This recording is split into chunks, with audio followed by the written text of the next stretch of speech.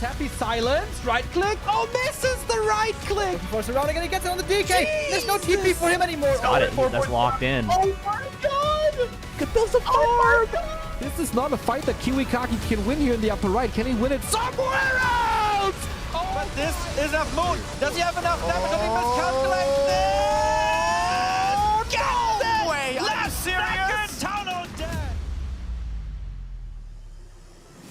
right click. Happy. How can you save this DK? You have no resources for a potion. Trying to nuke. Doesn't work. Step out. On the composition, not the right one by Johnny Cage. Stormbolt. All the This is pre-skill. it. Perfect shockwave. You don't have much time. Shockwave. Here we go. One more right click. Lin. Guagua. Oh!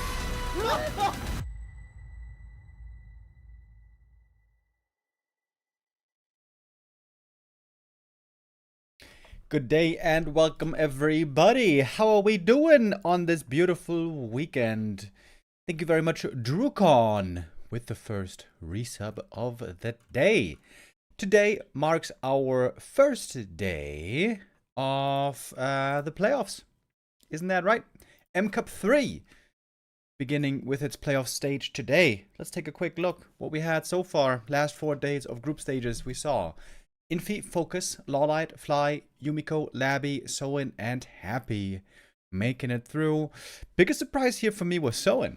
I thought he was going to be the underdog in the group, but he ended up taking first place ahead of Happy, but Happy did make it through as well. The Russian powerhouse is the reigning champion from last season as well. Today our playoffs begin. It's going to be starting today, then tomorrow apparently they're taking a break and there's no games. I don't know exactly why, but we're going to continue then on Monday with grand finals on Thursday, if I'm not mistaken. 2 games today. Only 2 matches today. I thought we are going to have perhaps more, but no.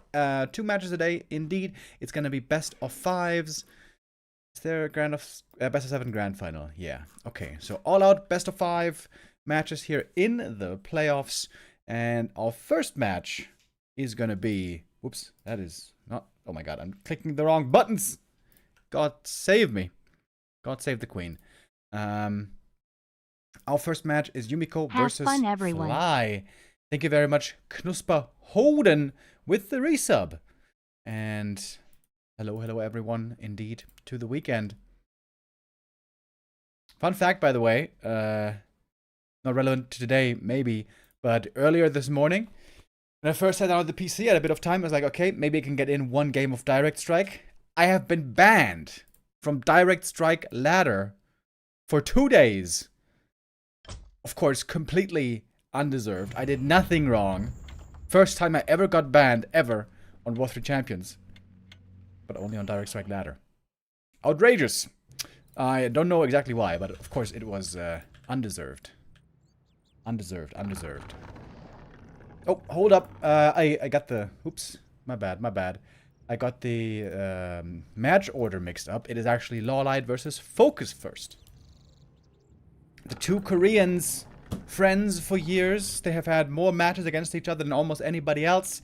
Now we'll see who is better in ATR.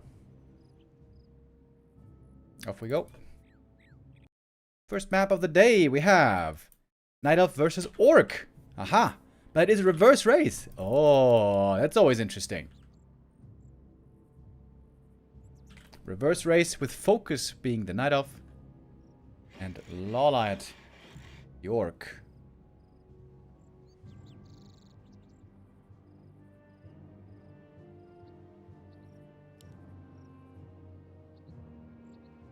Guilty of tank spam 100%. Dude, tanks are so broken in Direct Strike, it's not even funny.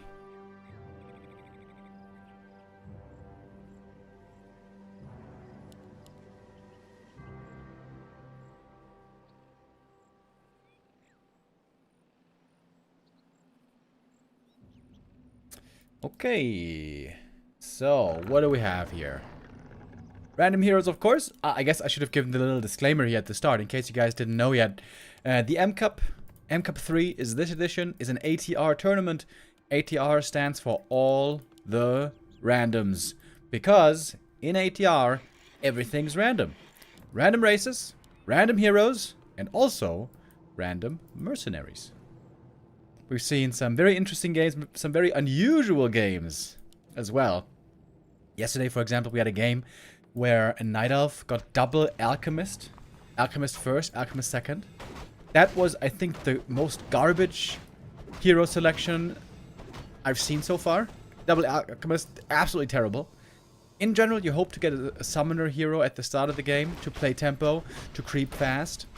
Blood Mage, I've seen sometimes look really good. We've seen a Phoenix once or twice, but sometimes also Blood Mage seems pretty weak.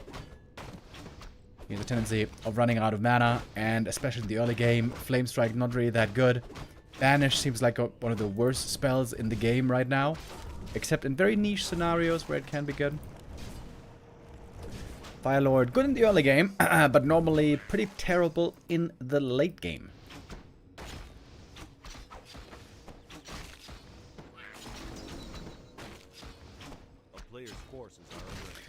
Ancients of War, of course, wonderful for creeping. It seems like so far in the games we've seen, I would say Night Elf has looked the best so far. Night Elf and Human have been looking really good.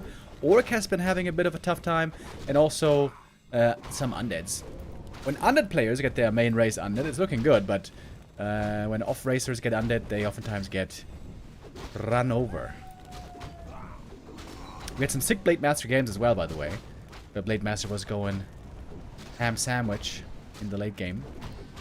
Oh, this lava spawn creep is not going so well. All the lava spawn are dying.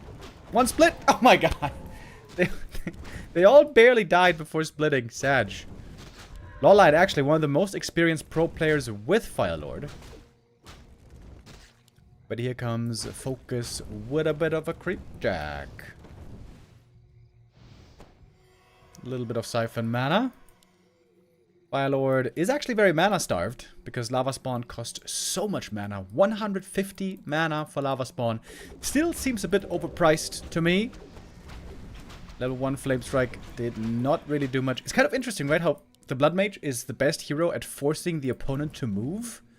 You have to move away from the Flame Strike. You have to move away from the Siphon. I guess not exactly. You have to move away from the Banish. But even from the Phoenix, you kind of have either to move away from when he's spreading his fire. What is that passive even called from the Phoenix fire? I don't know. Or you have to run towards the Phoenix when it's turning into an egg. I guess in MOBA they call that zoning. Blood Mage, a zoning hero.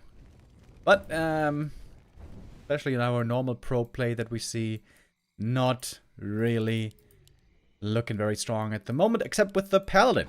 Pally and Blood Mage together, they have certainly had a good time, especially previous patch. FoCuS. With the expansion here, we've seen lots of Night Elves, by the way, going for Huntresses with a new heavy armor upgrade. The improved bouncing glaives nowadays also give heavy armor, as you guys may know.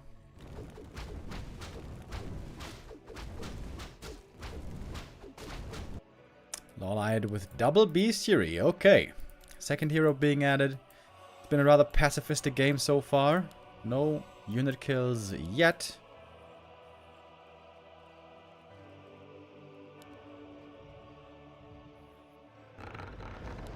Double lores against double bestiary. This is looking quite familiar. A little bit of flame strike creeping over here. Burn. Is there anything else specific that AKM says when playing Blood Mage Flame Strike other than just burn them? Burn them all. Because every time I see a Blood Mage game, I feel incentivized. I feel inspired, I should say, to, you know, pay tribute to the great AKM. Oh, there's the burn in the chat. Dark Ranger second. And Dreadlord second. Oh my god, Dreadlord is complete garbage. Oh my god, Dreadlord with Headhunters against Dryads. Insanely bad. That is ultra unlucky. I think Dark Ranger is actually really good. Against against Headhunters really good. And also against Raiders, not too bad, I would say. I guess you could make the argument fairly good against Raiders.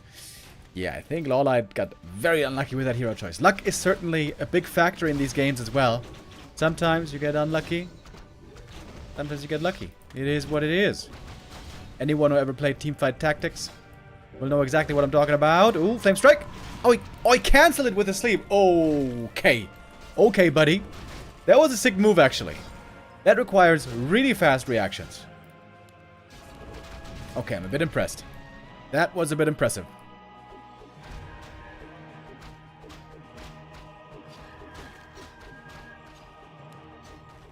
FoCuS waiting for the Dryads. Going for early Dispel. Flame Strike. Oh my god, he canceled again! What? Yo! LawLiet twice with the cancel. Are you kidding me? That is pretty damn sick. Ensnares now. Very dangerous, especially for the Dryads. Sleep again. Dude, I was sleeping on this Dreadlord. If you know what I mean. Alright, Immo Potion popped. Now he cannot be interrupted. But mana's low. He needs more for the next Flame Strike. Flame was FoCuS. Oh, and the lava spawn does split in time. Uh-oh. Looks like... Oh, the Flame Strike almost interrupted again. This one didn't even do any damage.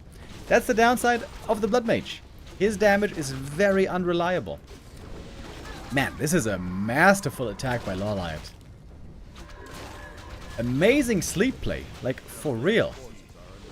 Uh-oh, Dark Ranger. I don't know if she's in range. Nope, she's not. Out of TP range. And she is dead. Life drain. We got the double suck. FoCuS trying to hold on. I think he needs some mercenaries. Expo here is still mining, by the way. But so many kills for LawLiet.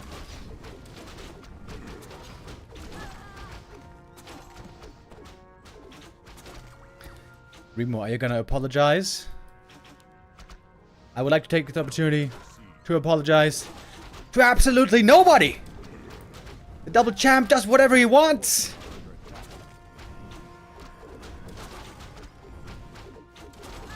I imagine some of you will remember who said this. Level 4 already on the Fire Lord. Man, it's been a shooting gallery here for LawLiet. He's been getting kill after kill. Picked up a heal scroll as well. And backpack would be surely nice. Backpack for raiders, for heal salves. I feel like this is criminally underused by everybody.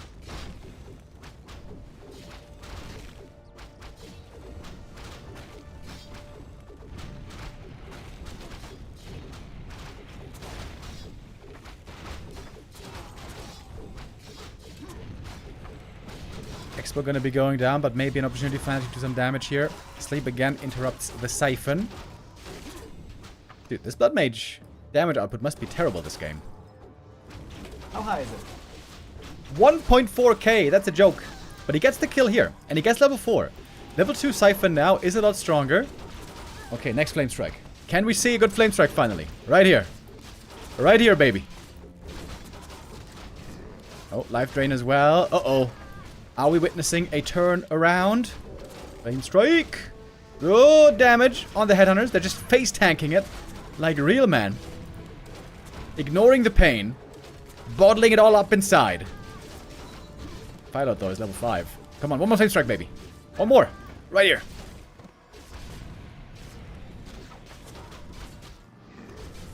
We are back to one base.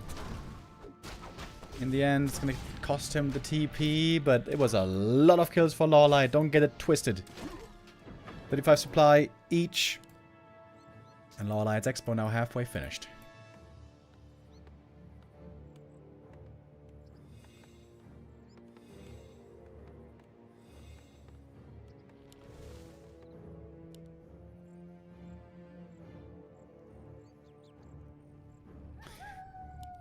Well, moving on from here, one could argue that FoCuS is going to have the better army now. He's got the high-level Blood Mage finally.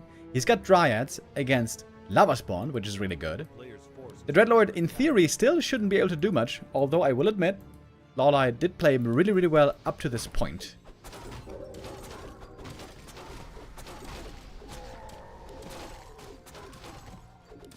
Siphon mana, please. Oh, yes. Give me that juice, baby. Give me that juice. However, no Invo Potion, no TP on the Night Elf side, so that could be pretty scary against the Mass Ensnare. In fact, I know it's gonna be scary. Blood Mage also needs a bit more healing. Maybe a little return trip to the Moonwells might not be a bad idea. A little bit of Raider harass here. Oh, and we got the engagement. Flame Strike, zoning the Orc right away. Good dodge by LawLiet here, has to be said. Level 5 now. Sleep comes in. Level 2 Sleep is very cheap, by the way. Wait, he went for level 2 Aura. Ah, well, okay, Vamp Aura for Raiders, I guess. Oh, he interrupted it again, bro. That's like the 3rd or 4th time this game. Ridiculous. But we're getting Skellies. Skellies really good against Raiders, against Headhunters. But Blood Mage, he might be going down here. He has to go for the Cloak. Oh, just in time. Cloak is ready to save him, but there might be detection. Surround almost on the Dreadlord. Flame Strike. Ensnare again, and he's dead. He's dead now, isn't he? Oh, there he goes. Kill on the Blood Mage. The Fire Lord is about to hit level 6 even. Yo, give me that ultimate. We have not yet seen a... what's it called again? Volcano. More kills for the Dark Ranger, though. We got a lot of Skellies over here. What about the Blood Mage? He is not being rezzed yet. Dark Ranger getting a bunch of kills. Lots of Skellies have been raised. Higher levels, though, on the Orc. Looking for us around here, maybe. Oh! Almost getting it. Oh, damn. He locks it in. Yo, nice play by FoCuS. Can he fight out? Can he fight out? Sleep. Good sleep. But there's Dispel. And Volcano. Oh, my God. Oh, my God, Volcano. Counter surround. Dark Ranger trying to get out. But there must be ensnares, surely. Oh, the Volcano against the Dryads, bro. Are you kidding me? Trying to get in range for the ensnare. Oh, she's trying to get to the shop. Can't get it. Can't get it. Double hero kill. Holy hell. LawLiet wins it. Damn, bruv. That was not an easy game. That was not an easy game. Making the Dreadlord work against Mass Dryads. Incredible reactions on the sleeve. That was like some Counter-Strike reaction time stuff. What a first game to start things off, baby. That was beautiful. The reverse race, LawLiet, unbeaten, by the way, in the group stage. Didn't drop a single map. That was expertly done. I'm kind of impressed. Kind of impressed, boys. LawLiet goes up 1-0. And we can jump into the next map right away. It is Boulder Vale. Nope, wait, no, that's wrong. It's not Boulder Vale. That was the wrong map. Bro, that was actually a good volcano. It stunned all the Dryads, prevented the Dark Ranger from retreating. Giga Pog. Yo, that was so well done by LawLiet. Why doesn't he play this in normal games, man? We never see him doing this well. By the way, thank you, Rip Tidy, with a resub. That's a tier 2 sub even. Holy shit. That makes you a very exclusive member. Alright, now though, difficulty increase for LawLiet. Because he's facing FoCuS's main race. FoCuS now with Orc.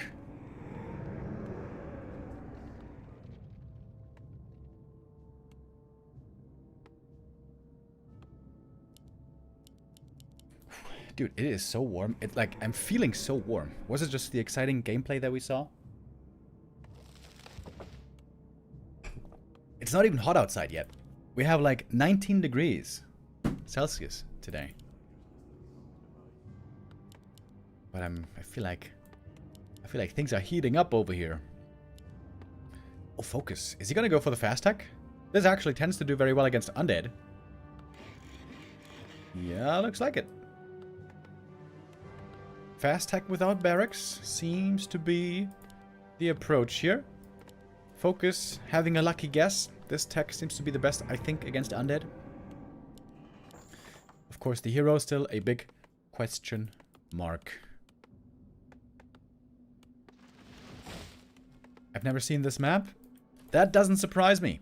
In the M Cup, we have very unusual maps, fully rotating the entire map pool every season. And here we have maps that most people have never seen before. Boulder Vale, Devil's Forest, Eversong Woods, Icemount Burlums, Scrimmage, Tears Fall, and Volcanic Mines. If you want to see details, you can check out the Wikipedia. And this map right here is indeed Devil's Forest.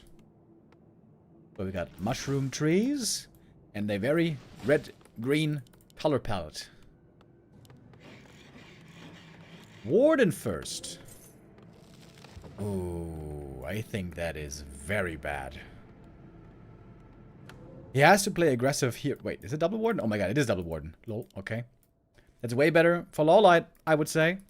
Warden needs levels, she needs creeping. And FoCuS with this build, he does have no creep possibility at the start of the game. He's waiting a long time to get any units. But similarly, also LawLiet can't really creep too easily with the opponent harassing him right away. A player's forces are under attack. There's no 6th Acolyte, by the way. So it's just going to be a tech. No expansion. One base versus one base for now.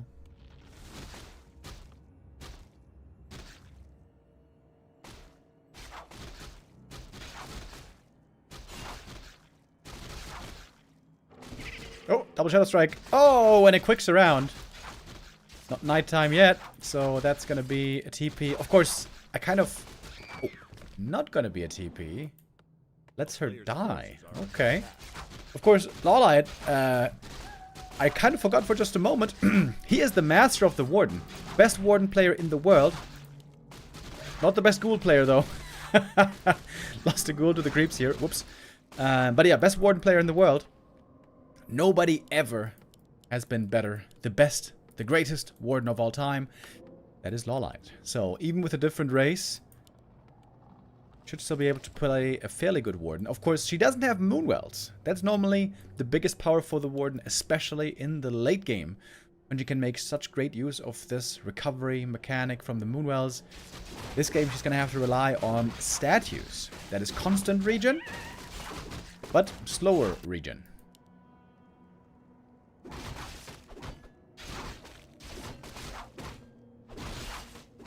Alright, second attempt for the Creep Jack.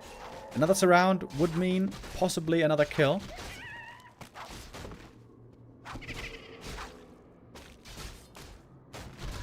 Oh, and the Warden pretty hurt already. Possibility for a few kills here for FoCuS. He is going for double bestiary, mass wyvern. We are very familiar with this playstyle. Oh damn, we have Cannibalize here. That's kind of cool. Now both are invis. Shadow Strike secures the kill. Pendant of Energy. Not bad. Cannibalize. I like it. In the absence of coils and aura. More healing for the ghouls. If the Warden could use Cannibalize, that would be insanely broken. It's going to have to rely on potions.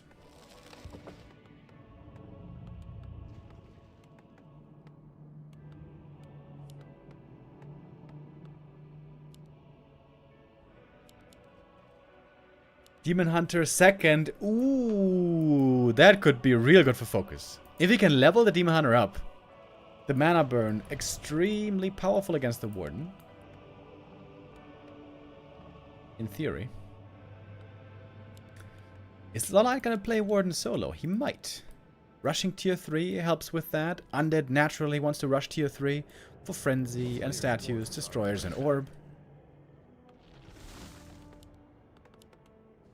At the moment, there is 0 anti-air for LawLiet.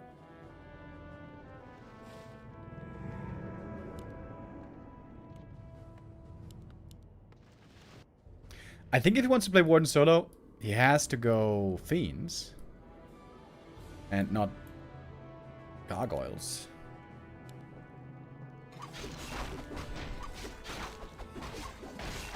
But when you play Fiends, you want to have DK. I think the Mass Wyvern style here is a really good choice by FoCuS. Mass Wyvern, difficult for Under to counter in any regard. And especially when you don't have the right heroes for it, then even more so.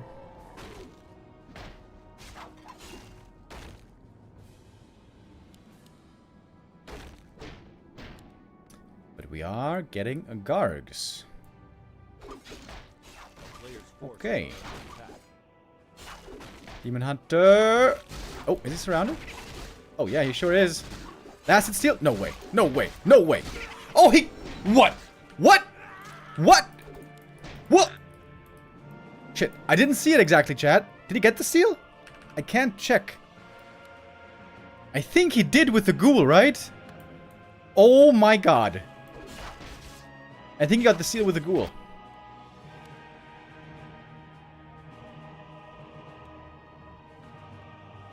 That was actually insane. Now we got a Fiend being made. Warden for FoCuS only now level 2.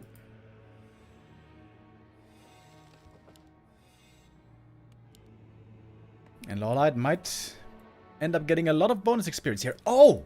Oh, you know what's great against Wyvern, you guys? Avatar of Vengeance! Right. I just realized. Also, there's no Hex on FoCuS, so it's harder to control the undead army.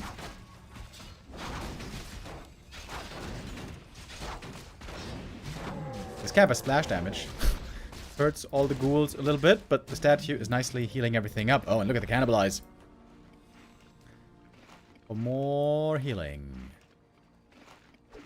How are we gonna fight here? There is web finishing in a moment. A lot of ghouls falling, though. Web comes in. Ooh, this was a bad exchange. Very bad for LawLiet. One more fan of knives. Warden is very hurt. Warden might be dead here. Oh! Oh! Underestimating the danger. And that is a quick finish to the game. Man, this game looks so good for LawLiet for the longest time. But all of a sudden, hero dead, game over. Alright, LawLiet loses the first map in this tournament. A rather quick one. 8.5 minutes. Was not allowed the level 6. Was not allowed the ultra late game with his amazing Warden play. FoCuS tying things up.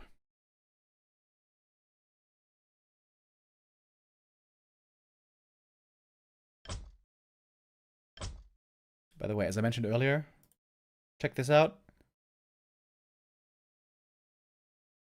I'm here queued for direct strike, right? Find match. You are currently banned from the game mode until 9th of June. Injustice! Injustice!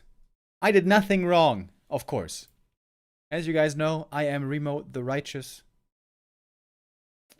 Injustice before our eyes. Unbelievable. That means I have to wait until Monday to be direct striking again.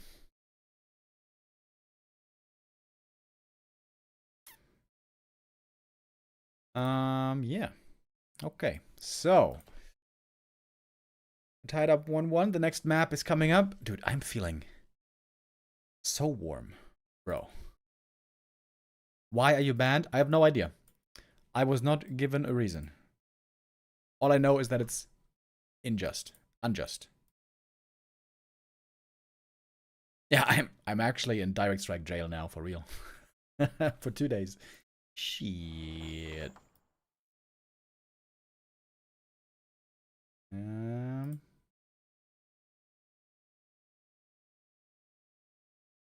Okay.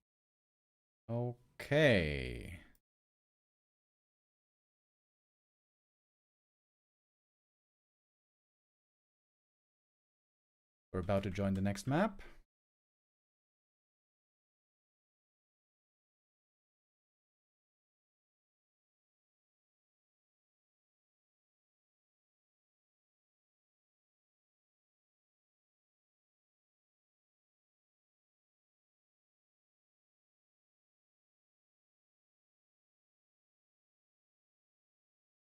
Just checking some things, looking over the other Chinese streams, seeing if there's anything else happening today.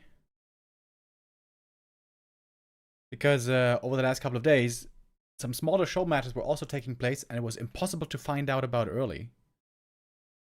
Which was a bit sad. Okay, but no, seems like today it's all about the M Cup. Alright, and now we are ready to join map number 3. Boulder Vale. My personal favorite from these maps. We roll the dice again. What races we gonna get? And it is off race on both sides. That seems much more fair. FoCuS with human. And LawLiet again with undead.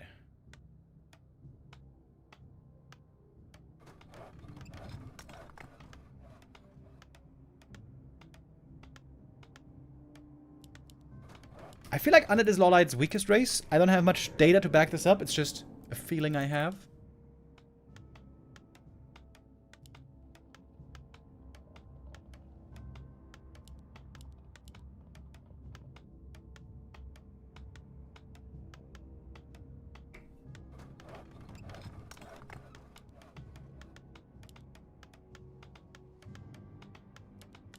FoCuS with a normal opening here. It would be very daring to go rifleman opening without a paladin, or with just a tiny chance of paladin. We've seen 1 or 2 games with Pally first. We saw one game on this map where a Night Elf got Pally first and went mass hunts. And that looked really good, dude. Heavy armor hunts with level 4 Pally. That was very strong.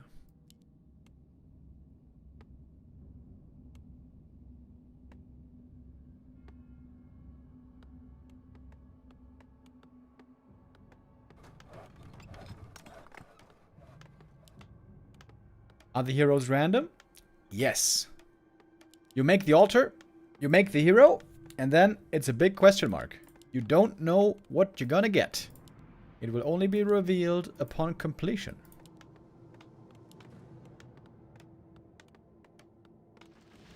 It's the same for the mercenaries. Mercenaries also, question mark. When you click on them, you don't know what you're gonna get. Naga first. I would say that's rather weak. Against Shadowhunter. Ooh, I like that a lot more. Shadowhunter with Serpent Wards. Seems like expanding here. Should be easy. LawLiet. Is he gonna go? A player's forces are under attack. For an expansion? Seems like he will. Oh, this might just be Fast Expo versus Fast Expo then.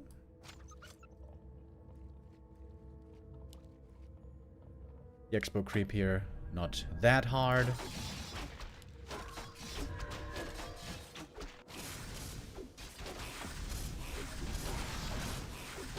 Light Skull, maybe in a bit of a weird position.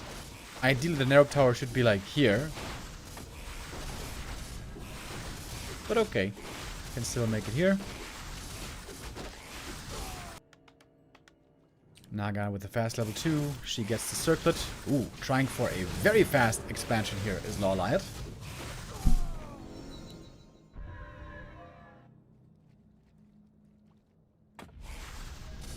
And now lots of serpent boards can be placed in theory. Trying to protect the expansion. More ghouls have to be brought from the main base.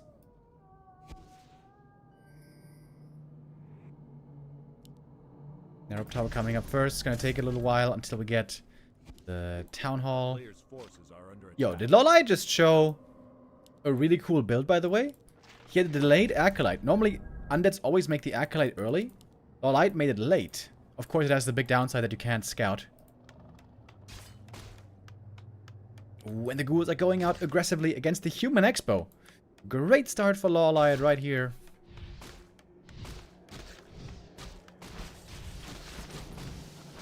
Gonna be a couple of peasants going down if LawLiet has the reaction, which he does. 1, 2, 3. Ooh, ouch. That hurts a lot. And LawLiet's Expo is easily finishing.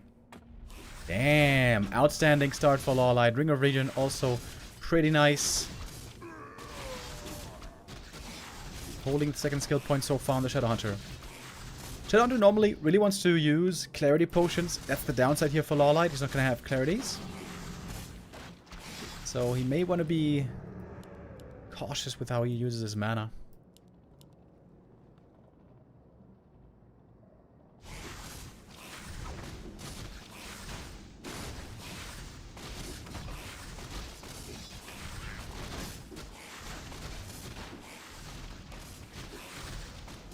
Creep Jack from the Naga. Oh, big last hit steal. This time I caught it. Fog Lightning to get the big experience from the creep. Shadowhunter with very defensive items. Trying for the surround. Oh, and he gets it. Trying to hold the surround with the Serpent Ward. Damn, LawLiet with the big plays. Heal wave, but I don't think he can quite hold this surround in the end. It's going to be 2 ghouls going down. Naga hits level 3. Pretty low HP now, though. Both expansions now fully mining, so it ended up finishing at the same time. Human tech has begun, Undead tech a bit behind. Looks to be still a pretty even game. I would like to see Cannibalize again. I feel like that worked out quite well earlier, despite the loss. Oh, the Naga. Ripping the enemy Merc camp away. That seems a bit dangerous, perhaps. We got a Polar Furbolg. FoCuS, though. Not seeing the attack coming. Level 3 Shadowhunter. He has level 2 Serpent Wards. Questionable, of course, how good this is going to be in the late game. At some point, he may want to retrain. Oh, and we got a Blight Skull being placed here as well. Ghoul attack against the peasants. Gonna force a TP home from the Warden. From the Naga, I mean. Got the Nerup Spider Lord. I think that one's melee. It's got normal damage. Nerup Spider Lord. Is not undead, by the way. We saw that yesterday. You can coil this thing. I mean, aggressively. Thank you, Baloo 0007 with the resub.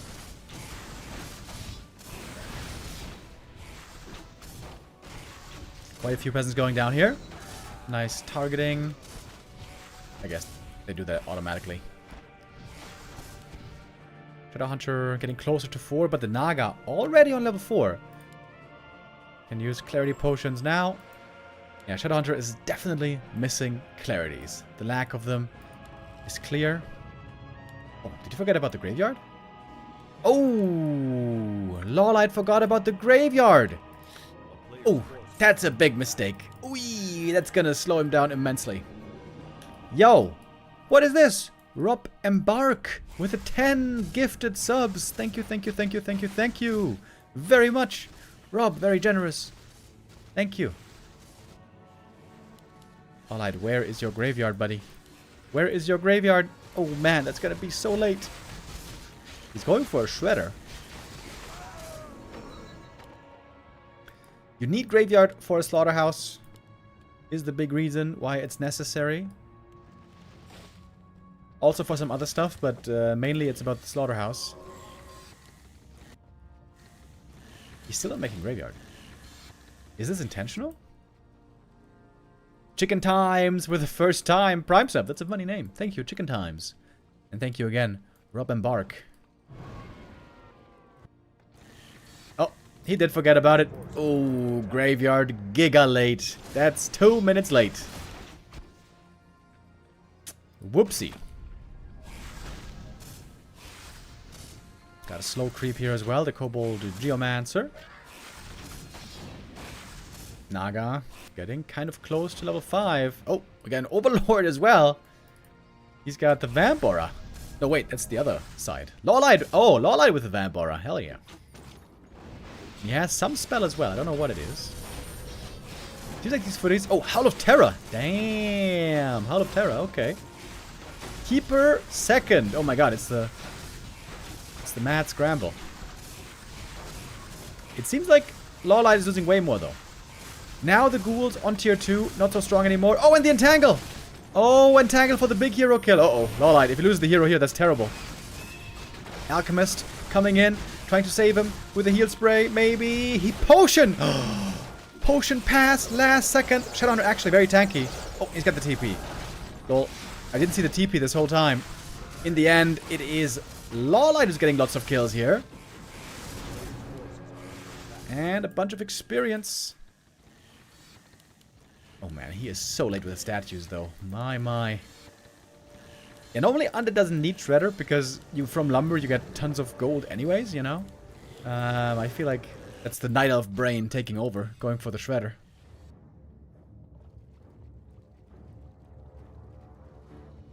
Alright, new mercs.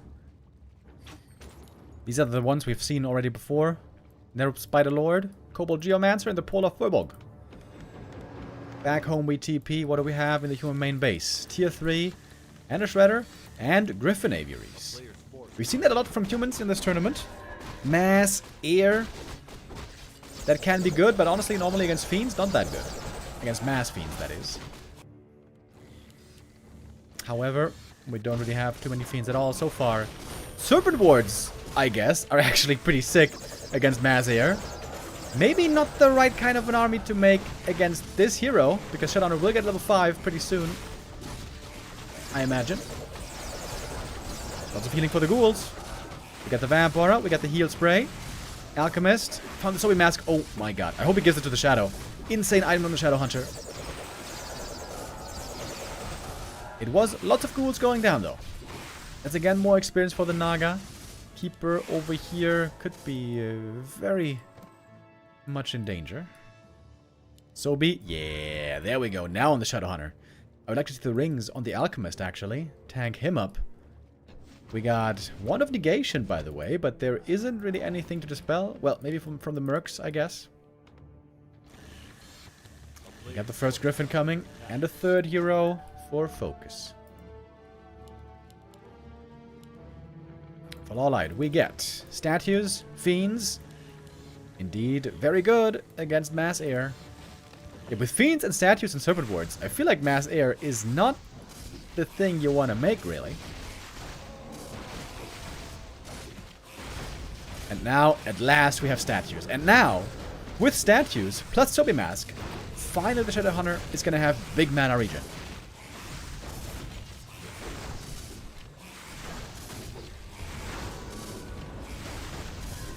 Big item as well from the red camp right here. And level 5 for the Shadow. Hell yeah. And level 3 for the Alchemist. What a huge camp. But beautiful scout by FoCuS as well. And the creep isn't dead yet. Oh, statues getting caught. Perfect creepjack timing. Serpent wards though now. Crazy damage. Web comes in. Serpent wards, target fire, fork lightning, and entangle. And a tinker. Man, the hero trio. Very, very unusual. Pretty funny. Dispel. One of negation being used against the summons. And looks like the red camp creep and item will be stolen. It is the Medallion of Courage. Not that good for the human heroes, but decent, I guess. Would have been sick for the Alchemist. Expo will be cancelled in the back. Shadowhunter, though, he might be able to win this fight by himself, just with the Serpent Wards. He can spam them a lot with the SWE Mask. There's still more Wand of Negation, by the way. There's some more summons here that might have to be taken care of. Oh, Fiend's looking for the webs. These are expensive units, these Griffins. Oh, and he got the Tinker somehow. Maybe that was a Fiend shot or something.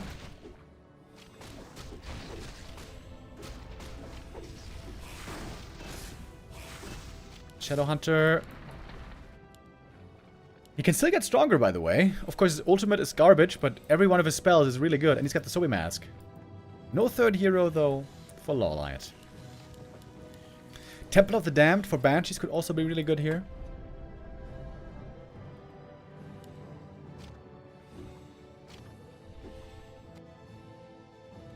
No new Acolyte being made at the moment. Right now, LawLiet is fully investing into army. I like the early 1-1 upgrades on the Fiends. Very nice. On the Griffins, we have only 0-0. That's pretty bad. We got tanks coming now. Oh, LawLiet doesn't have Frenzy upgrade, by the way. That's another classic non-undead player thing. Frenzy is one of the best upgrades in the entire game. It used to be even crazier. And it's pretty cheap.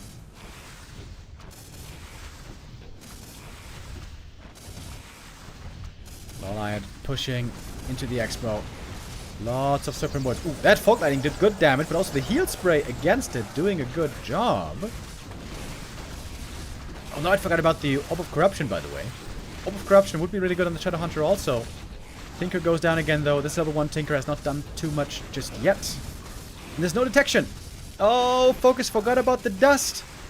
That's a lot of Fiend kills that he's not getting right now because of not having detection. LawLiet, I think he is pressing on to victory right here, right now. Gonna force the TP back into the main. Alchemist in a bit of trouble, but wasn't gonna die. LawLiet is gonna lock it in. GG. 2-1 lead for LawLiet.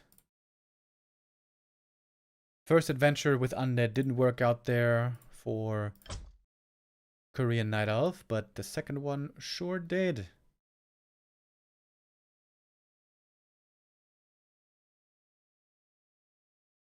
That was well played, man. I mean, we knew this coming in. LawLiet, we've always known, is a great random player.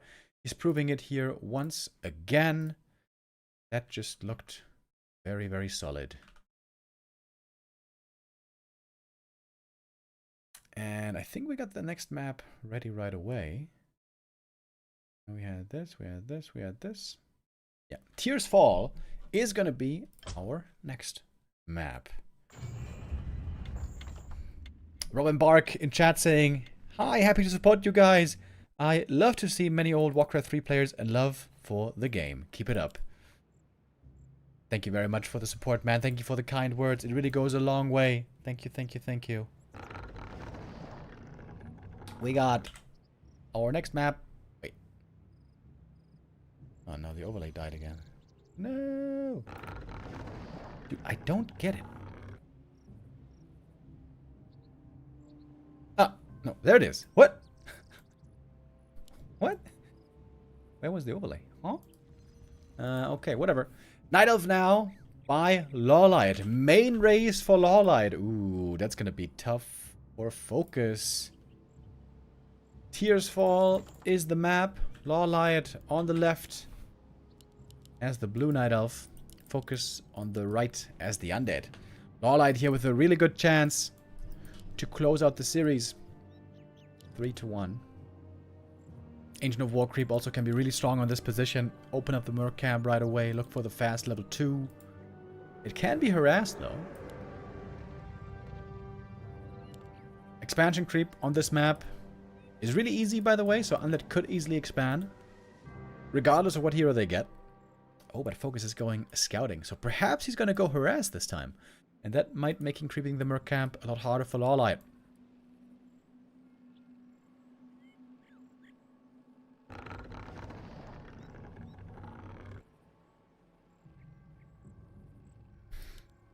Happy's playing versus Fortitude in 20 minutes? Wait, are you serious?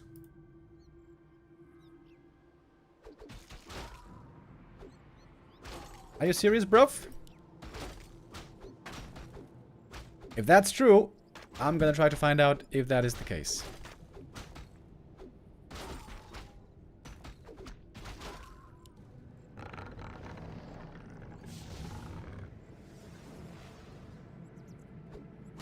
MK first for LawLiet. The Ancient of War creep does not exactly seem to be working out. We have Archmage first for FoCuS. That's a really good early game hero, especially for creeping. Thinking about if he wants to expand, looks like the answer is yes. A player's forces are under attack. The scout for LawLiet sees what's going on. LawLiet with a bit of patience. He was waiting for more wisps, waiting for more archers. Now creeping up that Merc Camp.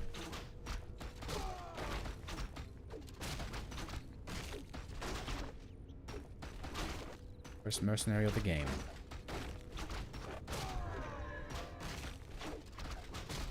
It's on Warcraft3.info. Oh, damn. Okay, okay, okay. Well, then, we're gonna try to get into that.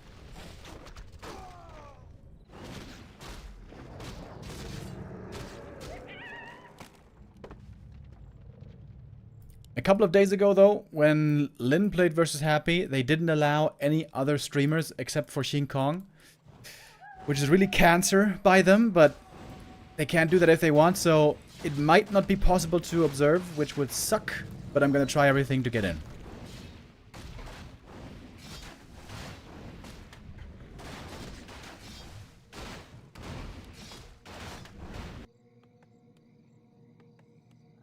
How are the mercenaries working? Same way the heroes are working, basically. There is level 1, 2, 3, 4, 5, 6, and so on mercenaries that come off cooldown in the merc camp, and there's a question mark in the mercenary camp. So you don't know what you're gonna get before you hire the mercenary. So in short, the mercs are also random.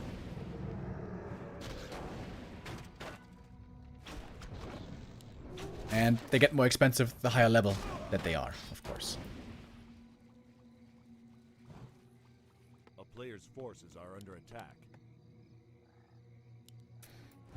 First expansion attempt successfully cancelled by LawLiet right here. He is counter-expanding Tree of Life. On this map specifically, you can eat through the trees. As you can see here, these gold mines in the center, they're completely encircled by tree lines. So it's difficult to get in, except for Night Elves. Even for them, it's kind of difficult. But a lot easier than for many others. Another mercenary here for LawLiet. Merc's really good for Night Elf. This means you can still get units, and the Ancient of War can keep walking, can keep trying to creep more camps. LawLiet, a master of mercenary usage and Ancient of War creeping. One of the best in the game.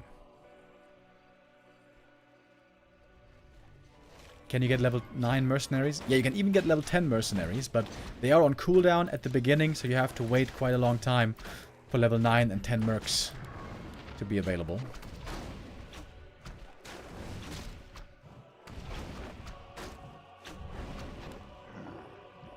Mountain King, close to level 3. Double Ring of Regen, not bad. Wait. Wait a minute. This is a ring plus 4.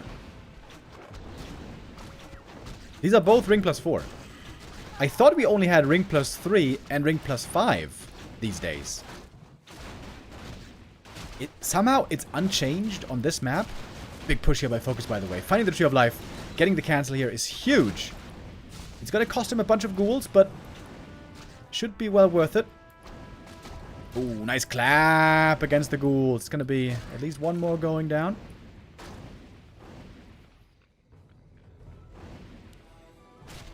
I don't know what ability this Nerob has. Also seems like the MK should really get some boots. Has not yet had an opportunity to get to the shop, I guess. Players' forces are under attack.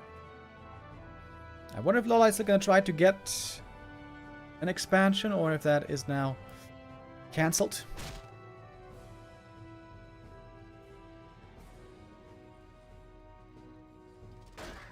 Bonk. Got one more ghoul.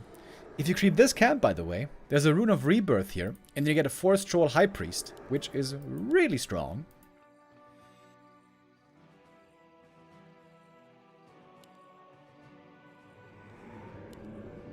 I'm very confused by these Rings of Protection.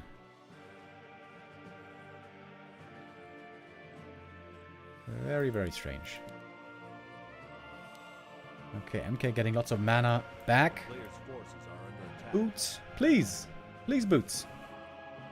No boots. Okay. LawLiet might be going for the expo on the spot now, down in the south. As the Archmage is creeping up, getting level 3, finally. Brilliance Aura, always great to have for any hero setup. Many army setups. Ooh, Pendant of Energy for the Mountain King. Really good. Especially with Moonwells and Mana Pots.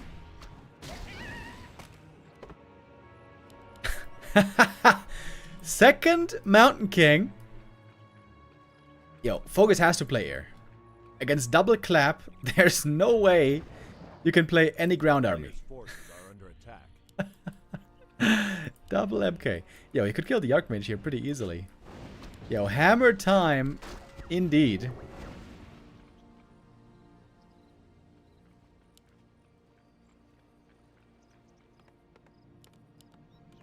FoCuS, you need to make air units. Mass Gargoyles is actually pretty good against Night Elf. That is definitely what FoCuS has to play here. Oh, we got Skellies, by the way. FoCuS, though he doesn't have a big army yet.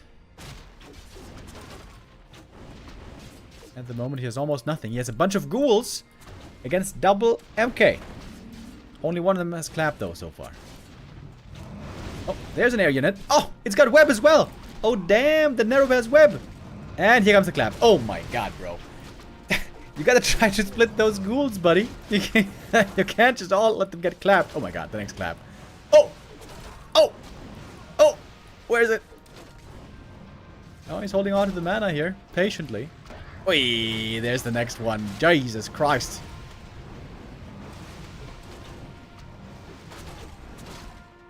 I imagine LawLiet has a big smile on his face right now. And of course the Water Elemental is not doing nothing at the moment. Stormbolt again, maybe? Oh, he's got Bash! No clap on the other MK, actually. Panda second. Oh, against Dryads. Yeah, that's not doing nothing. This game might be over, boys. Expo not yet mining, but will be soon.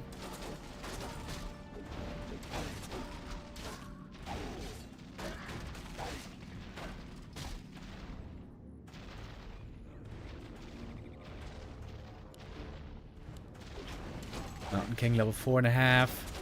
Panda basically solo defending against Mass Dryads. Great timing here, being hit by LawLiet. Mate, you need gargoyles. Where are your gargoyles, brother? You need triple crypt, mass guards. That's what you need.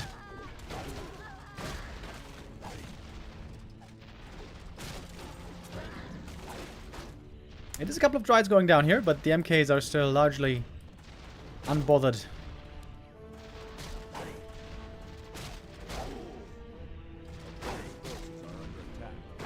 In the meantime, tier 3 tech has begun. It's actually kind of late, so it's still taking a while before Bears and Orb.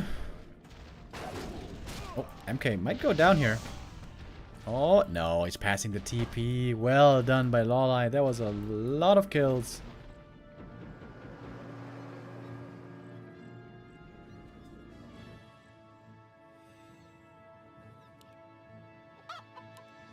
Cock.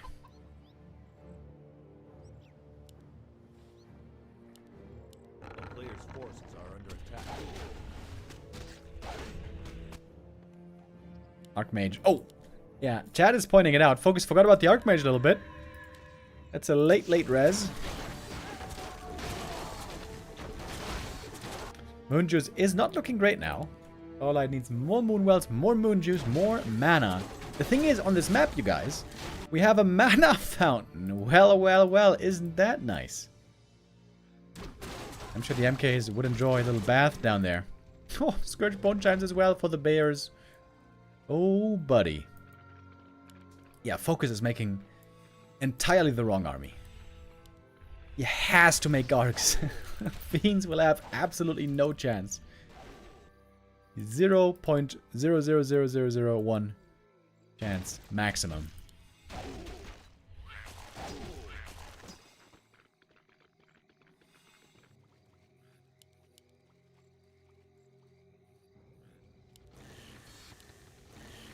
Shredder is operational. Gonna have all the lumber necessary here. This creep is kind of tough though, the Doomguard. But then again, against double MK, how tough can it be? Stormbolt creeping. No problem. He's just stunlocking him. Okay, never mind. Easy cap. Potion of Restoration. Ooh, baby. FoCuS showing up with a little force right here. FoCuS has a supply lead, but don't let that fool you. Look at that level 3 clap. And boom! Hell yeah! And hammer time! Stormbolt. Clap. Dead. Level 4. Yeah, I'm kind of surprised FoCuS didn't see this coming. I mean, This is double Mountain King, brother. Air armies are necessary. Also, everyone knows Mask Args is pretty good against Night Elf. Yeah. FoCuS could have perhaps won this game going Mask Args, but not happening that way.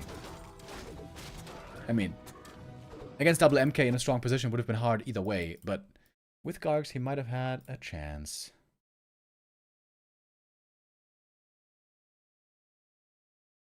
Alright, LawLiet still almost flawless. He has now lost one single map. On his way into the upper bracket semi-final.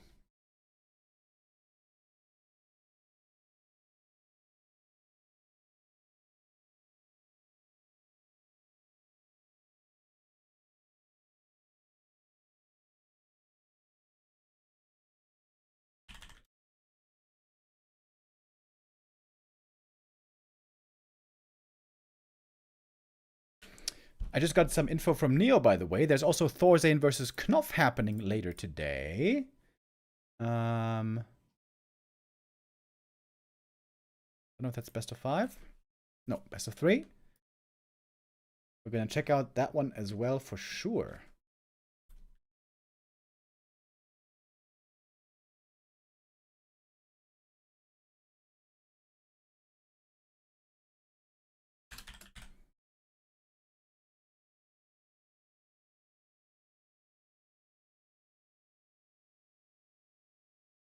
Okay, now, the big news is, in 3 minutes, Happy versus 40 is supposed to begin.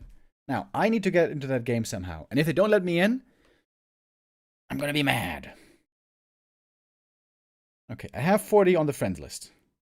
He once told me that only Shin Kong is allowed to stream, but that's some BS.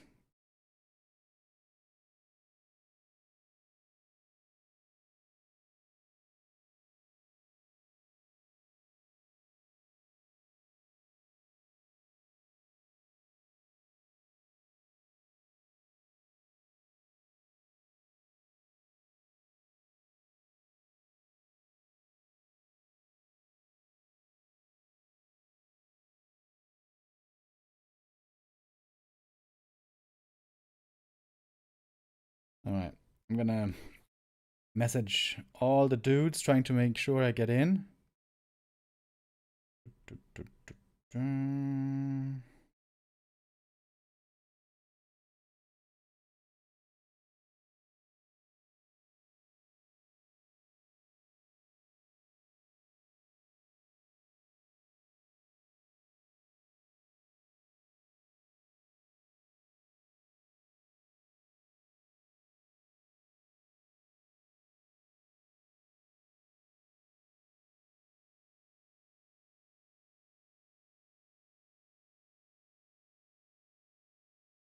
All right, and now we're gonna wait a few minutes and try to make sure we get into this game, because Happy versus 40 is something that we don't want to miss.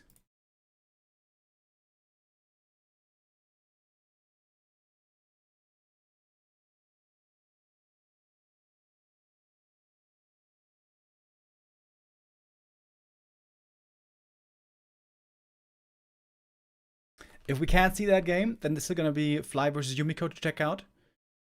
But yeah, the game would certainly be more interesting.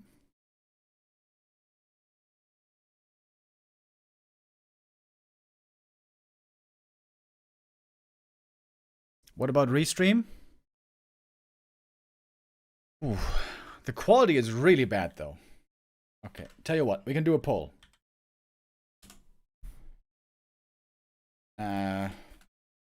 What do you prefer?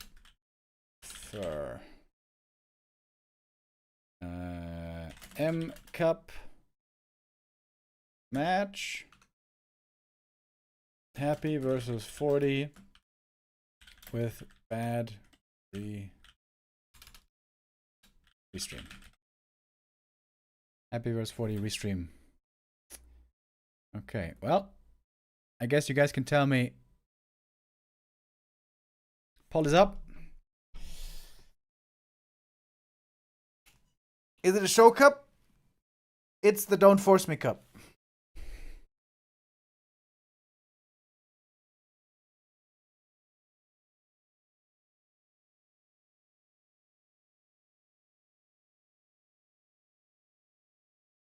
Of course, the best thing would be if I can just get into the game and then I can observe myself. Then it's a no-brainer. Then obviously we go for Happy versus 40.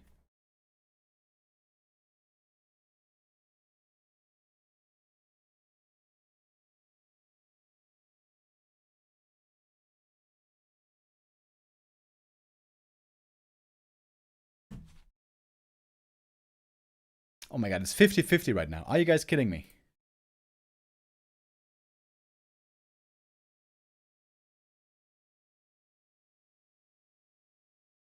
Forty just gave me a bunch of question marks, by the way. Maybe this match is not happening now.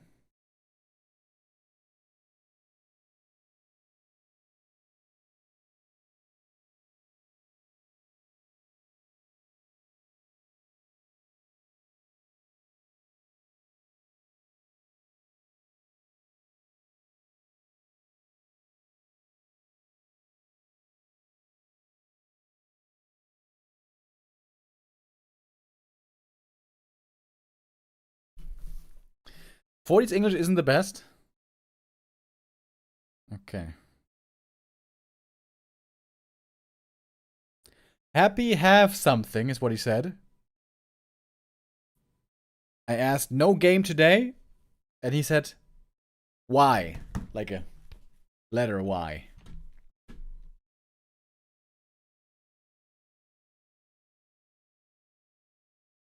Man, it's a very close call here, by the way. It is 52% voting for Happy versus 40 restream.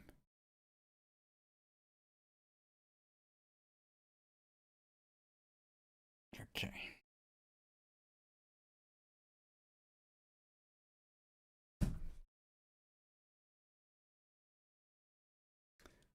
All right, so that means Happy versus 40 is definitely not happening now.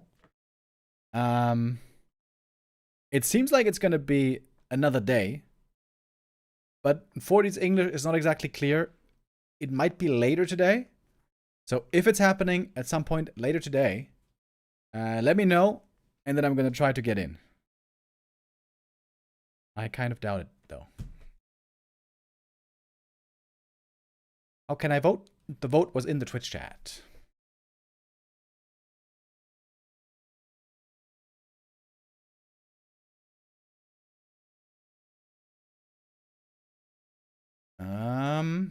Well.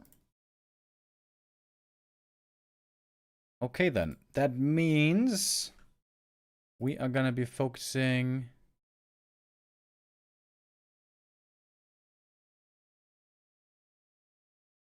Hold on.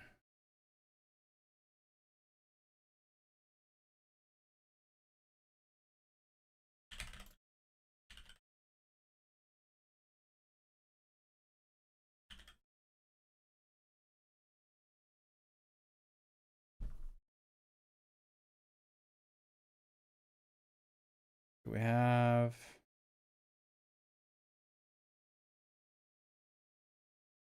the thing.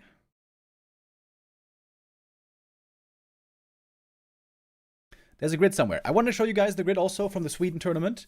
Later on, in exactly 2 hours, in fact, Thorstein is playing against Knopf, the finest that Sweden has to offer. Wait, I must find it on Wikipedia. Ongoing Swedish Championship. There it is. Because there's a Sweden LAN happening right now. Is it in Knopf's house? Or in Thorstein's house? I'm not sure, but certainly somewhere in Sweden. And there we have a strong field of players participating. Neo was casting part of it yesterday already. And today we're going to have the upper bracket final at 4:30 p.m. is what I've just been told. So we're going to cast that one later. Best of 3 upper bracket final. That's why I put it here in the stream already. Okay.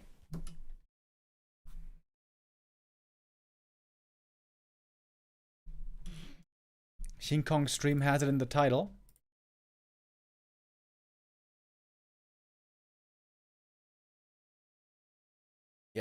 But they're also showing the M Cup right now. What's 40 doing? 40's just chilling out, talking to chat right now. Alright, we got this, we got this. Yeah. Alright, well. Okay, Happy vs 40 is not happening now. It's probably not happening today. If it is, of course, I'm going to try to get in.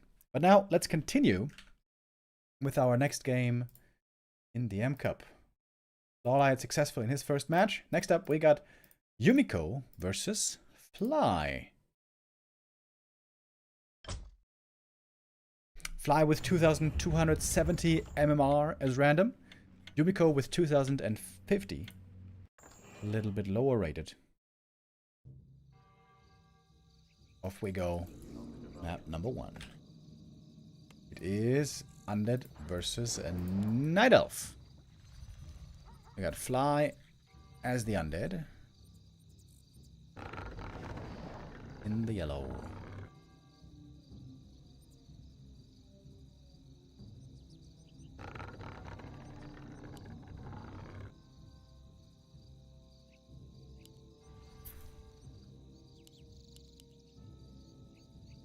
On this map we have seen lots of expansions in the past. Expo here is fairly easy to creep, although with the Frost Armor creep this one can take a little while. But normally doesn't do much damage to you.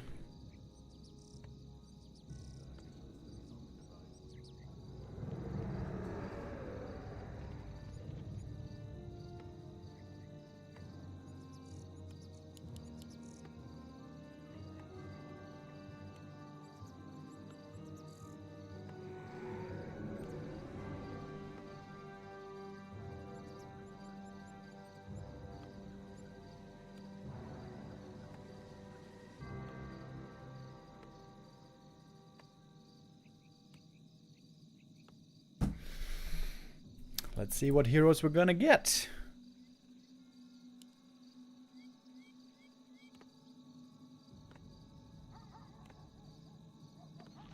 We got one Ziggurat also being made in the back of the base. Maybe wants to get ready for some possible air lame harass.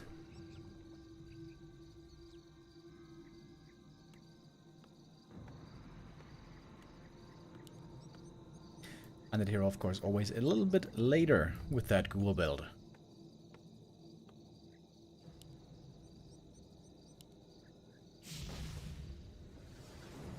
We haven't seen many hunts yet today.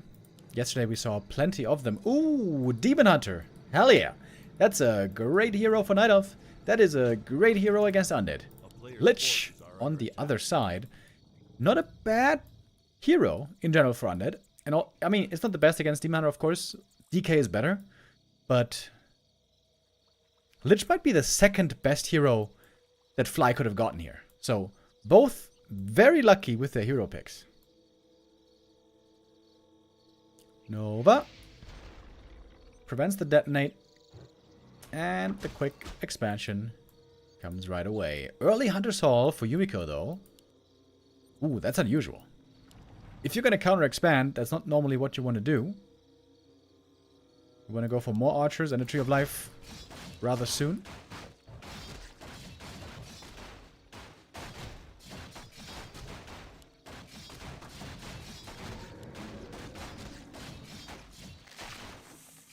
Claws of Attack. Very good for the Lich. Is this level 2 from the creep? I don't think so, right? No. He needs a little bit more. One archer kill. Oh, detonate. Good mana burn. Ooh, great detonate. Got rid of all the blight. But the Ziggurat is finishing, so blight will be established. Trying for the surround. Ooh, we got kind of close to it.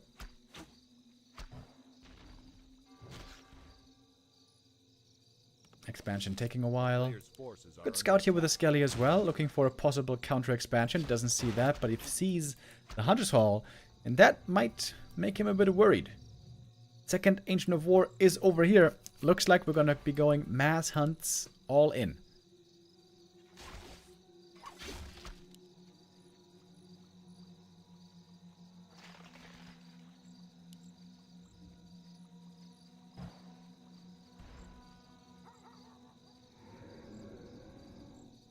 It's gonna take a little while until the Huntresses come out, of course. Ooh, we got a black dragon whelp. It's kind of crazy, actually, having an air mercenary this early into the game. It seems kind of broken, when there's basically no anti-air yet.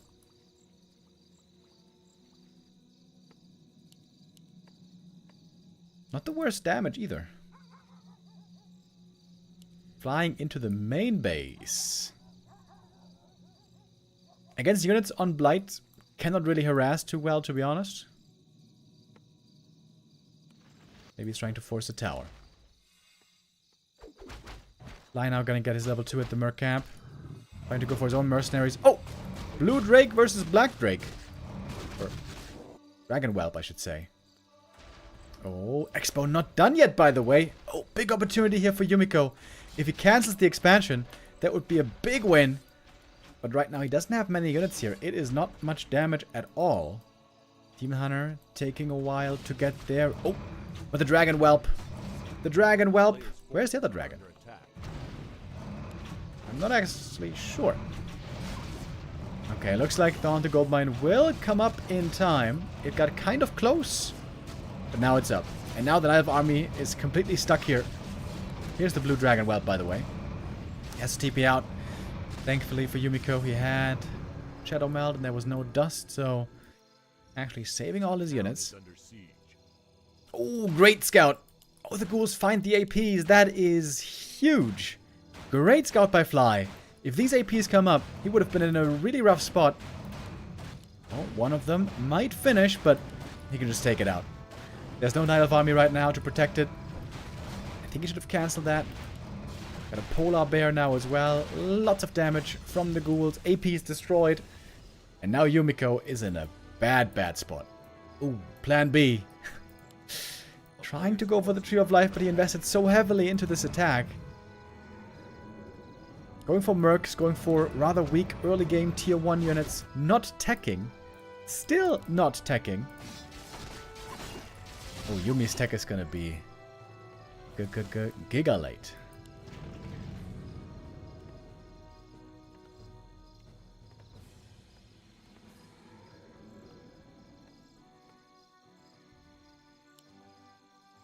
A player's forces are under attack.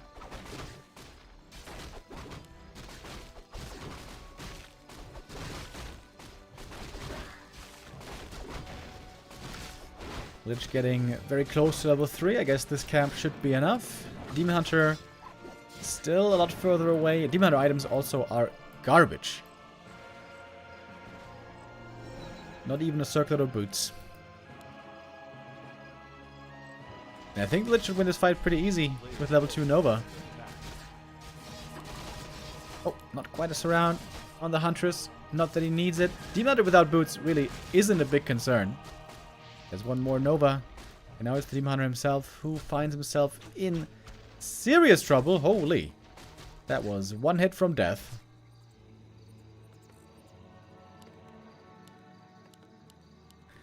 And this game couldn't look much better for Fly, to be honest. He's got the Expo lead, and Tech lead, level lead, and a supply lead. I mean, that's a triple whammy. A player's forces are under attack.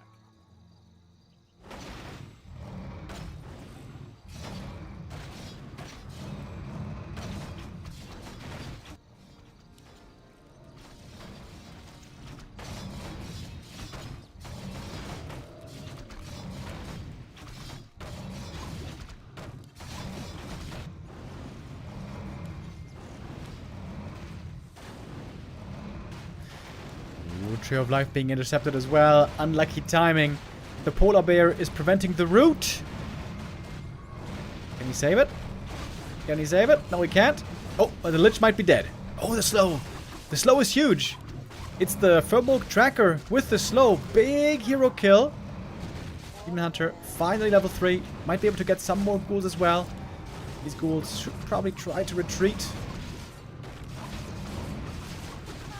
But they're fighting like real men. Oh, Tree of Life could perhaps be cancelled again. Ghouls taking out more wisps. Ooh, and the Dragon Whelp. The blue Dragon Whelps. Plural. I'm gonna take out the Expo again. Oh boy. I I mean, the Lich loss was painful, but that's the only little wrinkle in the game here. Lich is back from the tavern. Got the replenishment potion right away. Oh, we got an unbroken Rager with Ensnare.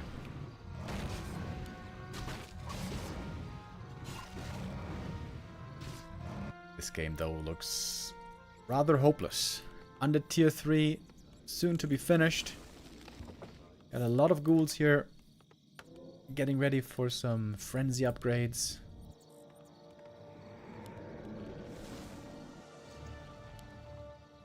Fly certainly enjoying the help of the mercenaries. Still has 3 of them alive.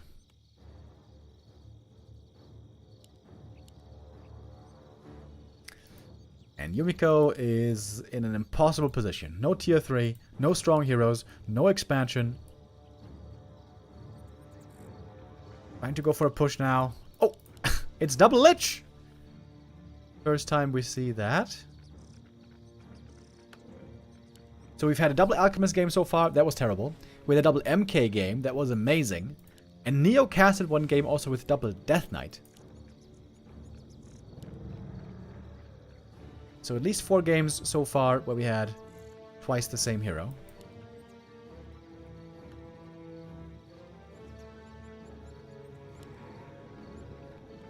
Double Orb of Corruption does not stack. That would be very broken. Okay, Yumiko trying to take out the Expo here. Maybe he can do it with the Hunter's normal damage. Kind of hard for the ghouls to get in here. Double Nova. Oh boy. Entire Knight of Army is slowed.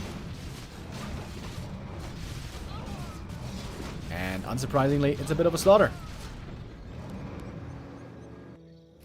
Statues can now be made as well. Frenzy Ghoul upgrade about to be done.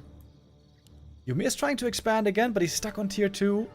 Doesn't even have lures. Holy crap, this might be the most unwinnable position we've seen. Yeah. GG. Fly wins map 1. Doing well with the ghouls and the Lich and the Expo. Great scout. That scout in the north to cancel the APs, that is what won the game instantly. That is the risk you run when playing all-in push like that. Could have tried to counter-expand. Absolutely playable. It's actually favored, I would say. Demon Hunter does tend to beat Lich first. Yumiko, probably a bit too aggressive there with his game plan.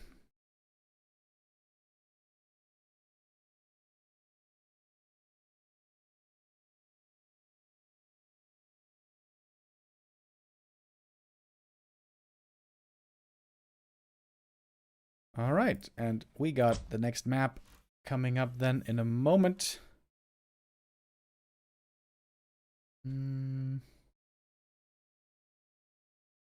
Eversong Woods will be the second map. And do I have to play an ad break? I don't think so. Nope, not yet. All right, so let's jump in right away. Where's Happy versus 40? It has been delayed. Happy apparently is busy today, so cannot play right now. In we go, map number 2 in our ATR playoff quarterfinal.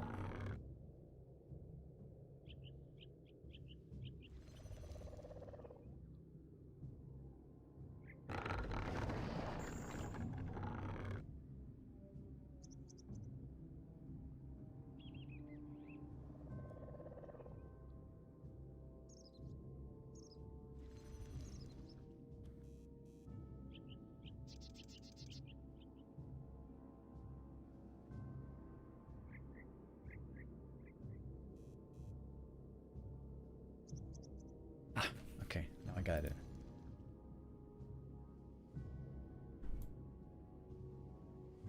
Okay, wait, who's who? Fly in the blue. Yumi in the yellow. Let me adjust the colors here. There we go. Seems like hero picks can make a big difference here. We've also seen mass hunts actually look pretty good in Isle of Mirror. But then again, if you get to mass bears, bears tend to be the game winners in Isle of Mirror, don't they?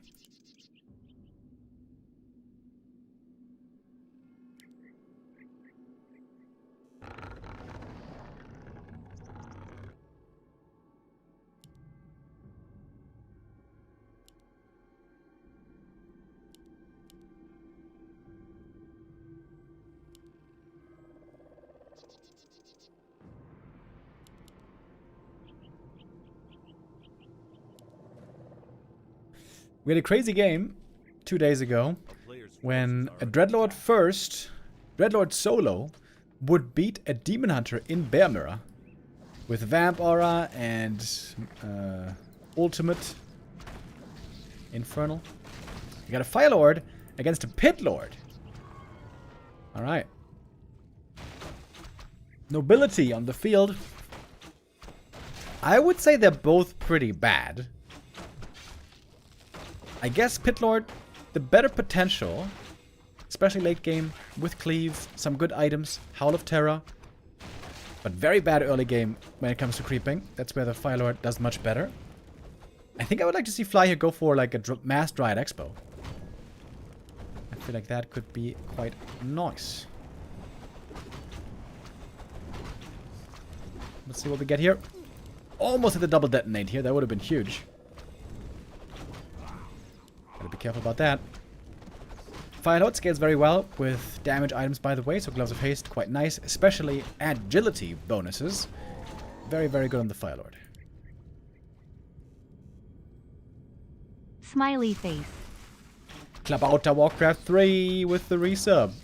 Thank you very much. Smile, smile. Oh, wait. Fly creeping this already. Just with a couple of lava spawn. Ooh, is that gonna work? I mean, I love the fast expo idea. Damn. That would be super early.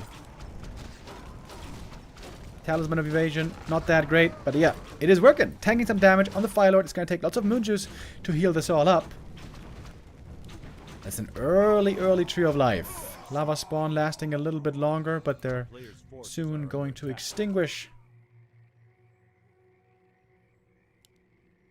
Yeah, I like this. I like this quite a bit.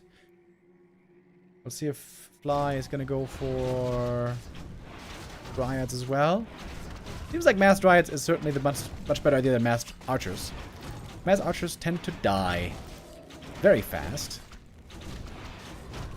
Speaking of dying, everything here super hurt. Ooh, detonate, detonate, detonate.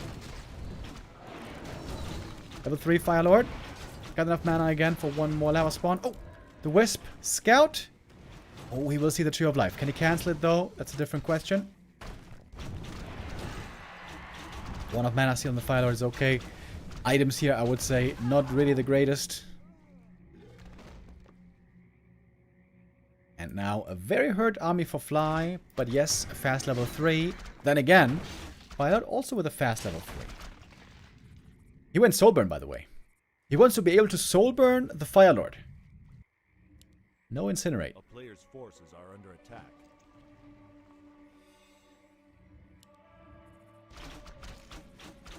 I'm kind of shocked that the Fire Lord ended up creeping this... The Pit Lord, I mean, ended up creeping this fast. He's got some decent items here, attack speed and armor. No big bonus damage, though. Oh, pair of Gloves of Haste here again. On the ground. Oh, he's going Ancients of Wind. What? What if Yumiko just goes Dryads, though? Sentry Ward. Wait. Where did that sentry come from? Oh, it must have been... Wait. Must have been Fly. No, Yumiko's. Must have been Yumiko's. Yeah, yeah.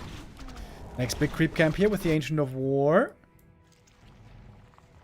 Oh, tree has to uproot. It wasn't entangling yet. Sometimes the vision here is pretty annoying.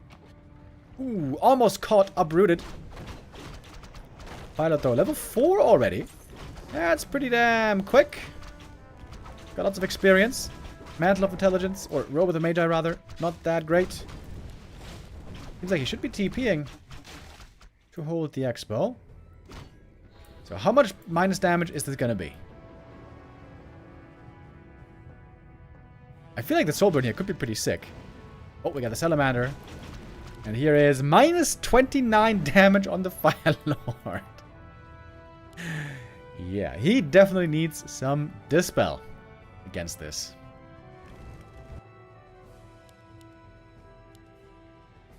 Dryads are needed. Dryads is what he wants against... Ah, it's Hippo Riders again, bro. We've been seeing so many Hippo Riders. It doesn't make sense against the Cleave. Oh, Rain of Fire as well, but interrupted. Ring of Regen on the Fire Lord, always a good item. I hope he doesn't sell it. That Ring of Regen is real good in the absence of healing from Rejuve.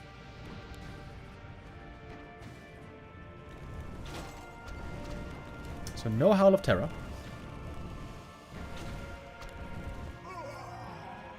Violet's getting close to level 5, by the way.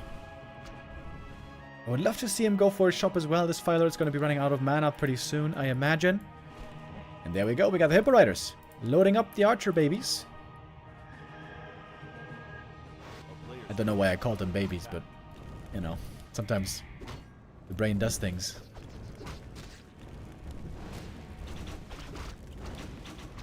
Oh, the Fell Ravager. I learned a couple of days ago what he can do.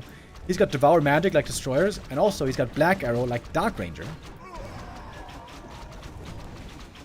Item on the ground. I guess he dropped the other one. Oh, and the Lava Spawn are splitting. Oh, this actually makes all sense now. Oh, actually, Fly with a genius play of Hippo Riders. He knows that Dryads are needed against the Fire Lord, so now he's going Hippo Riders to counter the Dryads before they're even online. And if there's no Dryads but Bears, then the Bears also cannot deal with the Hippo Riders if they're backed up by an expansion, which now they are. Brilliant tactical play here by Fly. Love it. Seems like he has Yumiko countered 3 different ways. Really, really cool. And I think Yumi is, well, forced to go all in here. He doesn't have an expansion. And the chances of winning this fight are slim to none. Great item for the Fire Lord. Helm of Valor. Archers, of course, are good against Hippo Riders in theory, but they die quick. Fly at 60 supply already. Expo still running. The Fire Lord solo. You could go tier 3 now to pick up an orb. To go for marksmanship. Would be kind of cool.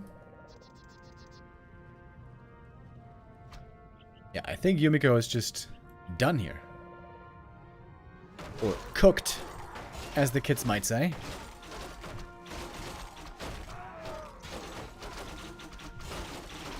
Paladin second.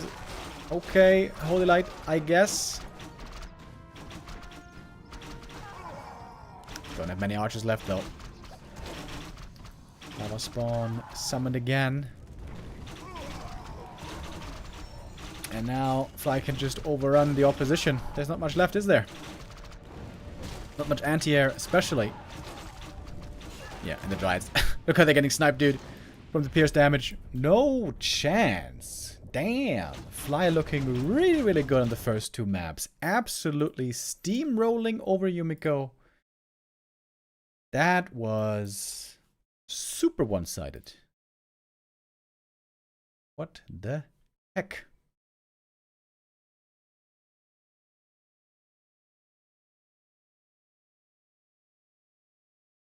Yeah, I thought that this series was going to take a long time, and then we would have the chance to perfectly arrive for Thorzane vs. Knopf. Thorzane vs. Knopf, as mentioned, is starting at 4:30. That is in 1.5 hours.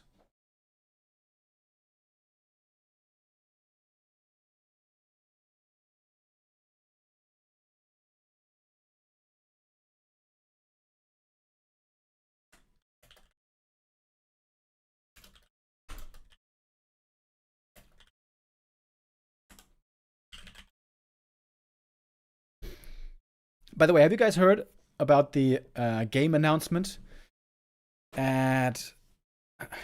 Wait.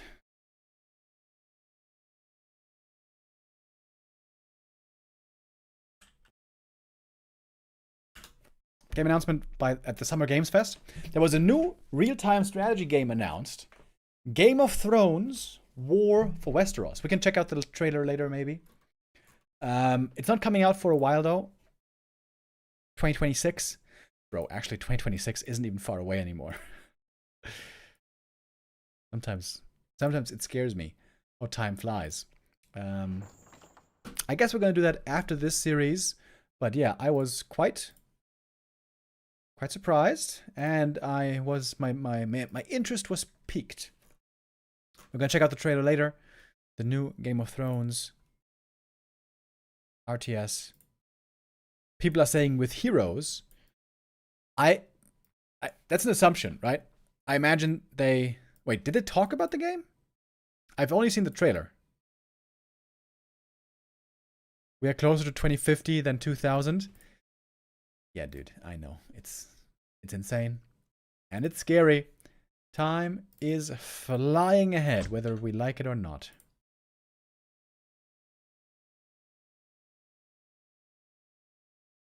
Playtest Studios did the Warcraft 3 restoration that brought us ranked play on Battle.net. Oh. Okay, that's not very not very ensuring.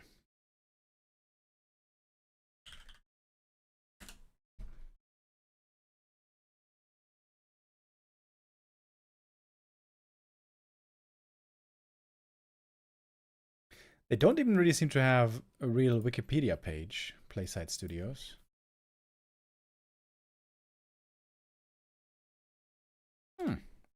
Small studio so far.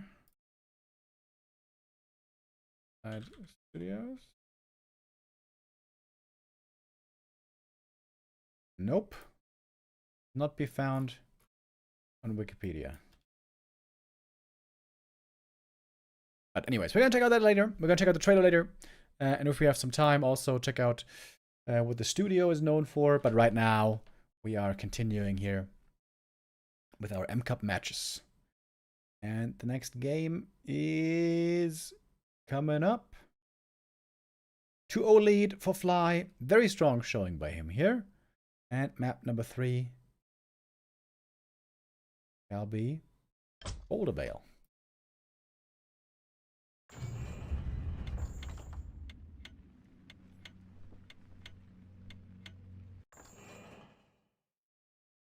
They didn't show gameplay. Check screenshots on Steam. There's a pre-order page with more details. Oh, okay. I noticed that they did the voiceover with Charles Dance. Charles Dance is the actor who played Tywin Lannister in Game of Thrones. One of the best characters and actors in the show, in my opinion.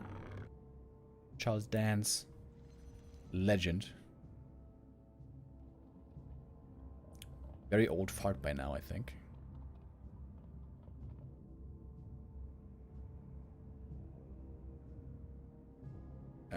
War for Westeros. Oh, they do have a Steam page. Nice. Okay, cool. Yeah, we'll check that out later.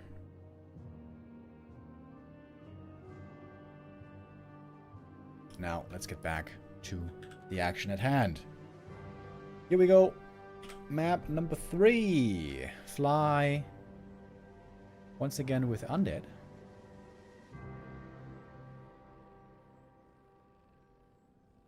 Same as the first map. Yumiko with Night Elf 3 times in a row, by the way. First and second and third map. Hoping for a better outcome this time. First 2 maps, he got kind of spanked by Fly, to be honest. Let's see what we get now.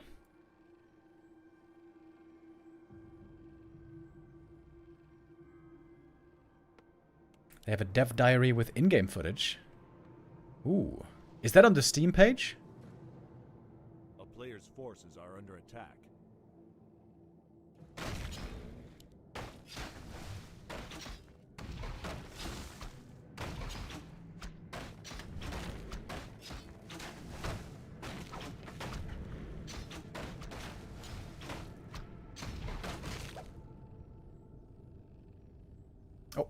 A bit of a pause. Paladin first, by the way. We have seen Paladin do really well. Oh. Desync. Whoops. Okay. Alright. Never mind. No Pally. We're gonna rehost.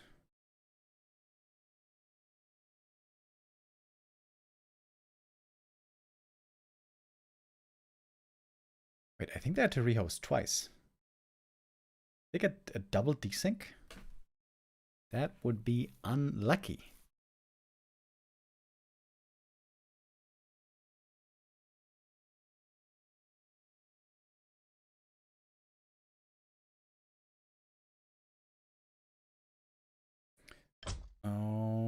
Okay.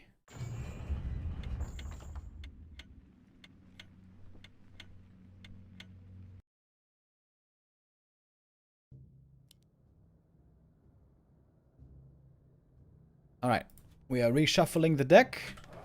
Different races now. Human Mirror. Oh, man, that's very that's very lucky for Yumi.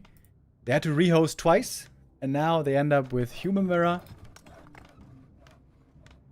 Yumiko's very familiar main race.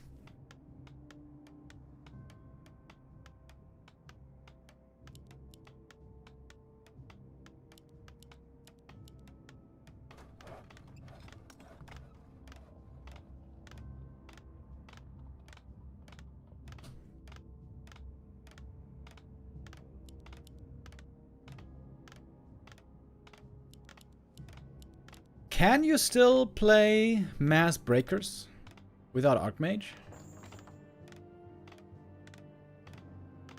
Is there anything that Mass Breakers is bad against? I mean, Knights, of course, but hero-wise?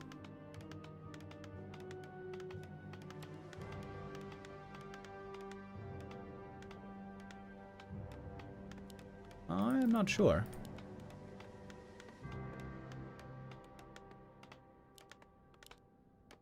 Well, it's not like the players can make a choice here for the hero. It is indeed random in this all the random tournament.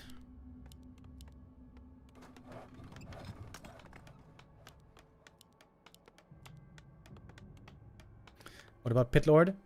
Yeah, Pitlord seems good on paper until he gets focused by Stormbolt and Breakers and then he dies.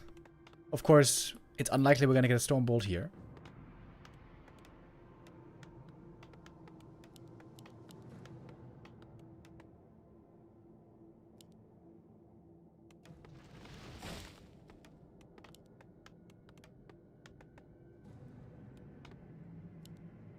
Okay, first hero time. Alchemist. Ooh.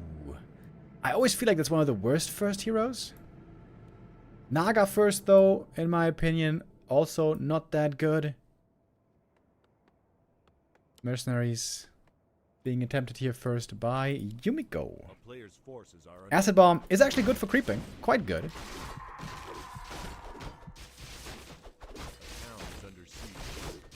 Let's go and heal spray first. Okay. That seems a bit unusual. I guess he doesn't have summons to tank the camp. Wants to have something to heal up. Good footy scout, though. Yumiko seeing the expo attempt right away. It is Fork Lightning first, by the way. But a quick level 2 for the Naga. I don't know if expo would be working here, though. Yumiko could try to play aggressively against that right away. He now has the level 2. Claws for the Alchemist, Ring for the Naga. They would like to have what the opponent has, I imagine. Oh, Chemical Rage. Chemical Rage and Heal Spray. It's an unusual combo. Militia are gonna be badly needed. Ooh, this is looking bad for Fly. This doesn't seem to be a good position at all. This expo is gonna be cancelled, isn't it? All the peasants forced away. Now the town hall can just be clicked down.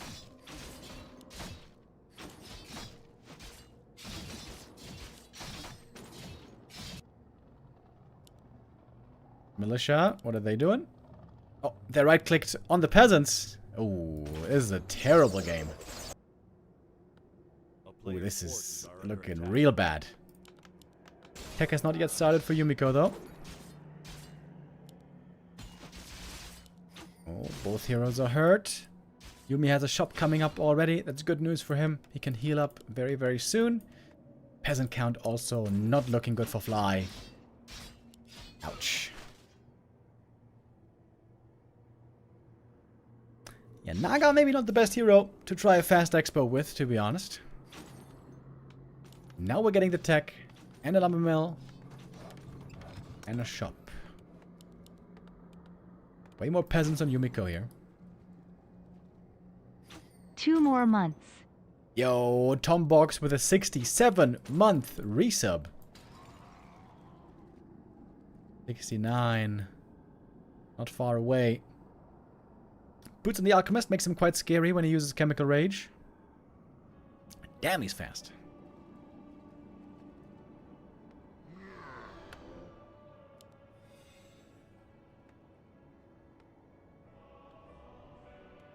And now it's Yumi's turn to expand. Fly also finally wants to get some mercenaries.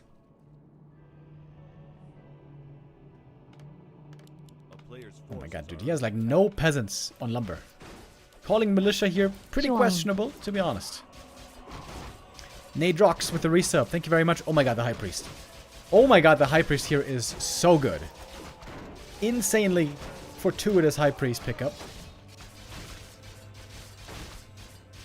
And the Naga actually gets level 3 here. Decent level up for her. Blacksmith. Wait, what? He's trying to play rifles? In Human Mirror? Huh? Oh, timing. Very, very unfortunate. Creepjack. Could be inbound. Yep, there it is. Creep was just started. Expo seems to be undiscovered for now. Not having Acid Bomb here is a bit annoying, but still a good army that Yumiko is boasting right now. Frost Armor, very nice, but it was dispelled. Field Spray trying to save the Furbolg Shaman, but he goes down in the end. Naga, whoo, she's got Inner Fire. But still pretty hurt. Looking for the surround. Now he's got it. I'm gonna have to TP home. Not too bad. There's a shop at home. She can heal up. Getting one more footy. But the expo is now up and running. And now I imagine we're gonna get a lot of mercenaries here. And he is indeed making rifles. Rifle caster. Classic combo. But normally rifles considered pretty damn bad in Human Mirror because of course defend is a thing.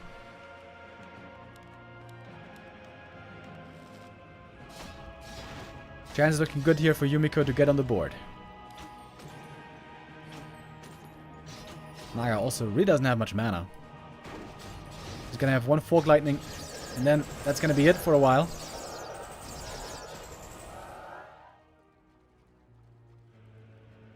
And a lot of gold for Yumi. Rifles now revealed, so defend should be coming quickly. A player's forces are under attack.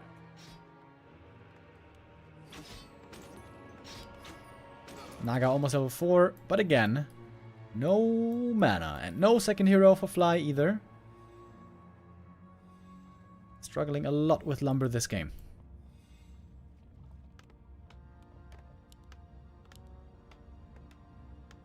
Supply blocked as well. Production has halted for quite a while. He doesn't even have long rifles yet. Oh man, this game is just looking terrible for Fly.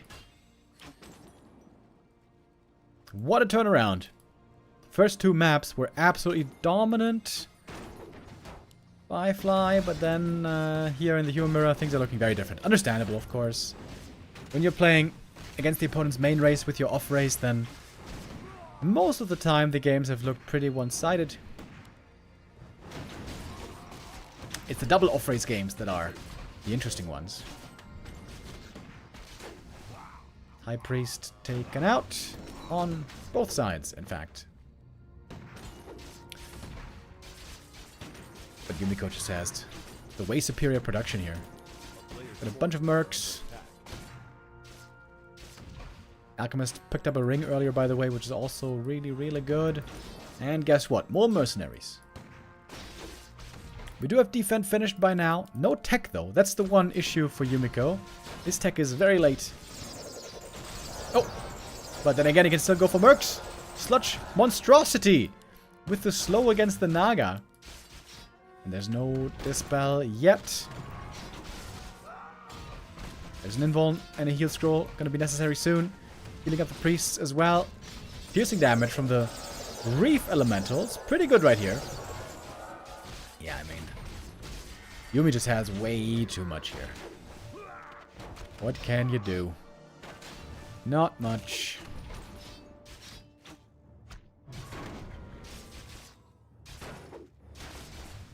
Yeah, this one is very over. GG. Yumiko with 1 point at the very least. He gets on the board. Little unlucky there with restarting the game twice because of desync, and then he got his main race.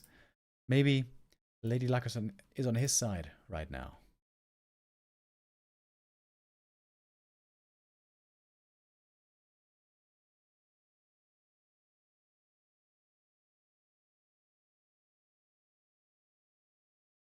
Okay, it looks like there's going to be a little bit of a break here between the maps, as so often in the B Cup. So, since we talked about it, let's look at the Game of Thrones RTS game that has been announced.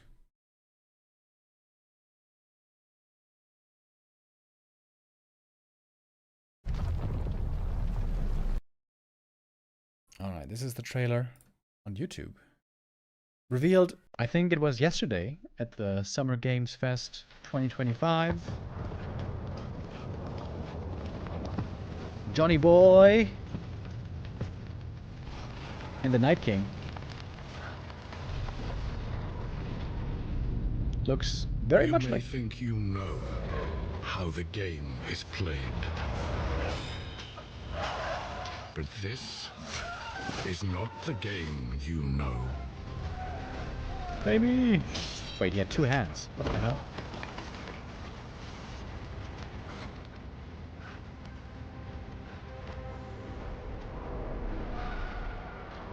That's Harrenhal. That's a dragon. Where are all the soldiers, by the way? It's just the two of them.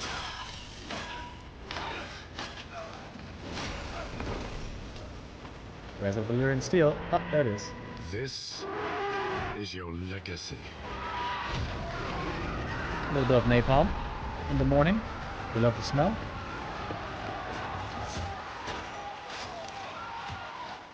You decide who wins and who dies.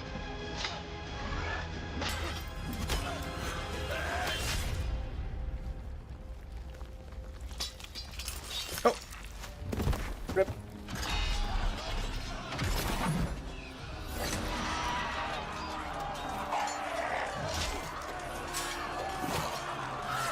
So it's like everyone fighting against everyone. Ray's dead.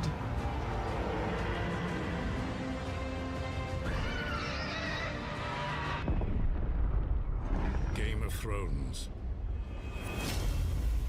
War for Westeros.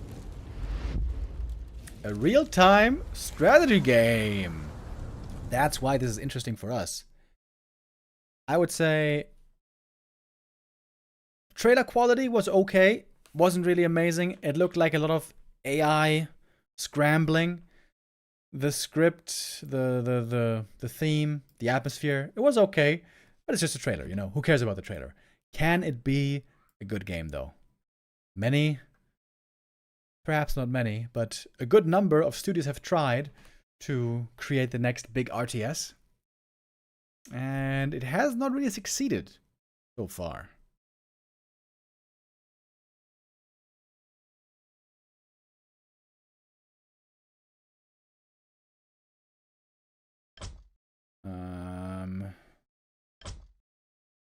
Do we have time for the other video as well, I wonder?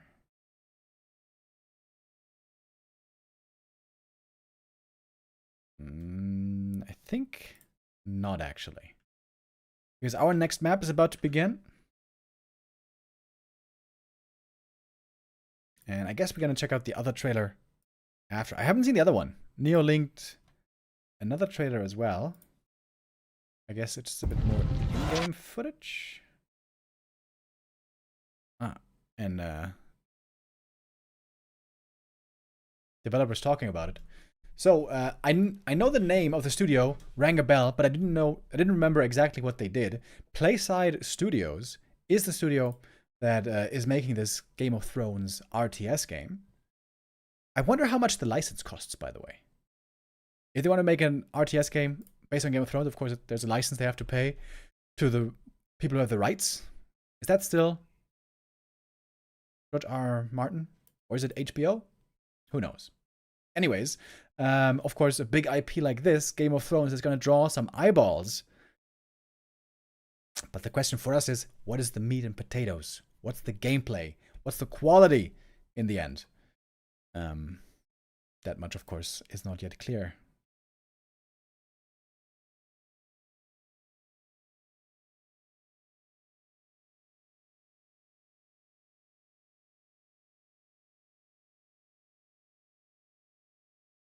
We're going to check out a little bit more of it later. We're going to check out the other video that they posted. And we're going to check out the Steam page.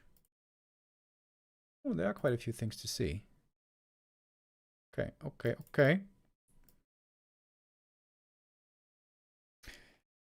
Is this gonna live up to the hype? Whatever hype it has? Or what's it gonna be like? I've gotten a bit cautious. Not even cautiously optimistic, but just cautious when it comes to RTS announcements. It was 1 or 2 years ago where also, with quite some hype, the new Dune RTS was announced. Some of you may remember. And that did not find any success, really. So, yeah. Remo, did you try Battle Aces before it went under? No, I did not. I did not find it interesting from what I saw.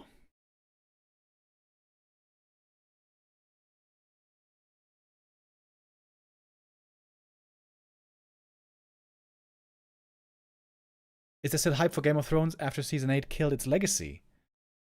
Well, when it comes to pop culture, I would say yes. There's another spin-off coming, Night of the Seven Kingdoms. The universe is very interesting, and the lore is very rich and deep. That's always cool for, you know, geeks like us who love the fantasy genre. I love the fantasy genre. I don't really like the sci-fi genre in games. I like the sci-fi genre a lot in especially film. Not so much in literature, just for me personally.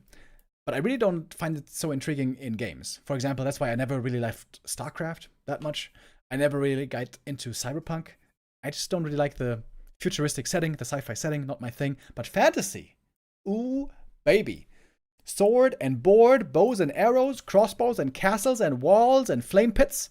Baby, that is my jam. And there's a lot of people out there who love the fantasy setting, and especially if it's something familiar, like Game of Thrones, that can draw the attention of many people. But is there the quality to retain that attention? It remains to be seen. Alright, we're going to check out a little bit more about the Game of Thrones announced RTS later, but now let's continue with our games here. In the best universe ever, the Warcraft universe.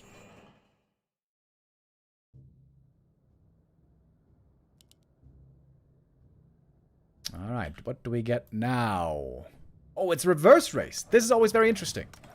Fly with human and Yumi with orc this time.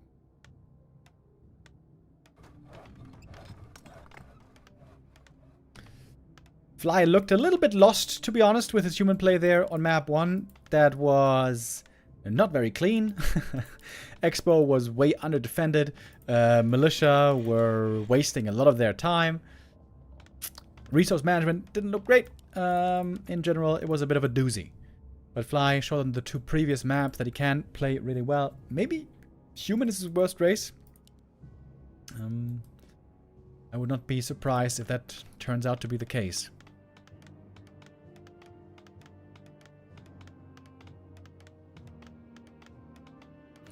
Warcraft is sci-fi.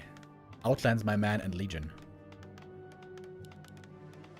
So anything that is on a different planet is sci-fi to you. I would say that is a very weird take on science fiction. Dude, in Warcraft, we don't even have electricity. We have magic. Like, that's where the argument ends right there. Do you have magic? Or do you have electricity? We got one in the one thing. We got magic in fantasy. And we got electricity, science, technology in sci-fi. So I'm afraid you are way off, buddy.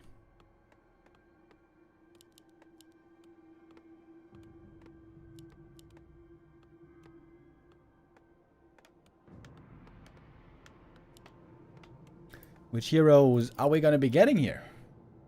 Yumiko going for the 1 grand opening into Headhunters.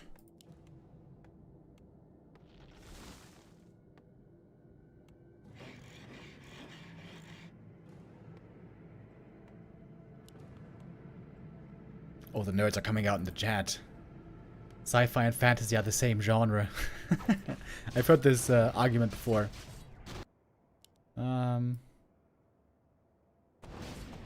Well, you won't hear me agreeing, I'm afraid. Death Knight first, by the way. Death Knight first always seems a bit weird because you can't coil your own units. But you can aggressively coil the opponent. Ooh, and there's lots of coil opportunities here. Especially the big creep would be amazing. Blood Mage also very weak in the early game. But Siphon can be good against Death Knight if you find him in the right spot. Looks like a tough start again for Fly, though. And this coil asset steal is going to be hard to prevent if Yumi does it well. Oh, we even got a shop here in the center. Has been scouted. Not a very comfortable start for Fly at all, if you ask me. Oh, DK's coming back. Dude, the steal here would be so big. This guy gives a lot of experience. Big moment. Oh, trying to play around the last hit. Ooh, very important. Dude, that last hit, I think if he loses that, he loses the game. Trying to get this around as well. Couldn't quite find it. Following up with the banish, though. Oh, and oh, he does have it. And now he can siphon mana. Where's the siphon? Brother. Oh, Blood Mage. He's also taking a lot of damage himself. Siphon. Okay, now banishing himself and using Siphon. The next coil has been prevented for a little while. Grunt, I guess, turned out to be pretty hard to kill. Got the kill in the end, though. Oh, this is a healer creep. That's nice. Draenei Disciple.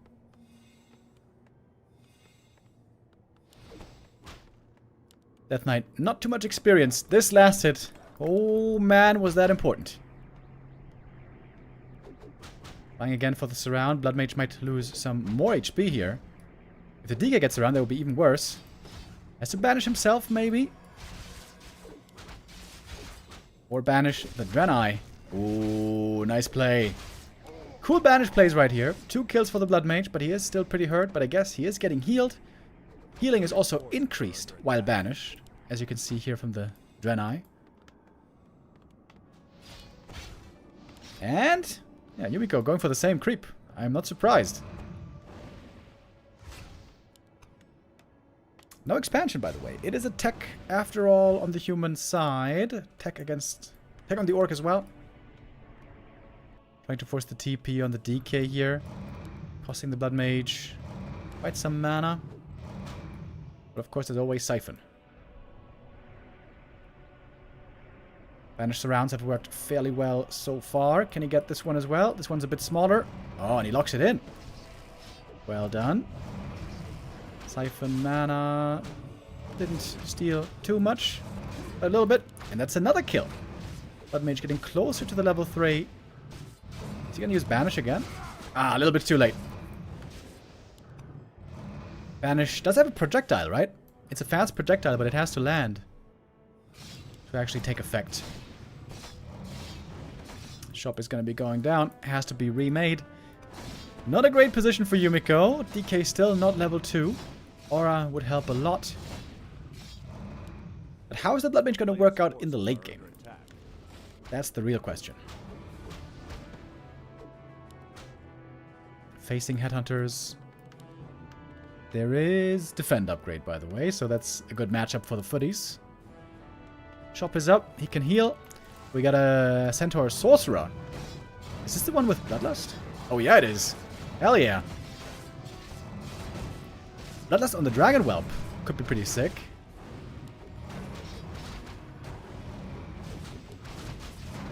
A lot of damage on the Blood Mage, by the way. Gets the level 3 here. Now has the strong level 2 Siphon.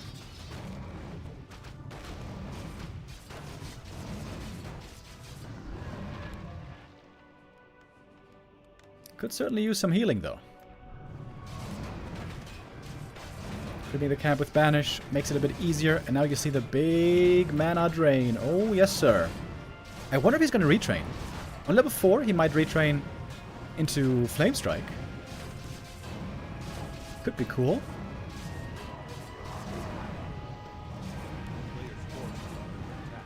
And he's not too far away anymore. Oh, we got a Rune of Speed over here. Can now speedily get to the Arcane Vault. Archmage second. Ooh, that's going to be a lot of mana. That's going to be a lot of mana and possibly also lots of Water Elementals. TC second. Oh, that's also interesting. Yumiko with a double speed aura. He is going to be zooming once he's getting the levels.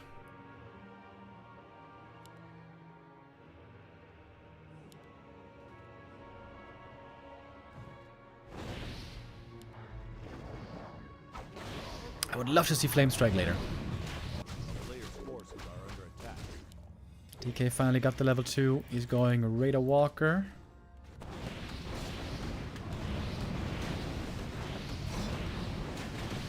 Fly's army also not the most amazing yet, I guess. Rifle caster once again. Then again, there's no rifle. Oh, there's one rifle so far. Big mana potion. Oh man, he's gonna have so much mana. I think he has to go Flame Strike here. He can't make use of all the mana without Flame Strike. A player's forces are under attack. Flame Strike. Flame Strike, Fly. Let's do it. No. Come with Retrain.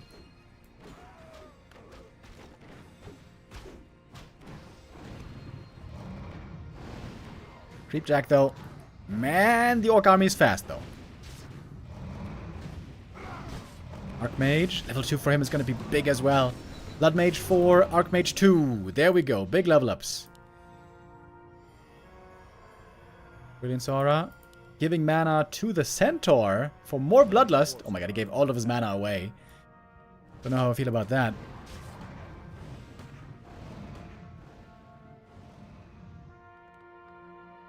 But he can now harass the peon. Something that Fly had to endure many times himself. Siphon mana. Damn that shit, buddy. Siphon.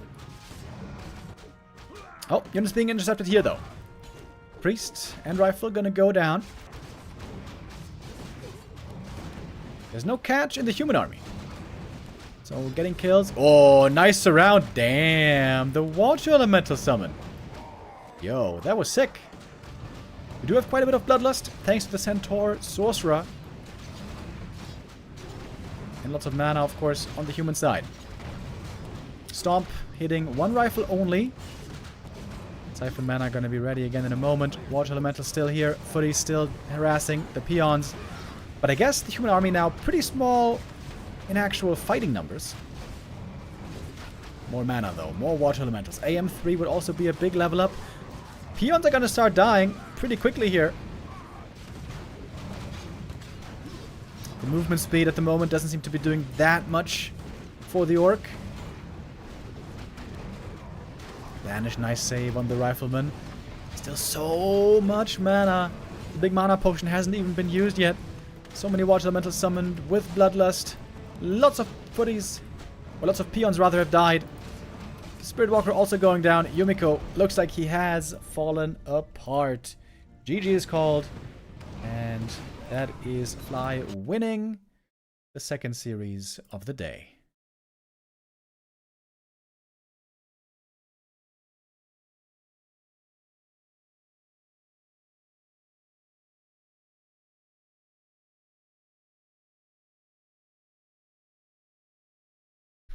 Oh, wait.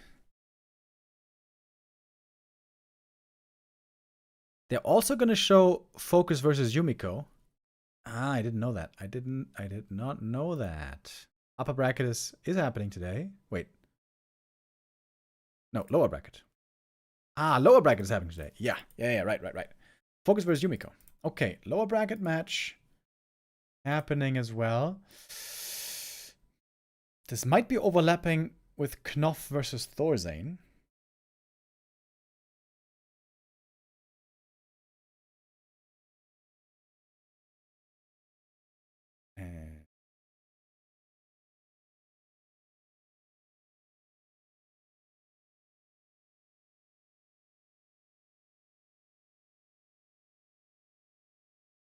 But since there's long breaks anyways between the games in M Cup,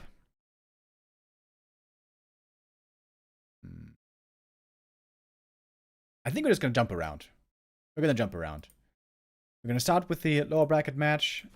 FoCuS versus Yumi. Which is still going to take a couple of minutes. And then go to Knopf versus Thorzane. What's happening on Knopf's stream right now? But I think he is streaming. Oh yeah. En flygande där, du missar mig. Men jag måste se klart den här reppen bara. Det här är grovt alltså, titta. Ja, det är grovt alltså. It's a Swedish language. Ja, är det, men det är ju, jag fattar ju, det här kommer ju vara... Men det är ju fått mig då. They're watching Starshape's replay right now, I guess. Yeah, we got a little bit of a mix of different tournaments and different matches today. As mentioned earlier, we're going to have the Swedish Championship one match shown in about an hour. So Thorzane vs. Knopf is starting in 1 hour. And until then, we still continue on with more M Cup. But I guess they have not started yet. They're about to start though. Okay. Tell you what, we're going to go into a bit of a break here. First break of the day. And then we continue on with the lower bracket, FoCuS versus Yumiko, coming up after this.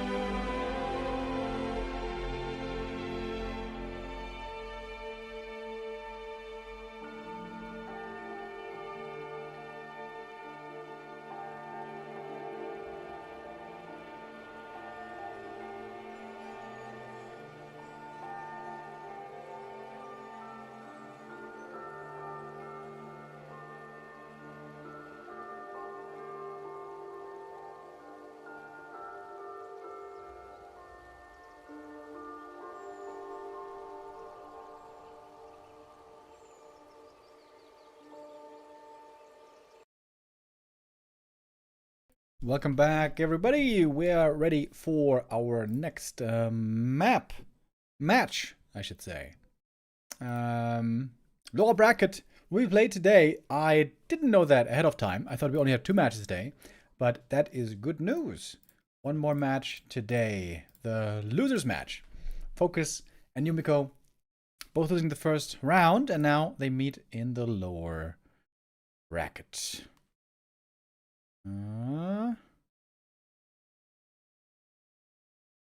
Wait, is that the game? Hold on.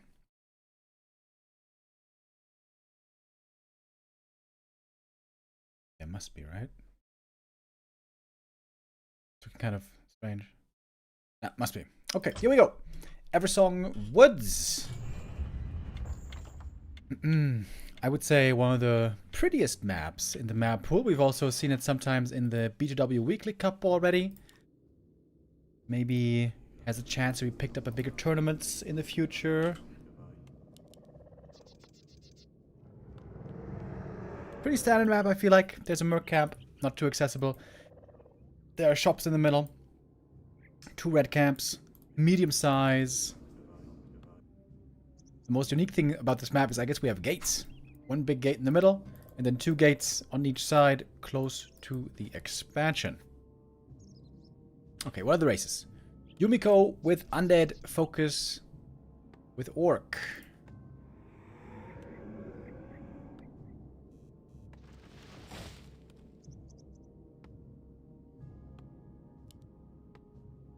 Wait, not Orc. What am I saying? Both are Undead. Undead Mirror. My bad, my bad. Would have been kind of unfair if FoCuS got his main race here. We saw earlier how he destroyed LawLiet when getting his main race Orc, but was struggling much more in the other matchups. Now both with unfamiliar territory, off-race Undead.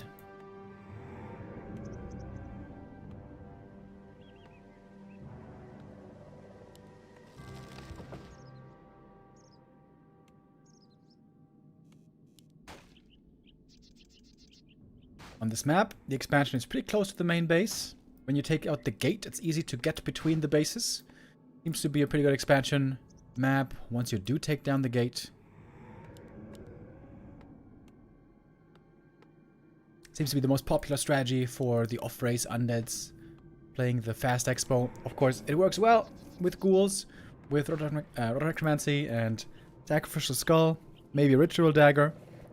And the great thing about it is, it doesn't matter what hero you get normally. Usually you can always expand, more or less.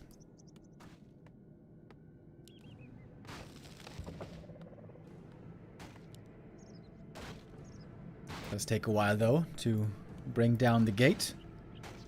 FoCuS not concerned about it at the moment. Gets a Warden first. Not a very strong hero in the early game, but can get very strong later. Dark Ranger can be really good early on. And taking out the gate here is going to buy him quite a bit of time. I like that by Yumi. No corpses though. There's a critter right here to get a corpse. Ooh.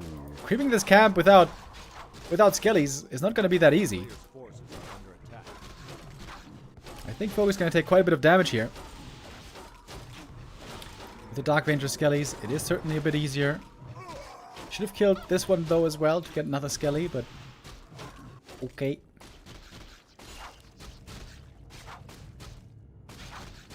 Early expo for FoCuS.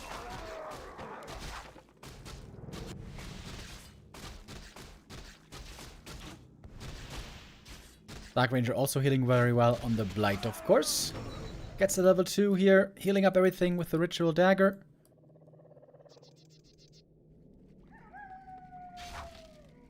But FoCuS expo timing is a bit faster. By maybe 40 seconds or so. Dark Ranger moving out on the map. Of course, she would love to creep more camps, get a bunch more skellies. Would love to get a fast level 3. Ooh. Or perhaps attack already. Was almost spotted. Oh, FoCuS. Is he really going to go for the Merc camp without scouting? Oh, the timing for FoCuS here is terrible. Absolutely terrible. About to start the creep camp. Is he? The ghoul? Oh, FoCuS starts the creep camp. The ghoul sees it a bit too late. Oh, disaster. Huge disaster for FoCuS.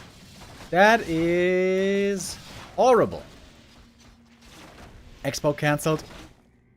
Tower destroyed. FoCuS lost one ghoul already to the creep camp. Not properly scouting ahead. Could be a fatal mistake. But at least FoCuS has more experience now. Oh, another ghoul goes down. Oh man, this is this is not looking good. Well, Warden is one of the best comeback heroes in the game though. If she can somehow get to level 5 and 6, there might be a way still. Yumi's Expo is coming up easily here.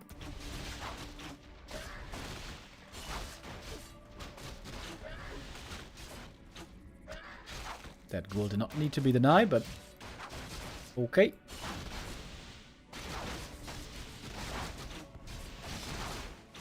Surround on the Warden.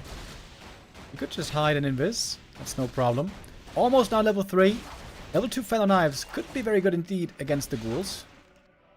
Oh, got cannibalized by the way.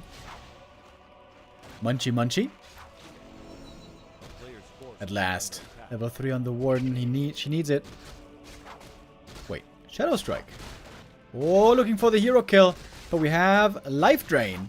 Dark Ranger healing up a little bit. Warden surrounded there as well. Gonna take out another ghoul if she wants. Needs to get this Dark Ranger kill, I think. This Warden needs to snowball right now. Get level 4, get level 5. The early game was absolutely terrible. Second crypt for Yumi. He's got so much gold, by the way. He could just be Tekken. Nope, spending his money on items. In that case, you should get backpack.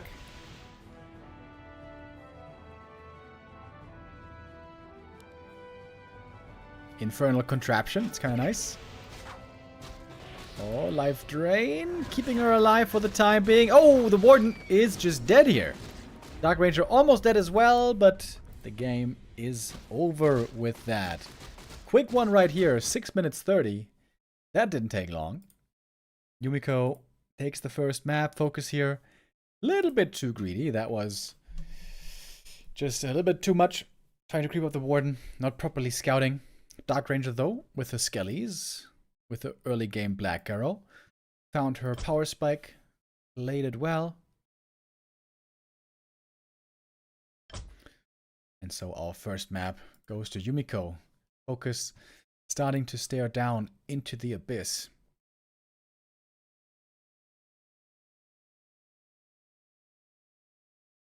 So I have to keep an eye on the time, by the way. Because in 40 minutes, Knoth versus Thorzane is starting.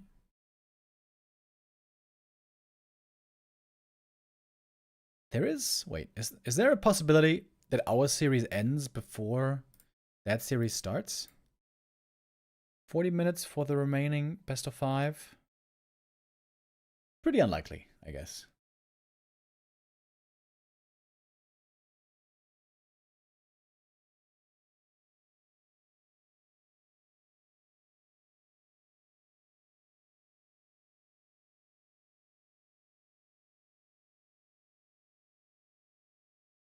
Well, if it's a 3-0, I guess there's a chance. Also depends on how long the games go. Well, let's just see and find out then.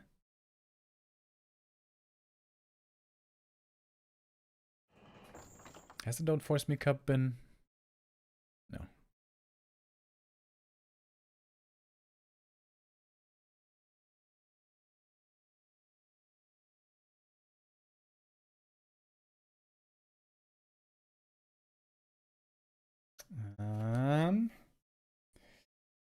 Okay. Next game coming up, Yumiko versus FoCuS. Map number 2.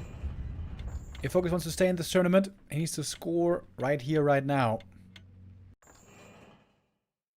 Don't want to go down 0-2. We have not yet seen a reverse sweep in this tournament. It was a 3-1 in both previous games today. Oh, FoCuS now getting Orc. Oh, that's a very promising start. Very, very promising start for FoCuS. I think every single game that we saw a player play his main race against opponent's off race, every single time, they won.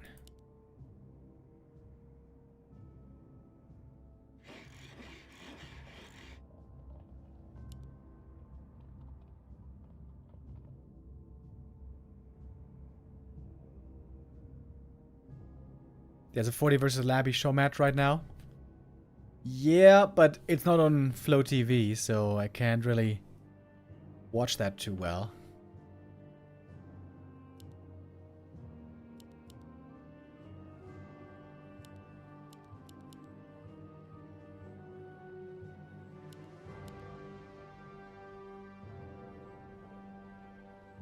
Yeah, I would have been willing to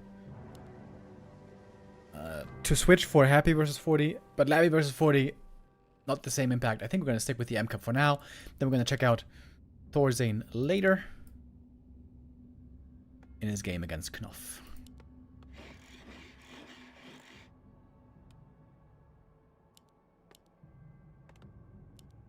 Alright, first heroes about to join us here.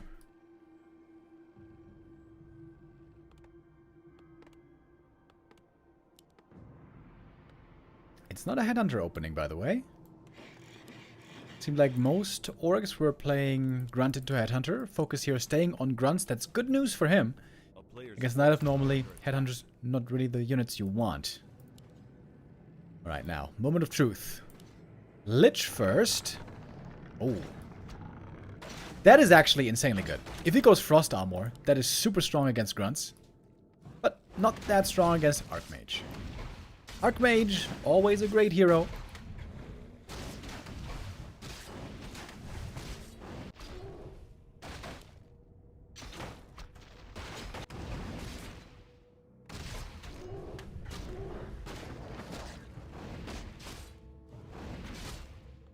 Starting off here with the Claws of Attack. Not attacking just yet. Oh, and what do we get for Yumiko? It is the Mass Hunts build. Lich Mass Hunts. It's like a direct strike. Early game army.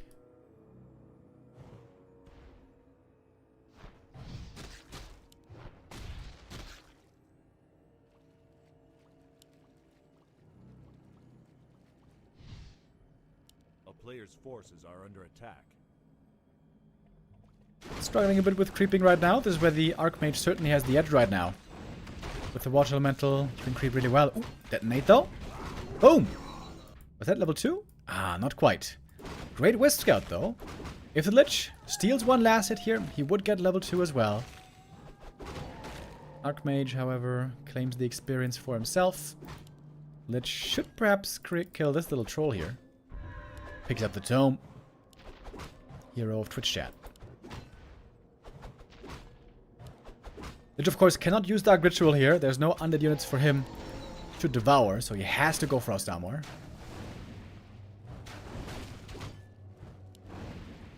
Also seems like he may want some boots.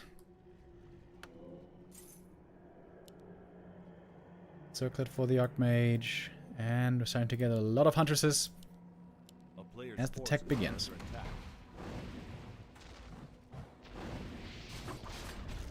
Nova. Trying to save the archer. Oh, Archmage. He's running back. Good save. Also, speed scroll forced. But Lich now also a bit hurt. FoCuS has to make sure not to allow the Lich to steal the last hit with a Nova. It's big experience from the Sasquatch right here. Frost Armor on the Huntress. Invis is giving the vision. Oh, but there's dust, of course. Pulling back the Huntress. Good reaction. Almost a surround right there. Oh, we got Sentinels as well. More vision. Trying to get the kill here with the Nova. It's costing a lot of HP, though, to get this Grunt. Gonna be a lot of... Oh, I don't even know if that's worth it, dude. That's... Maybe you should deny this Huntress. gonna take so much moon juice to heal. He doesn't have enough juice at all for everything. And now AM gets the camp.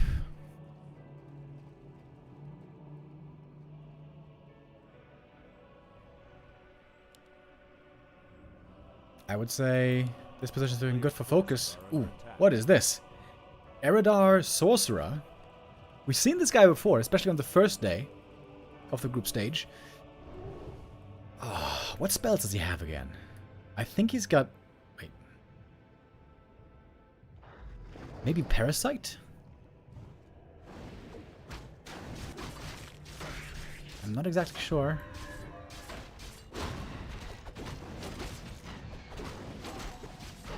So far, not using any abilities. Archmage with strong items here, by the way. Going tier 3, second hero, Lodge.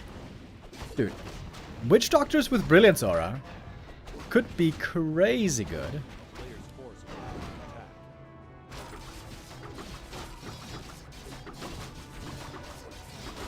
Got a bunch of hunts here. Lich getting level 3, Wand of Illusion. Very nice item for the creep.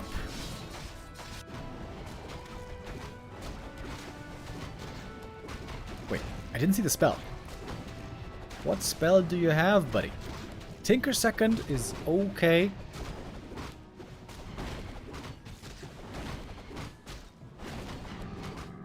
Dude, I don't get it. Sleep and Dispel, you guys are saying. Firebolt? Yes, stun. Okay. Player's forces are under attack. Dude, I miss it every time he uses his goddamn spell. Now he's out of mana. My bad. Yumiko, though, setting up the expansion. This one might be easily finishing because FoCuS is banking on the late game. Very late game. He's going tier 3, double Lodge. Is he going Shaman and Witch Doctors? Oh, this is very passive. This is so much time for Yumiko to get his expo running. Also lots of creeping, though, for the Archmage. Oh my god, he's gonna have so much mana. Sobe Mask as well. And of course, he could go for more mercs, possibly. Bottom second. Wait, he didn't go Aura? What? Are you kidding me with mass hunts? What? Lich bottom combo for mass hunts I think is really good, but no Aura? What? That seems very strange. I think any melee hero as a second hero would have been very bad here to go with hunts. So Podem, pretty lucky pick for Yumiko. If Yumiko wins this, it will be the first game where a main race player loses to the opponent's off race in this tournament.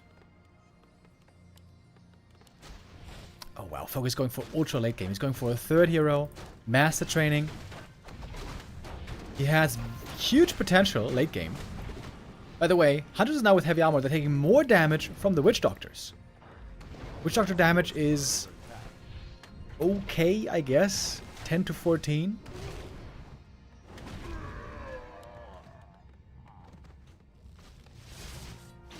I can't believe he didn't go Aura. Oh, item stolen. A little bit slow to react there was Yumiko. Nova is going to be one kill easily. Alright, I wonder if these Witch Doctors are going to be able to do it. No 50 supply still, but also no expansion yet. Actually, Yumi's Expo turned out to take quite a long time. I thought it was going to finish faster. You should also get some upgrades. Like, where are the upgrades for the hunts?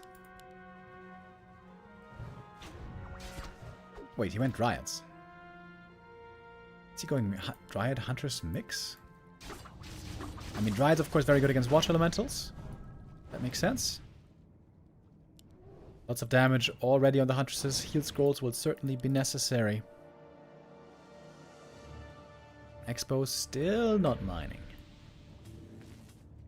I'm not sure if FoCuS knows about it, by the way.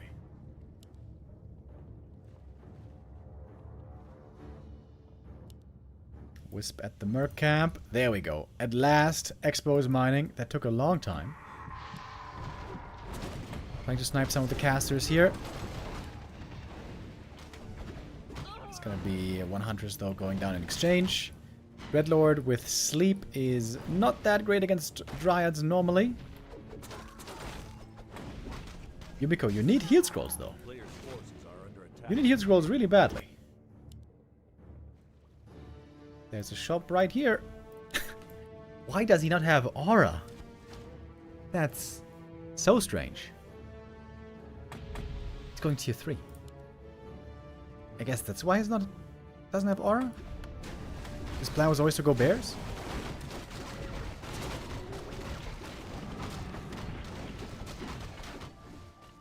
Intercept. Okay, never mind. Torrent Totem being made as well. FoCuS forced back to the main base. But the burrows can defend fairly well. And FoCuS going to go for his own attack. He's got the Pocket Factory. He's got so much mana on these Witch Doctors, dude.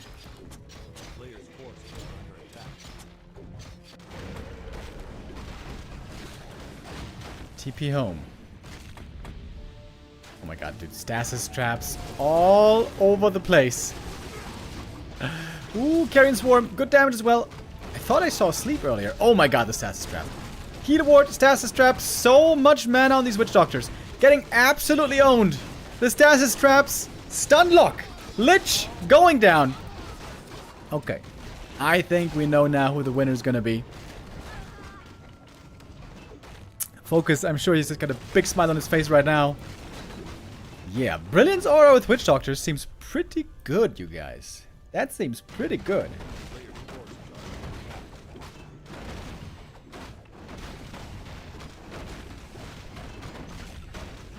I wonder if Yumi could have won this with mass Dryads, maybe? Or even mass hunts? Seemed hard. It seemed hard. So the game is tied up. FoCuS wins the second map.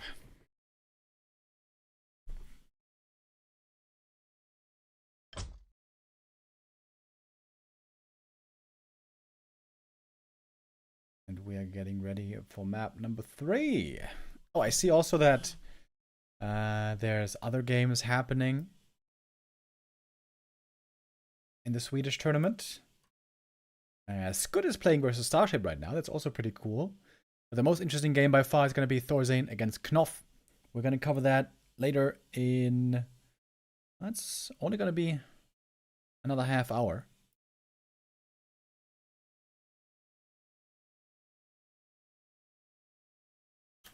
And for us, the third map is going to start in 1 minute.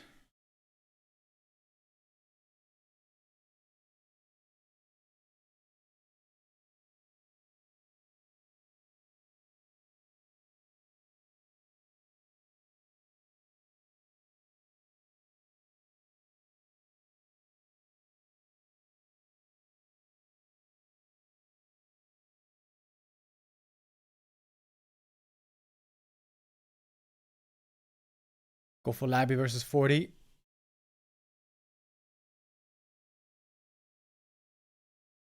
I would be joining late though.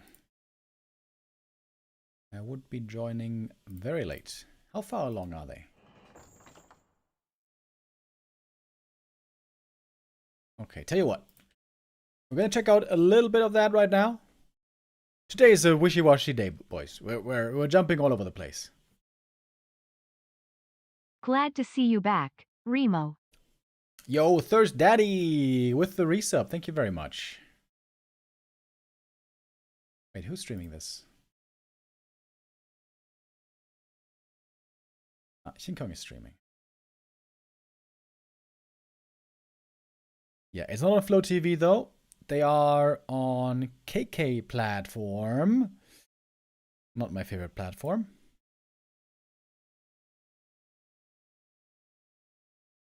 Okay, we have a little bit of time here to check out what's happening. And what is happening is Labby. He's looking good here. Crypto Expo. He's got a supply lead. I always felt like Labby was just getting absolutely destroyed by Fortitude in the Path, but I guess something must have changed. Fortitude, though, coming in for the defense. Griffin's normally considered to be the hard counter in the late game, end game against Cryptlord, as they cannot be impaled.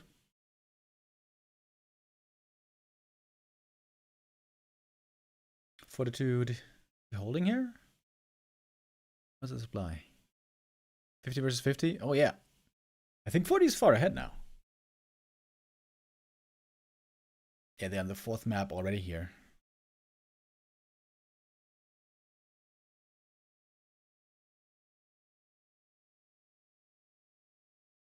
Oh, he's got an Orb of Slow. Dude, I swear, I've not seen a single game on the new patch yet where Orb of Slow ever looked like really good.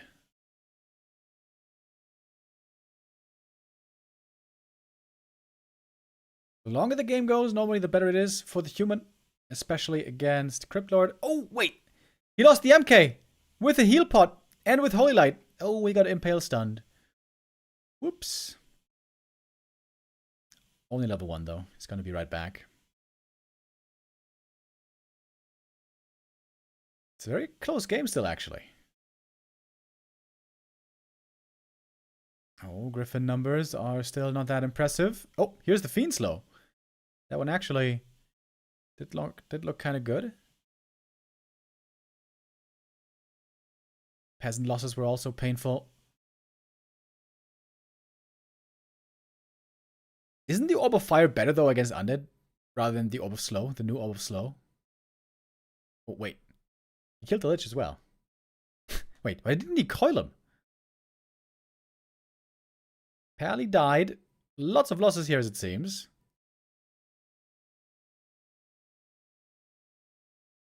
Kill the Fiend. Or kill the Lich. Even better. MK back. Lich saved with a TP, though. Stormbolt. Not in time. Labby still ahead here. Cryptlord is about to hit level 6. He seems to have had a great early game. DK close to 4. Oh yeah, the hero levels. Oh, I think I have to take back what I said about who I think is in the lead here. The hero levels are looking way, way better for Labby. Taking the 3-0 lead against 40. What's up with Labby, dude?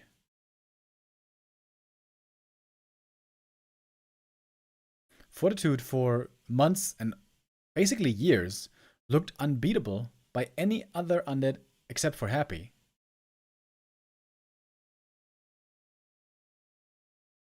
But this is now the second win, as it looks, in a short time, a short period by Labby against 40.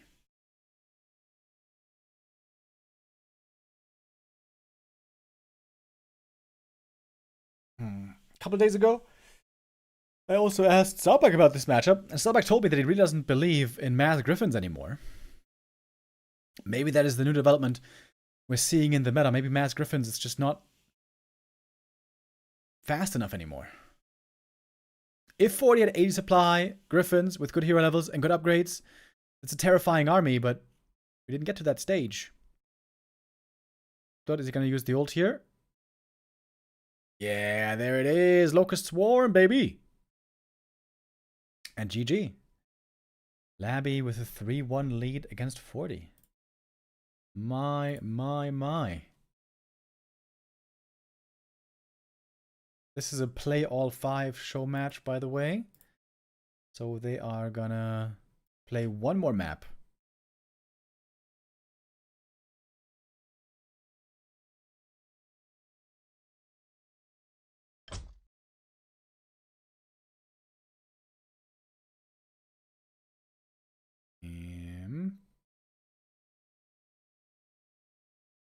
Okay, we got 15 minutes. Roughly. That should be just enough to see the next map.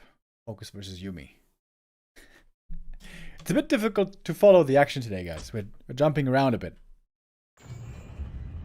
Anyways, we're back to FoCuS versus Yumiko now.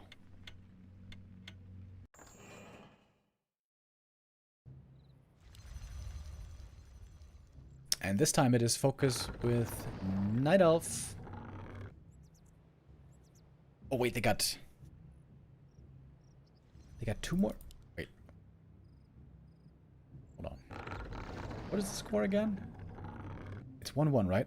Oh man, I'm starting to confuse myself over here. And the score is 1-1 indeed. FoCuS versus Yumiko. This time though, FoCuS as the Night Elf and Yumi as the Orc. So, no main race for either player.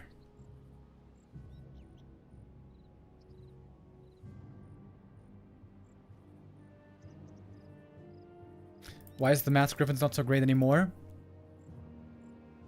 Yeah, I asked Starbuck as well. He couldn't really tell me exactly. It's just been kind of a development that undeads have gotten better against it. And you don't just have all that time to make the ultimate army, to build the ultimate army.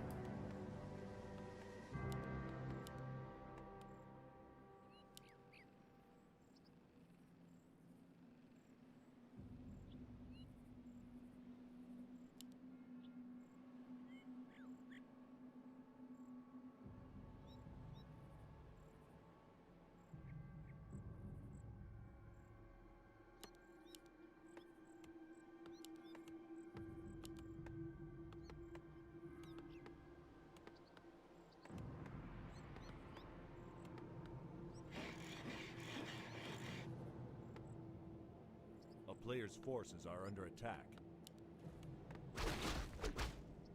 So, time for our heroes to jump out the altar. Who do we get now? Oh, Dark Ranger. Ooh, oh my god, that's so good for this camp. FoCuS can get 5 skellies right away. Panda first on the other side for Yumiko. Strong late game hero, but very slow out the gate. This seems to favor FoCuS a lot. I think he should be able to expand pretty easily here if he wants. Oh, look at all these skellies. Oh my god, this camp is made for the Dark Ranger, dude. He could creep the next Merc camp if he wants. He could go over here. Creep the next big camp. He can creep like crazy right now. Panda creeping in the center. We've seen that before. You get the Rune of Rebirth here, so you're gonna get the High Priest yourself, but it takes a long time to not get level 2 even. But the High Priest is indeed quite strong. Very strong even.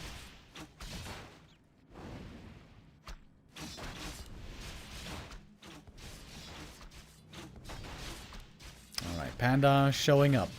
He has some dispel against these skellies, but it's a lot of them.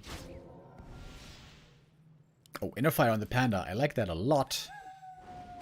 Moonwell heal. Saving the Archer. It's nighttime. They can go into Shadow Meld.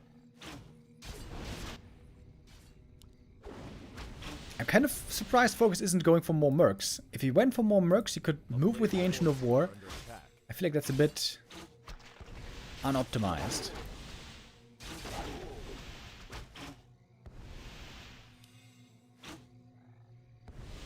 The Inner Fire and heal is really, really good for the Panda, though. You can see he's shrugging off the damage. Oh, more Murlocs. More Skellies possible for the Dark Ranger.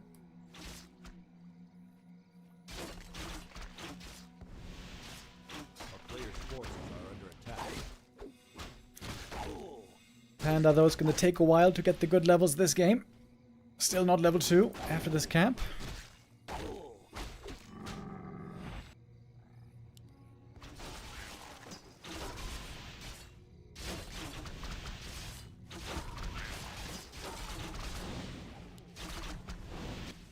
Now the Ancient of War is moving again. That's the way you want to see it for Night Elf. Dark Ranger, close level 3, but she needs a bit more mana. Again, I think I would like to see her shop somewhat early. Get those clarities.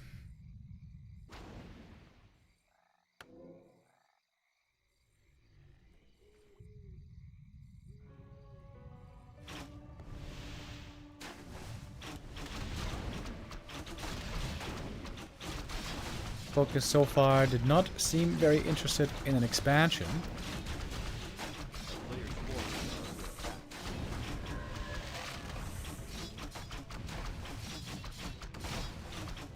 But now we got the level 2 Skellies. They are very strong. We know them very well from the Undead versus Orc matchup. And here, indeed, facing an Orc, facing Headhunters, is where the Dark Ranger can do some of her best work.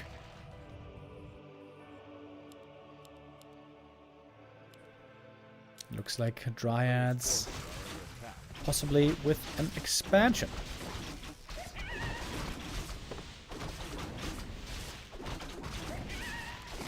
Got a lot of skeletons over here.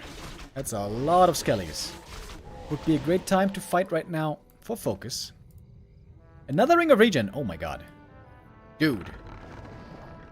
Oh no. Don't leave it behind! Brother. Dude, this is insane healing. This is so ridiculously good. Hero is the Beastmaster. That's a frontline tank hero. FoCuS's items and heroes here are just absolutely wonderful. So many summons. Yumi needs a lot of Dispel if he wants to have any chance.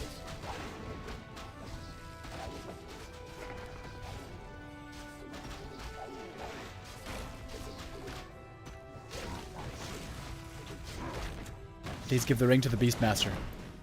Please give the rings to the Beastmaster. Oh, he's not doing it yet. Big last hit. Panda might steal it. He also has 2 rings, by the way. Good Breath of Fire damage against these archers. But it looks like Yumiko is going to be able to bully the opponent away. Right now the Panda is very strong with level 3, also against the archers. And easy last hit with the Breath of Fire. Sobi Mask. Oh my. Wonderful item right there. Of course, the Dryads that are coming will not care about the Breath of Fire anymore. But the archers sure do. Beastmaster was sent back to the main base. He needs to carry... Oh, Paladin. Ooh, Paladin. That's a very strong second hero. A player's forces are under attack. Game looked good for FoCuS until just a moment ago. All of a sudden, I'm not so sure anymore.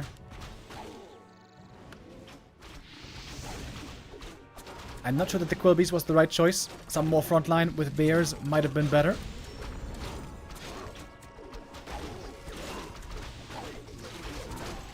Always trying to get the skellies.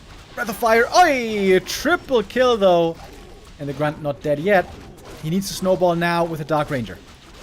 For the Priest healing as well. The Pally healing. He can't snowball. He can't snowball. Or can he? Pally now out of mana. Breath of Fire comes in. Also good against the skellies, I guess. Beastmaster needs to keep summoning. So many summons against a lot of AoE on the other side.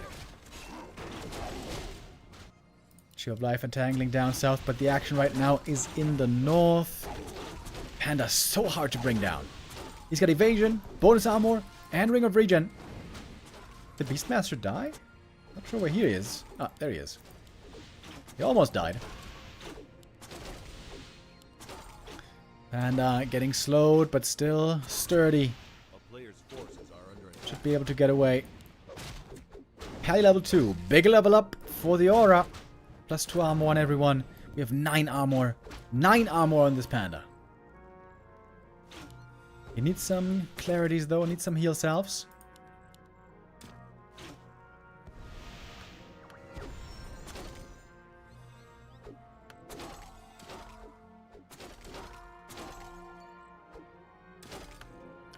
One more. Headhunter's gonna go down, but it seems like it takes FoCuS forever to get these kills.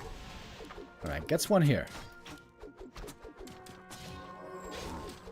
Okay, finally Ring of Regen being given to the Beastmaster. And Ring of Protection. That should have been done a long time ago. Better late than never. We got double Firbolg Shaman. I think that's the guys with Purge. If I remember right. Tier 3 coming up. Pretty early with the Tier 3. Almost seems greedy. The Expo is now fully running. Yumiko... I think has the much stronger army right now, though. Level ups are going to be huge for him. Panda 5, Pally 3 would be absolutely amazing. Passive healing, though, on the Beastmaster. Look at it go. 5 HP per second, roughly. Tier 3 is done. We got Berserkers now. Very good against the Dryads. FoCuS is trying to buy time until Tier 3. Trying to buy time until Bears. If you can creep 1 or 2 camps, also it's going to mean more Skellies, of course. Tank Ranger very close to level 4 now, but the Breath of Fire should secure the last hit here pretty easily. Yep. Indeed it does.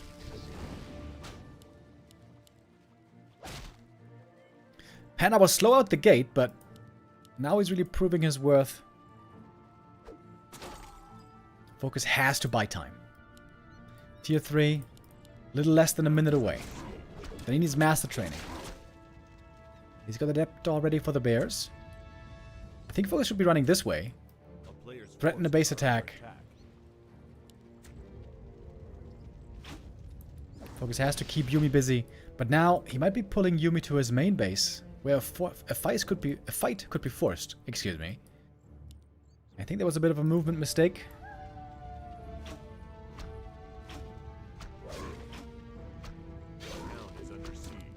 Sapper. Oh, okay. Getting ready to blow up some burrows.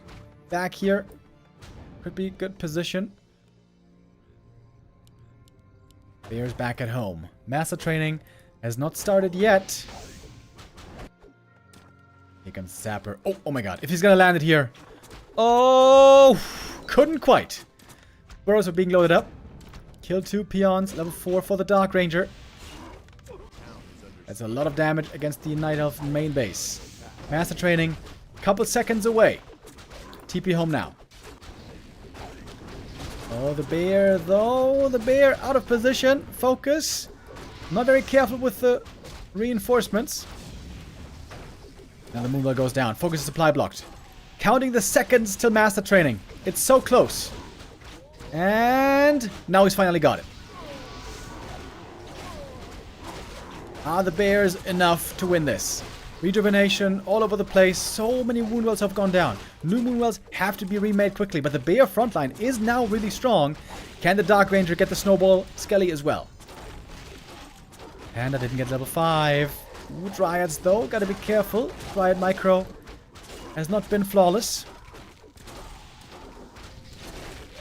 No upgrades on the Bears either. We got 1-1 on the Berserkers. The Skellies have the potential though to win this game for sure. And of course aided by the expansion. Panda gonna TP out. The rest of the army is gonna survive. New shop is up. But this might be enough time for FoCuS now to finally have stabilized.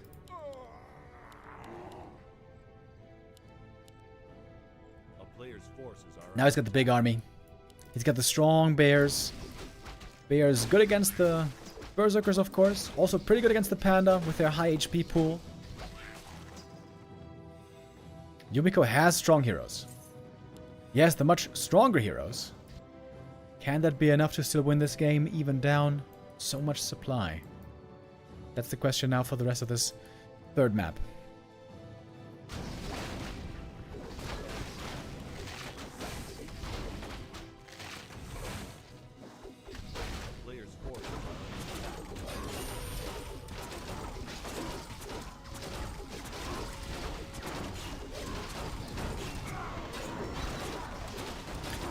How did he get Pally as a hero? This game mode is called ATR, all the randoms, where every hero you get is random. Players are also playing random races. Also, the mercenaries are random.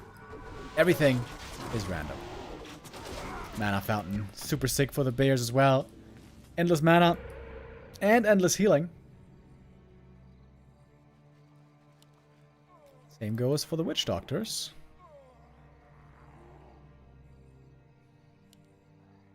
I think Yumiko needs an ultimate, though. Oh, the Hawk is very nice here for detection. Oh, and the Bears are going on a little expedition.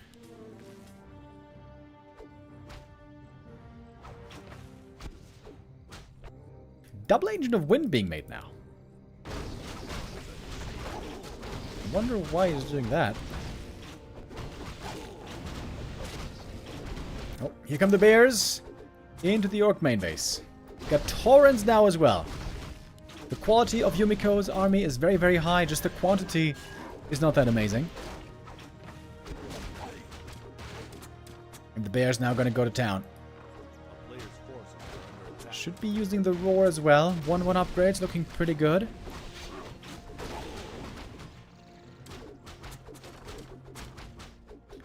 Forgetting about the roar. There we go.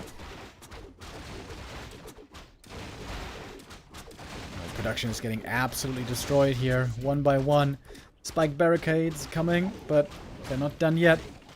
FoCuS might be losing the expansion. I don't think he cares. He's got lots of gold. He could just remake it right away once the TP is forced, which soon it surely will be. Night Elf Heroes heading north, trying to assist the bears.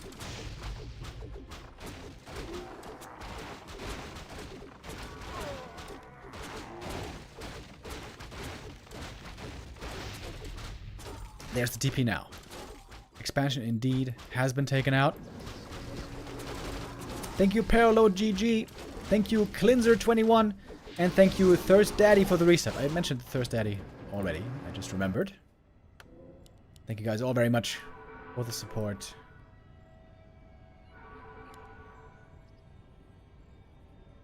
Lots of gold still on FoCuS. Making fairy dragons. The player's forces are under attack. Okay.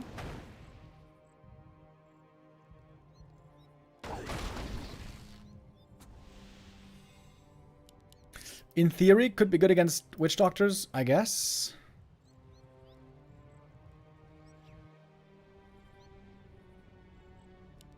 Four fairies. Oh my. Fairy dragons, very weird to micro if you're not used to them. You want to stagger them normally. Like one fairy here, one fairy here, one fairy here, one fairy here. Or ideally, above a tree line. But that's going to be hard to find here. This is a wide open area.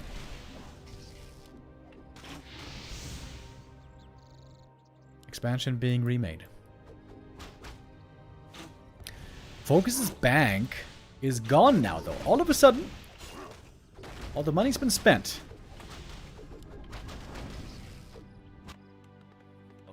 There is still no production in the orc main base, by the way. In we go now for the fight. Two fairies have been positioned, but running away from the fairy dragons for now. Here's the first stasis trap. Fairies so far have not really done much.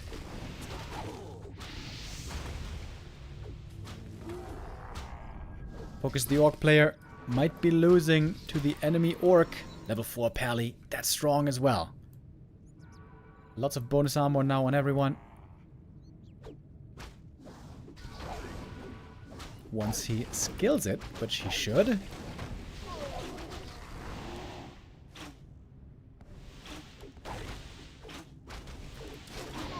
Dude, Yumiko is doing it, isn't it? Isn't he? His heroes just seem to be way better than the opposition. Oh, here comes the Overlord. Even more armor. No, wait. No, wait. They have the same aura. It's not more armor. It's exactly the same aura. Pally has 0.5 more from his armor, so it takes priority. Shockwave comes through. The fairy dragons have not done much at all. This tech switch, maybe not the best idea. MGs might have been the better choice, because the bears are kind of getting clobbered down here. Lots of bears very hurt. Beast Bastard goes down as well. More experience for the panda.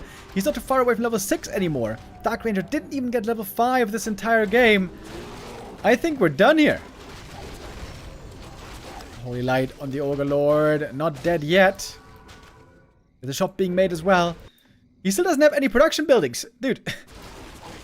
The Witch Doctors and the Tauren cannot be remade. Yumiko doesn't care. He's pressing forward. Holy Light on Tauren. Pretty damn good. The bears seemingly not standing a chance.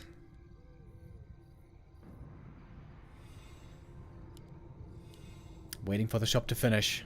Clarities, mana potions, gonna be huge here for Yumi.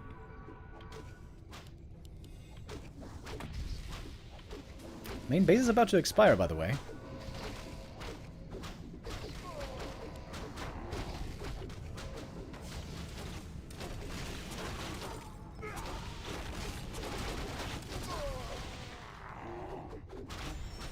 Oh, Holy Light comes in just in time. It felt like this shop took forever to get finished. Now it is. Panda's gonna get level 6, man. He's almost there. No doubt in my mind he's gonna reach it. So much damage on the bears. It's nighttime. We don't have Wellspring upgrade, by the way. One thing that FoCuS did forget about here. Dark Ranger, a little underwhelming, has to be said. And there it is. Level 6. Earth Storm and Fire. A little bit of Cyclone, but he can dispel that at least. Dude, there's so many stasis traps here. I wonder if this is a bit inspiring for FoCuS. Maybe stasis trap can be used successfully in some ways. Cali 5. This is it. This is GG. This game's over, buddy.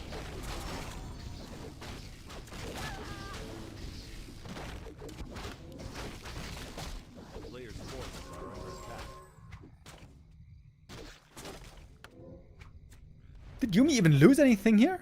This is a bear. This is a bear. Dryad, Dryad, Dryad, Dryad, Dryad. No, this is something else. Don't know what that is.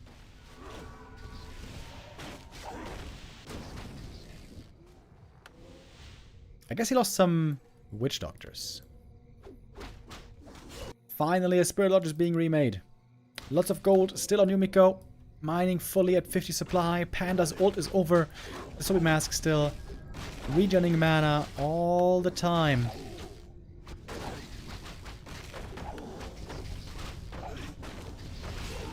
I thought we were going to see a Dark Ranger snowball this game, getting one Berserker kill after the next. The Paladin was an insanely good second hero addition here. Insanely good. Making this army so much harder to kill with the aura, plus the Holy Light. Dark Ranger now level 5. Oh, wait, surround. Oh, wait, surround. Oh, wait. Oh, Dark Ranger dies as well. Aggressive Holy Light. The Ogre Lord got the kill. Beastmaster now. I mean, Panda. Oh, he's getting surrounded as well. No way. No way. Double hero surround to try to get the kill out of nowhere, but he fights his way out. Oh my god, this Beastmaster almost would have leveled up to 4 if he had gotten that kill. Next Breath of Fire, though. Next Breath of Fire, though. Where is it? Getting slowed still. Trying to get the kills. Dispel against the heal. With the Breath of Fire, it's so much damage. Next bear falls. Panda with a speed scroll getting away. And now he can heal. If he had a heal self. Oh, this shop here has been absolutely glorious. FoCuS, he is mining, though. A player's forces are under attack. Quite the banger game here on map 3.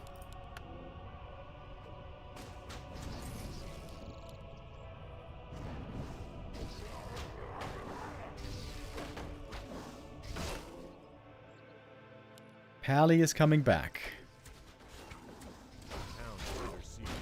Dark Ranger. She could get more skellies, of course, if she can find more kills. Next bear goes down, though. More Dryads. Oh, he has to repair the altar. He has to repair this altar. Where's the Wisp repair? FoCuS. Trying to kill the Ogre Lord. Lots of experience from this, by the way. Ogre is fast, though. Oh, got killed by the Quill Beast. And the altar is destroyed. Dark Ranger not coming back. We have the Thunderhawk, which I hate. But he gets another kill. Oh my god. Oh my lord, Yumi. Yumi could have won this game easily. He's sending peons down here to tower the expansion. If Yumi had expanded, this game would have been his easy. But FoCuS with one hell of a showing here. Fighting spirit, never giving up. Can he get the Dark Ranger back, though? I'm not sure. Perhaps not. I mean, he's got lots of gold. He could go for a Tavern Res. Has to cancel the towers, though. If the towers finish, things get very spooky.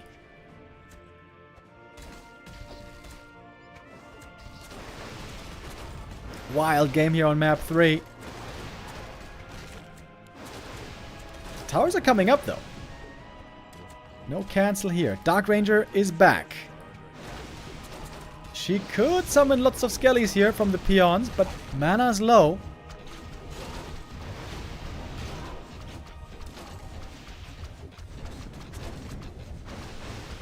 Towers are up. Panda is hurt. Oh, but the Pally. Oh, of course the Pally's back. Oh, and he might just kill the Dark Ranger. Hold up. Has to run away from the Dark Ranger. Breath of Fire. Holy Light. Oh! Killed her again. The Breath of Fire and Holy Light. Too much damage for the Dark Ranger. Oh, man. What a sick game, dude. This is one of the most entertaining games we've had in a while on this stream. Topsy-turvy, ups and downs. You don't know where the game's gonna go. Entangled Goldmine taken out. And now both are out of gold. Both are out of gold.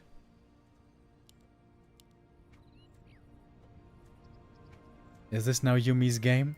It seems like it should be. Yes, it is! FoCuS taps out. Yumiko wins map number 3. Oh my, oh my. 29,000 damage on the Panda. Ooh-wee.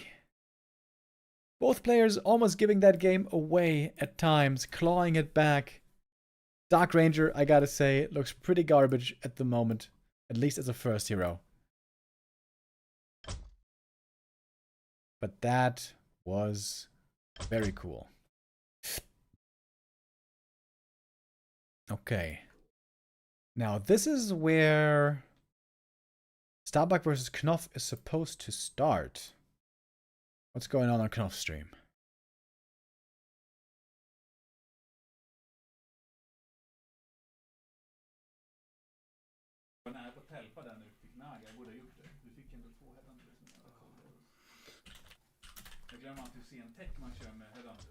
Oh, I think it is. Ska vi kolla lite maps här på en... Yeah, I just saw it. Ska vi köra bara -2 var eller? Så -2 då var? Hey Neo, yes, we're gonna play now if you're ready. We're just doing votes. Oh, you're already here. Nice.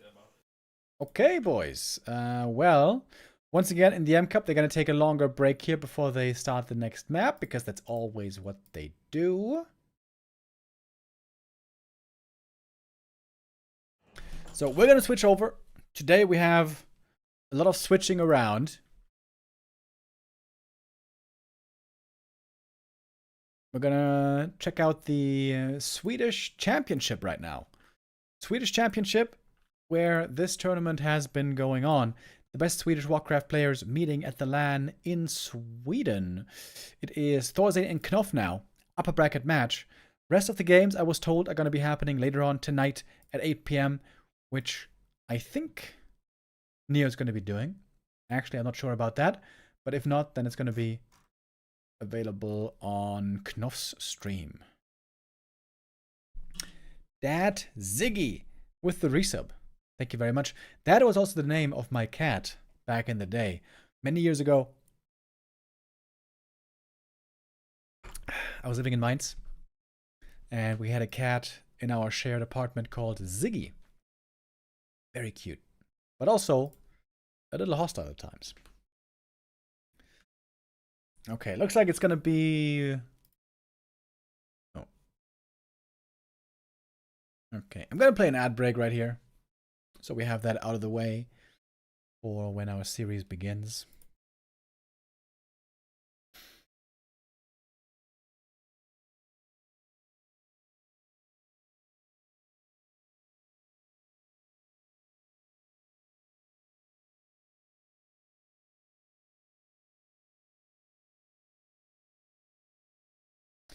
They're playing on Secret Valley. Oh my god. I hate that map. Gonna be a best of 3, by the way.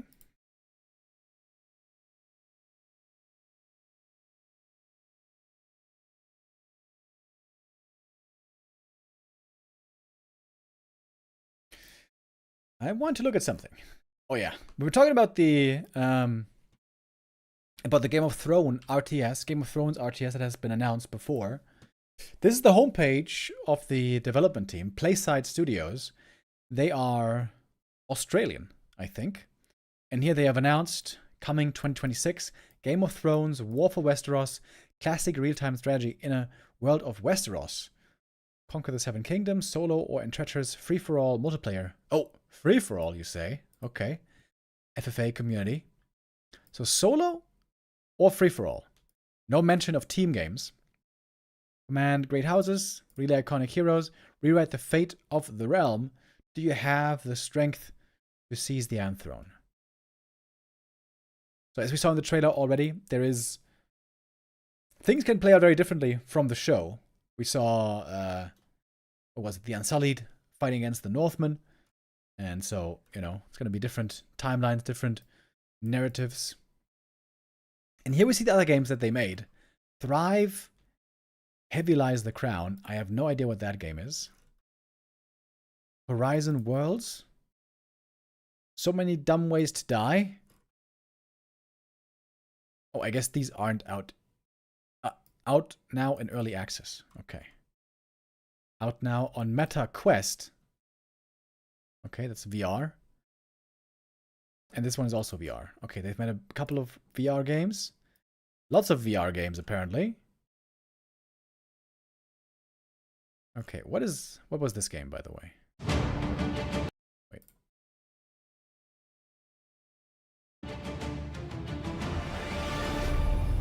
Oh. It's been 2 months since the fall of Aldemar.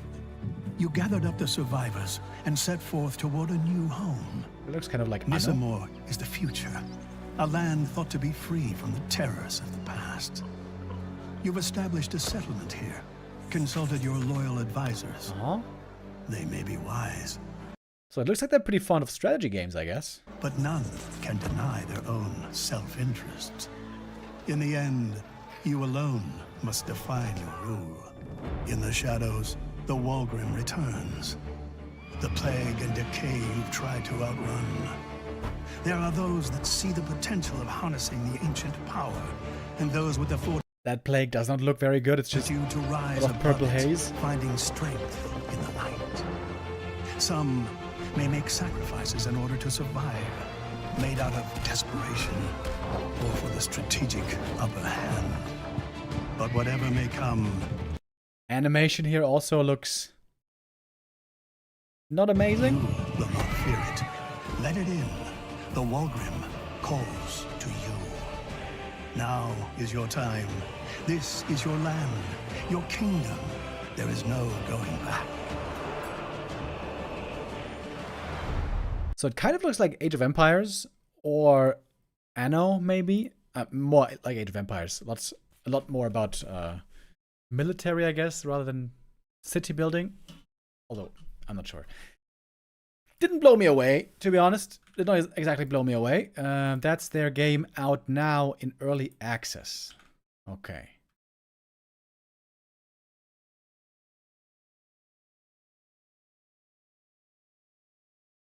We are getting ready for Knopf versus Thorzane right now, of course.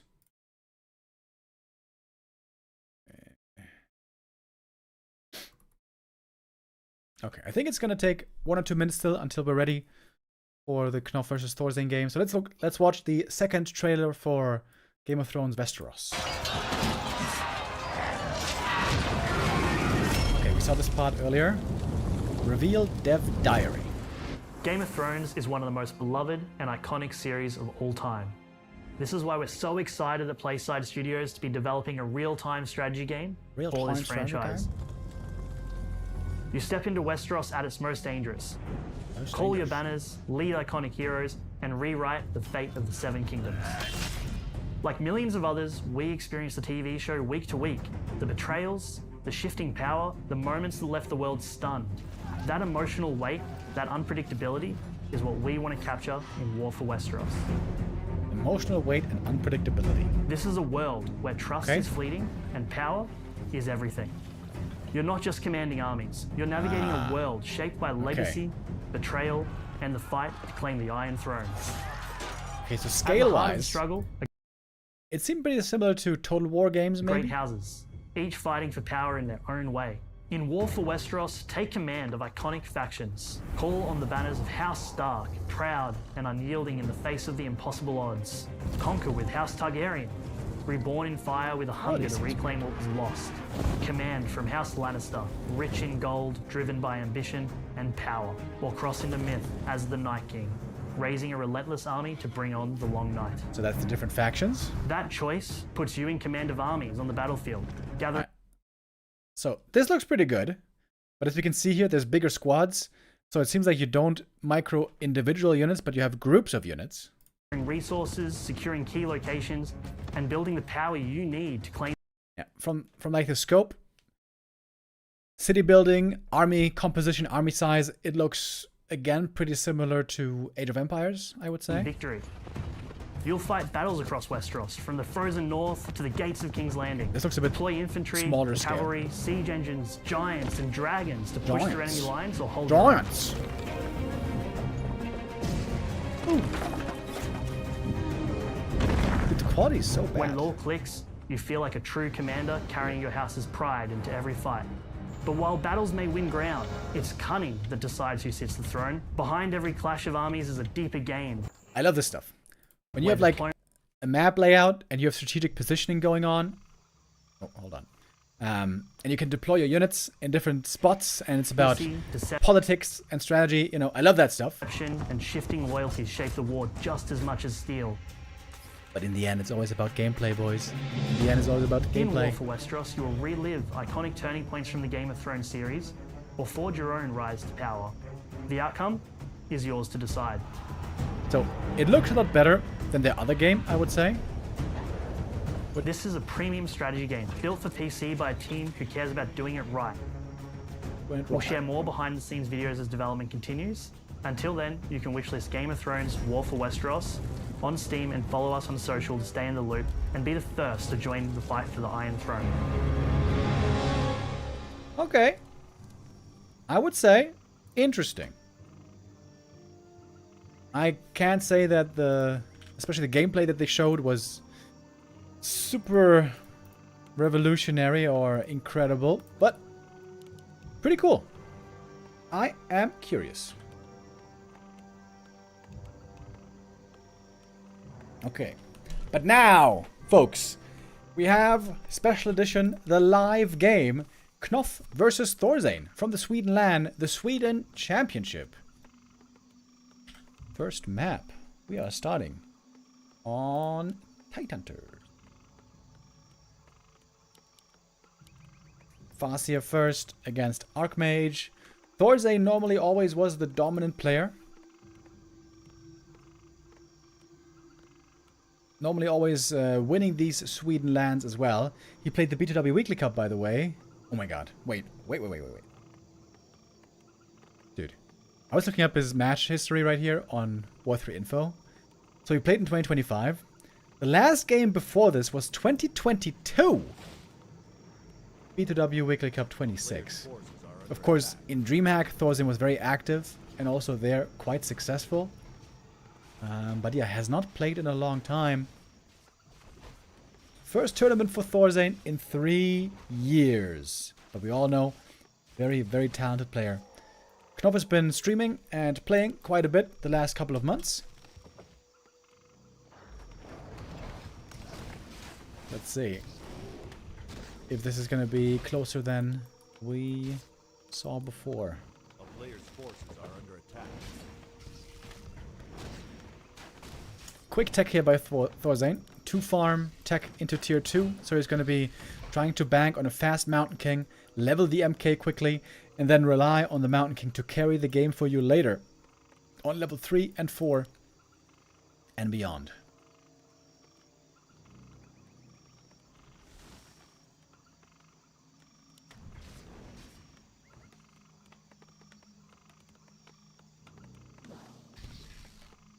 A player's forces are under attack. Oh. Little pause. What's wrong?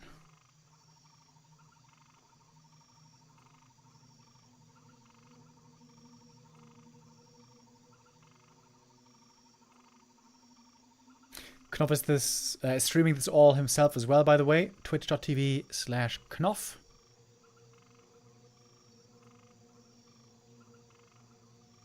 Suppose it has lags. Oh. Well, that sucks. Fix your internet, Scoot.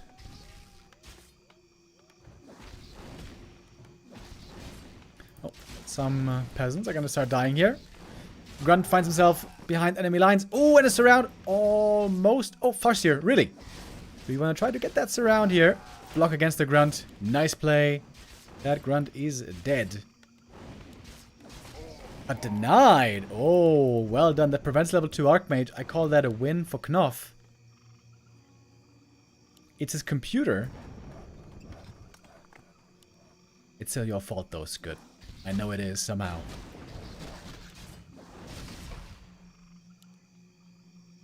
Well, computer lagging is not nice. It reminds me. Do you guys remember back when we were kids and we all had BearShare or LimeWire and we all destroyed our PCs back when we were very careless teenagers? And then you got like spyware or ransomware or something. That shit was very terrifying. Dude, to this day, I still, like, once every couple of months, I have this dream that I have spyware on my computer again because I clicked the wrong link and my computer is infected and they're demanding money from me, or I don't know, I'm getting arrested or something weird. Dude, I have this dream so frequently. That one, and the other dream I have all the time is that I'm in a car, I'm driving somewhere, and I'm trying to brake, and the brakes don't work, and I crash into something.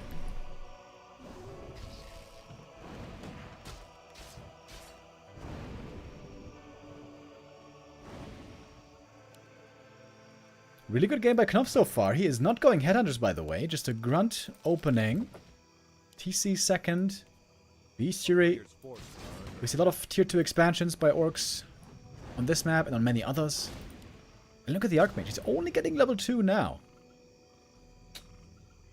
Oh, the lags. Rather unfortunate.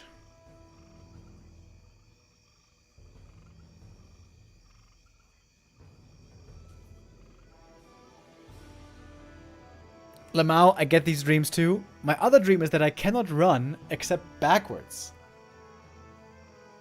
I've never heard that before. That's funny. You're like the superhero that Jesse made in Breaking Bad. What was his name? Like Rewindo or Backwardo? He could only go backwards, but he could go backwards very fast. Yeah, I also have another dream. Also includes running. Where I'm trying to run somewhere, but I can't really run because I don't have the connection to the ground, because once I make a step, I bounce up into the air, and the gravity is so low that I just kind of float in the air. And I'm trying to run fast, but I can't because I'm just floating. Most of the time.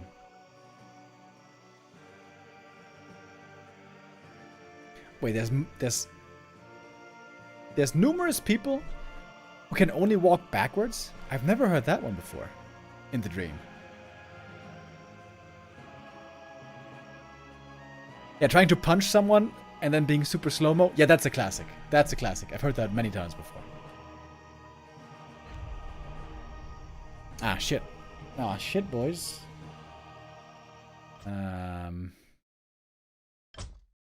We got a regame.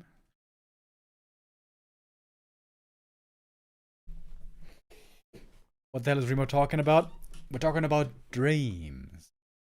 Dreams. It's common in speedrun games that there's a technique that utilizes that backwards movement is faster. Is that where the dreams come from, though? That would be kind of crazy.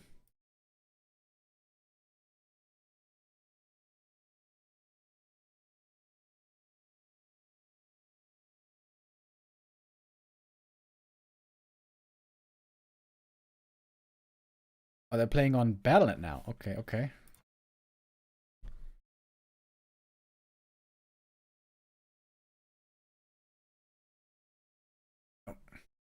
I gotta log into Battle.net. Hold on.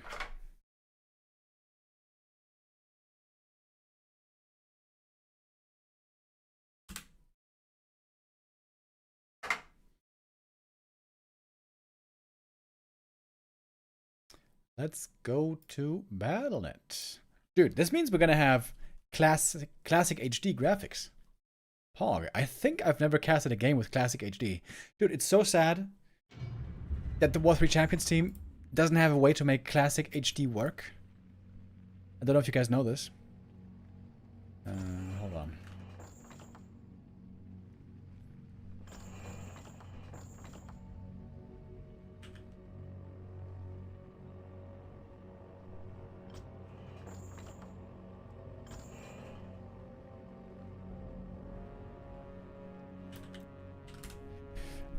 But yeah, the way that Warcraft III Champions works is it starts the game from offline mode, and the way they explain it to me is to have Classic HD activated, you need to have online mode and then the settings applying it. And it doesn't seem to work from offline mode, which is the reason why on Warcraft III Champions Classic HD doesn't work. Which is such a shame, man, because it looks actually so neat.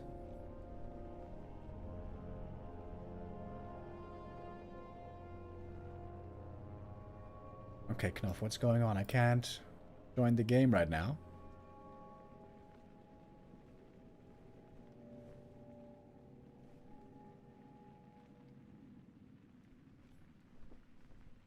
Look at Thorzane's new haircut, by the way. Yo. Thorzane is looking swag. Like a surfer boy.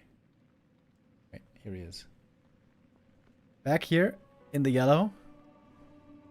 He's got, like, longer hair now. Not as long as Scoot.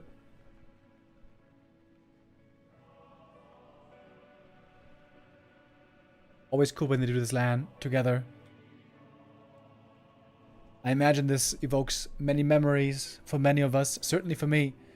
Back in the day, then as teenagers when we had LANs regularly. Dude, LANs were so cool.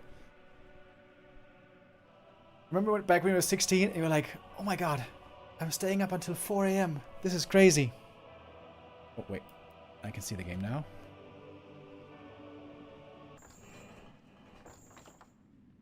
Okay. Now I'm in. Yeah, hanging out with the friends, playing Counter-Strike 1.6, sharing all the different movies from the hard drives, hoping that there were no viruses on them. I always got lucky, fortunately. Yeah, playing Counter-Strike 1.6, dude. Oh my... Oh. Bro, what is this? What is this map? Okay, wait. I think it's gonna be okay for you guys. Anyways, behold... Classic HD. Boom. Now the overlay is screwed up. No way, bro. Wait, is it screwed up? Yeah, it is screwed up. Fuck. Wait, does the overlay not work on Battle.net? I think it should work. Ah, shit. Okay, gotta disable the overlay here for this map.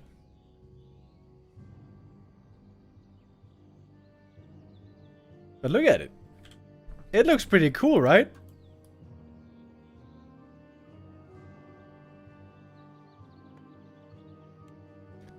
Yeah, and the annoying thing here is this on this map they have this thing right here.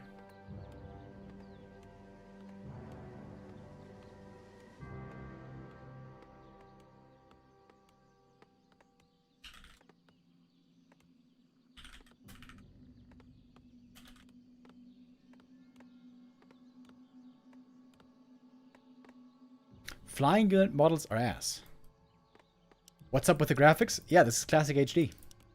This is Classic HD right here. Unfortunately, not available on Warcraft III Champions or on KK platform. I think it looks good though. I think it looks clean.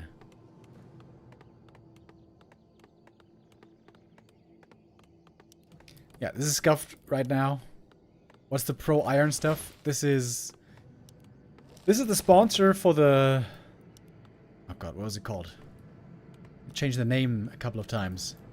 WGL tournament? WAL. It says it right here. Fly WAL. That's also why it has this advertisement banner in the middle of it, which is very annoying. I'm gonna try to host a better map, the right map, on the second one.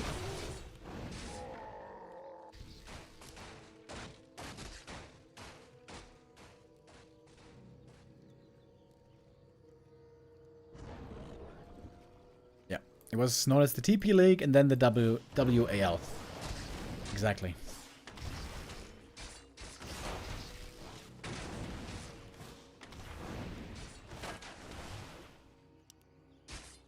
A player's forces are under attack.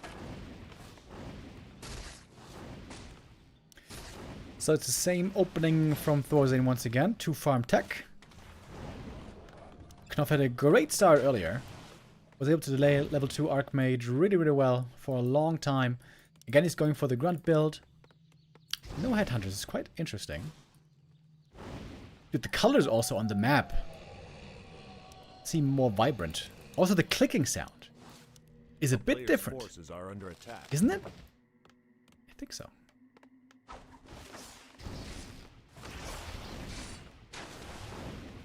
Oh, end snare on the Grunt. Oh, this game is looking way worse if he loses this Grunt. I guess he lost the Grunt earlier as well, with a deny. Maybe it's the same. Got the Arcane Tower up now. This Wolf would be level 2. Ah, denied though. Still largely a successful early game for Knopf. Of course, losing the Grunt isn't great. But slowed down the Archmage well. Ooh. Still no level 2. Tier 2 now, finishing up. Quick tech for both to get the second hero out. TC and MK respectively will be the carries in the late game.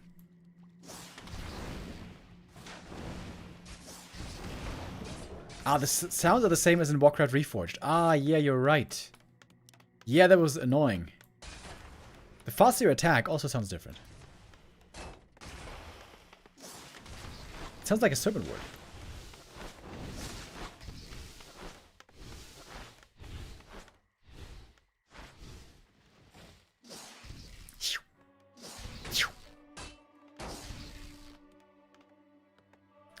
Bestiary once again. And Rifle Caster.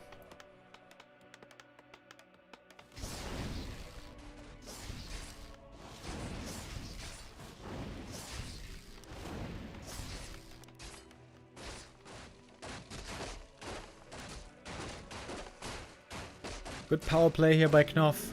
Successfully keeping the Archmage from level 2 for a very long time. Again, it's a bit sad that the Grunt died, but other than that, if the Grunt hadn't died, this would be the perfect early game. TC is out. Might be able to creep the Expo here right away. And then, perhaps looking for the expansion indeed.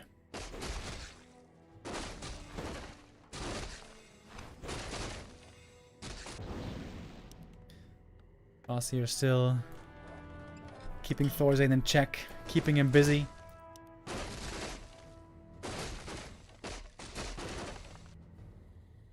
And look how long it's taking Thorzane to get that level up.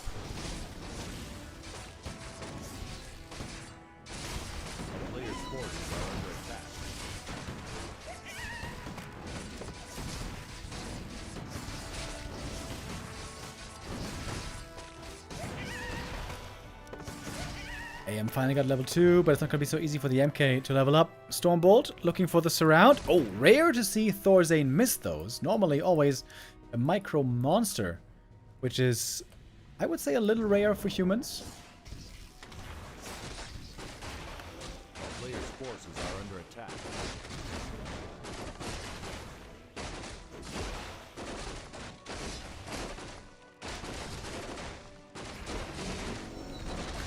DC gets a level 2. Good experience from this camp.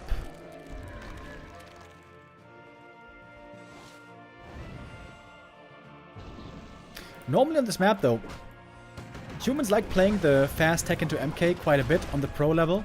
because they get MK out quickly, then they creep up the MK heavily, they get level 3 fast, and then they can look for very strong 50 supply timing with level 3 Mountain King. But without level 3, it's a very different story. Here the early game for Thorzane was pretty rough. Level up on the Archmage was super late. Mountain King has to creep with the first hero. It's all taking a little longer than he would like.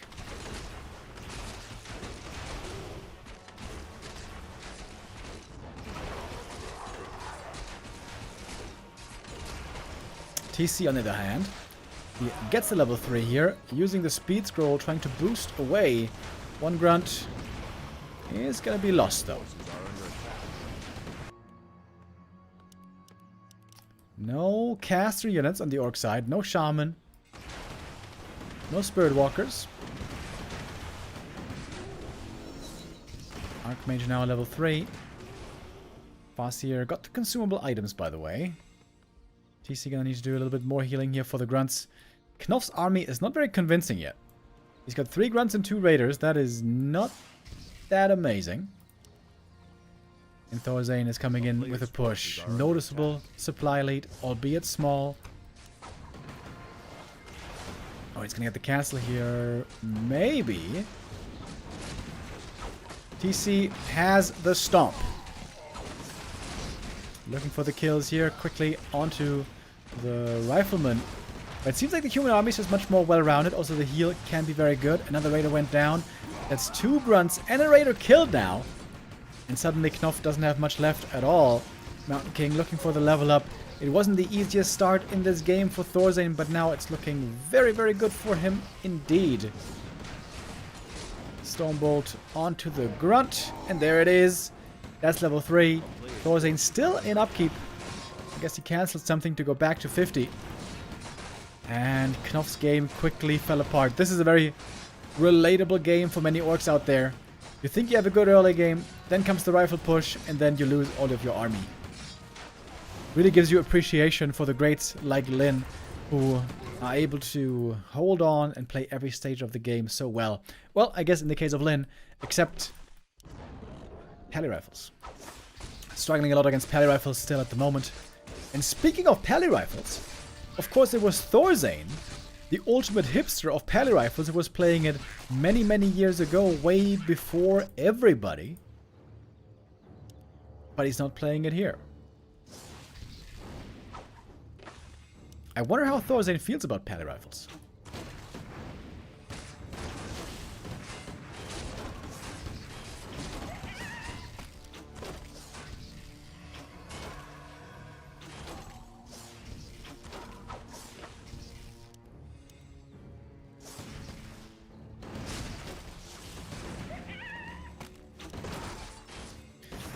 Well, looks like Knof is in big, big trouble here. Human is just getting stronger with more items, more creeps, more levels. Oh, and Thorzane's going tier 3. 3 peasants stuck back here. Now they can get back to work. Inner fire rifles, baby. This is what this is gonna be, methinks.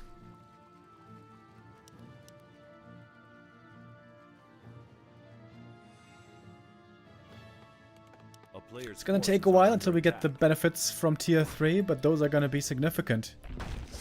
And Knof seems to be stuck in a very uncomfortable spot. Not a great army, really. Grunts and raiders only. Nothing else. It's very Smork. Very go in, fight, fight. It is thematically fitting. But perhaps not that strong on the high level.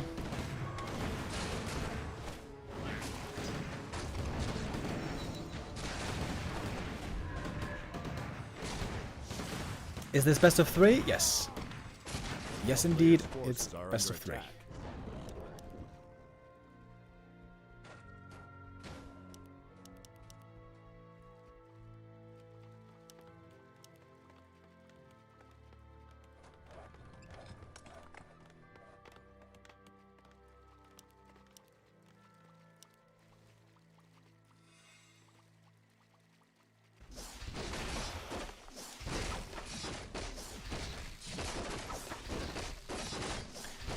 How can Knopf win this game? I think he needs double level 5.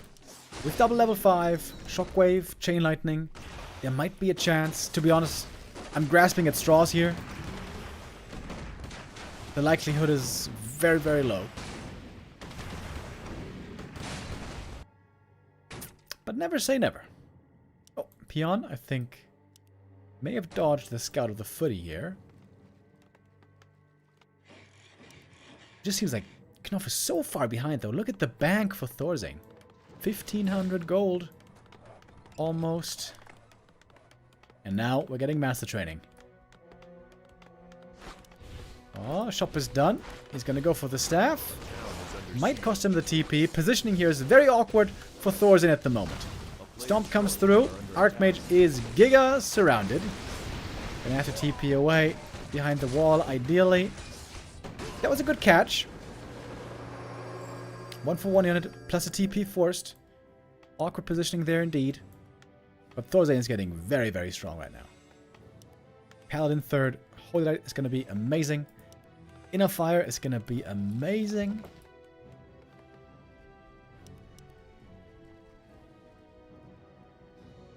A town is under siege. Toxie saying he removed all the WAL maps from Warcraft III Champions. Players' forces are under attack.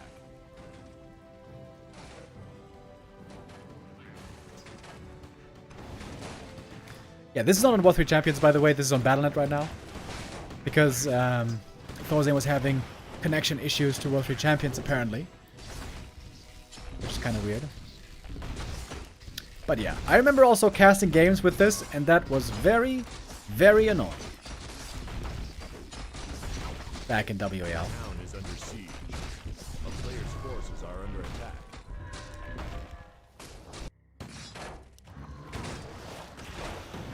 Expo cancelled. This time doesn't even finish. Where is the Inner Fire? Knopf has to play the lame game. Play the lame game.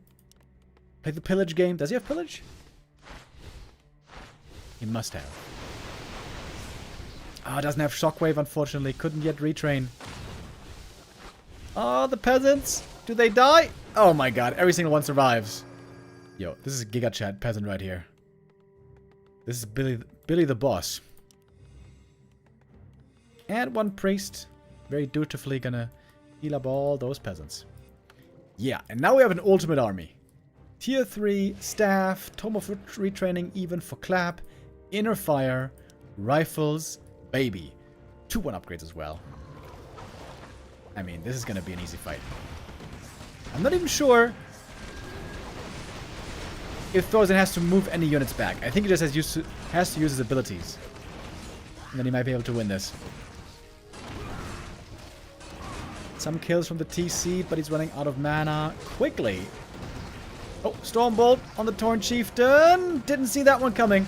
Squad of Protection. 7 bonus armor on the Rifleman with Inner Fire. Taking literally 0 damage. Big mana potion still available as well. And that is going to be GG. Okay, I'm going to try to host the next map so we don't get this weird, stupid map again. If I know the name. I mean, if I know the map.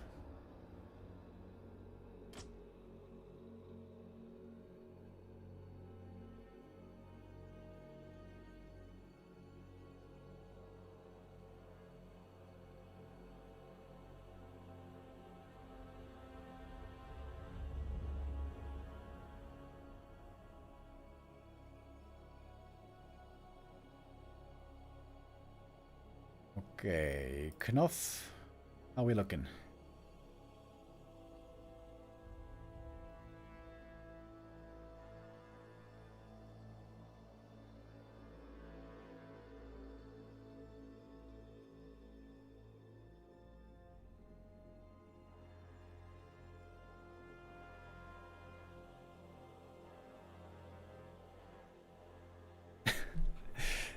Knopf is struggling to find the right version.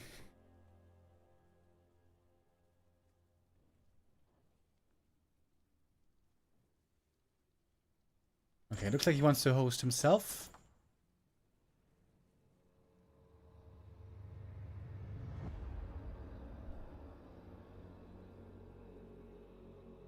No?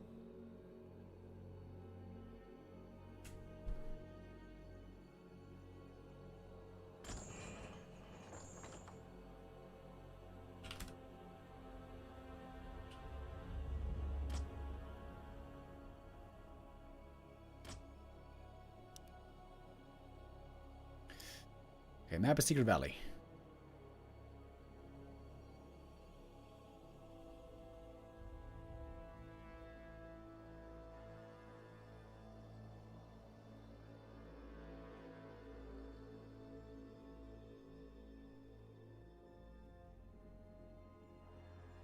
Okay, now I hope I'm not gonna host the wrong map.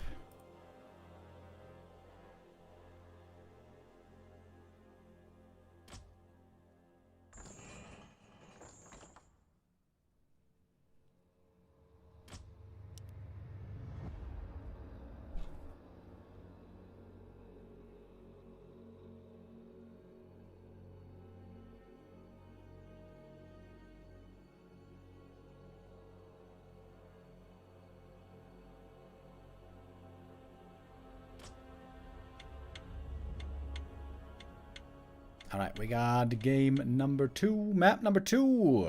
Thor's in up, 1-0. Our map is Secret Valley. Oh, thank God, this one's looking better.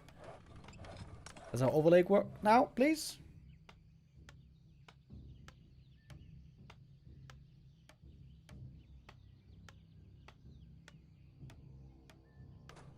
Not yet.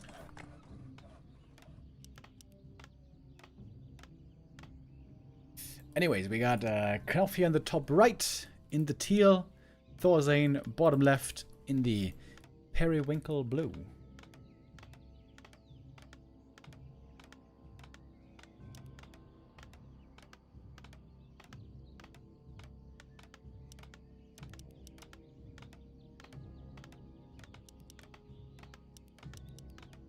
Thorzane had a difficult time there. In the early game, Knopf was able to bully him quite well. Archmage did not get level 2 forever. And MK creeping in the mid game also seemed pretty slow. TC crept the natural quickly, tried to expand there, didn't even go for casters to have a faster expo, but that didn't seem to be enough. Did not seem to be enough in the end.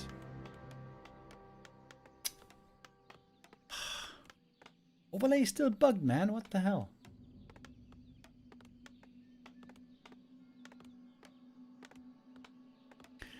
Today is a little bit off, guys. I'm sorry. Somehow today is a little bit off. I hope we can survive, though, with a standard overlay. At least we have the pretty Reforged graphics. I mean, what's it called? Classic HD graphics.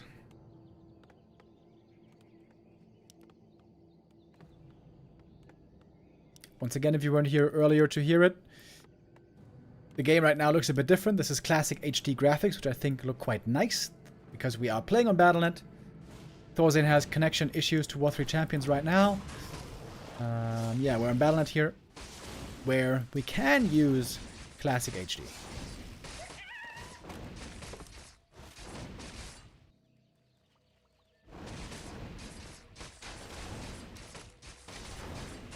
Archmage gonna get the first camp. It is a fast tech again, 2 farm into tier 2. I am only missing a little bit of experience now for the level 2. 1 wolf, I think, would be enough. Oh, 1 peasant here. Might be going down.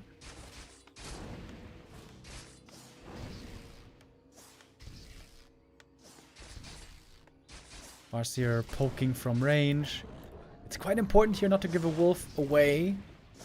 Makes a real difference. The timing on the level 2 Archmage.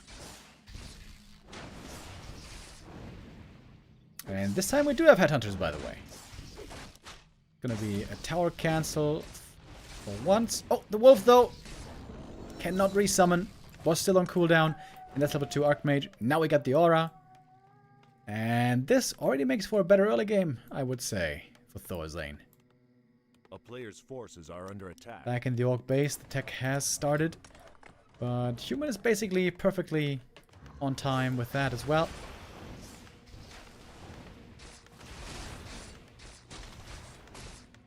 Wolves still looking for a little snack right here. Bunch of peasants still hurt. Looks like there's nothing that can save this one. Oh, surround though on the wolf. Okay. Again, a little bit more experience. Bozane once again showing off his micro skills. Well done, well done.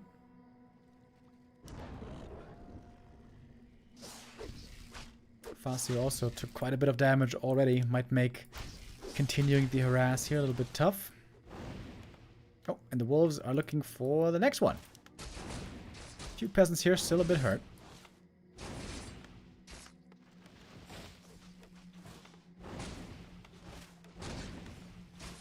Oh, and another trap. Oh my god, this is the third wolf being trapped right here. This is a wolf cage right there.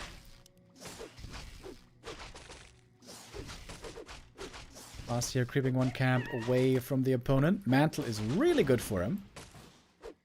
Almost level 2 now.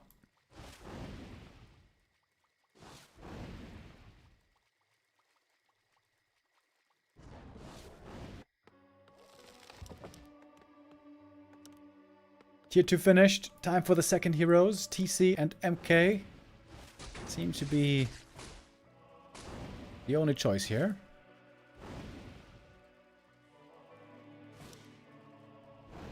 Archmage chasing for the kill.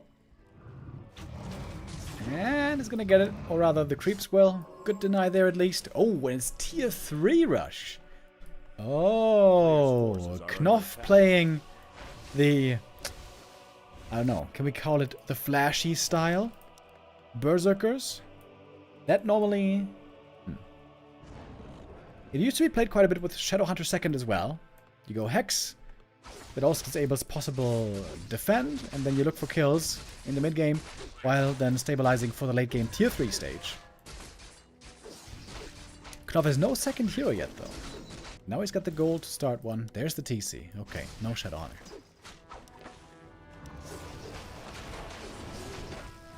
The big concern with rushing tier 3 is that the human might just creep level 3 in the mid-game on the Mountain King, push you, and then kill you before all of tier 3 is fully ready.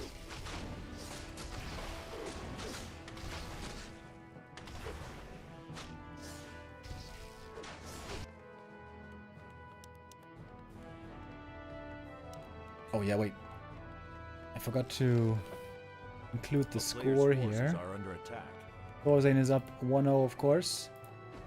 Yeah, sorry, our overlay was bugging. Fazio had to TP away with the Mountain King showing up with the danger of Stormbolt.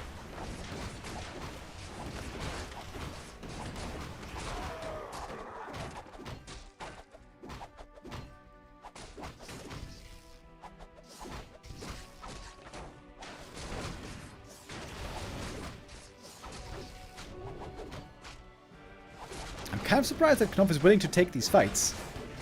Despite taking up to tier 3 right now.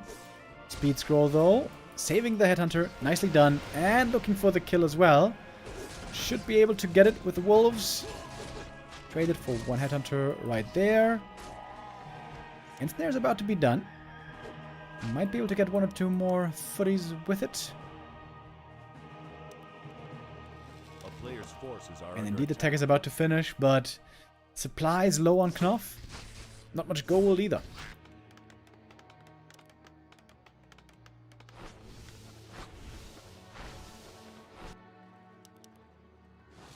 Thozane's heroes are looking pretty damn weak, though.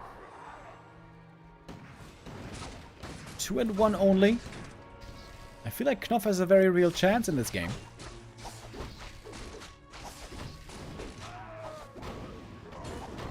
Tier 3 upgrades hitting soon. We got Berserker upgrade. Third hero normally also something we see a lot with this. The Shadowhunter for heal wave.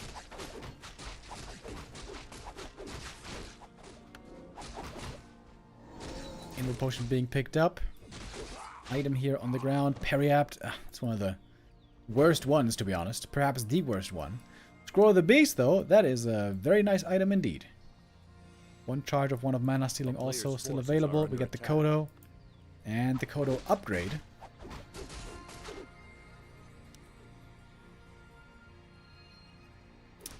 Very low mana on the Fossier here.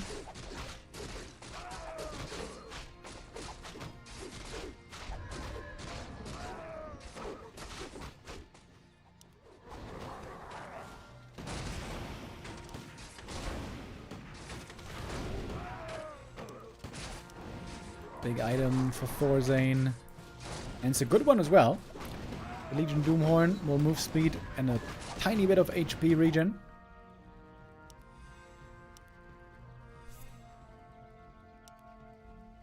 Knopf close to double level 3. Shadowhunter 3rd joining. And if Knopf can just micro up, or rather macro up, to 50 supply, I think he's got everything that he wants here. He didn't get pushed too early. Did not get forced to defend home before his tier 3 upgrades were really finished. He's got those upgrades now. And he's got almost 50 supply. Orb of Lightning I think might be cool as well.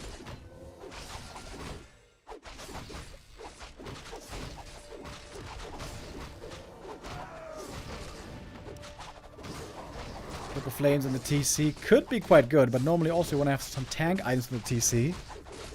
In fact, so far he has nothing. Well, I guess you could give him the Periapt. Which now he does. MK still not level 3. Wow, this is taking ridiculously long. 10 minutes. MK no level 3. I don't know why exactly, but this game, creep-wise, went horribly for Thorzane. But now he is finally there. He's been holding the skill point.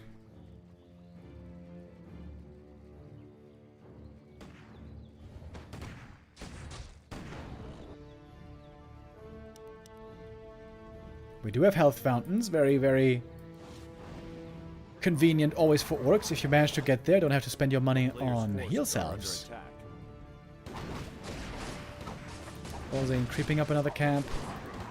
MK has some decent items. Periapt could be given the ring as well. He should be given the ring. Pass over some scrolls. We do have an Orb of Lightning. And both just sitting at 50 for now. Thorzane has seen the enemy army. I wonder if the tier 3 is worrying him now.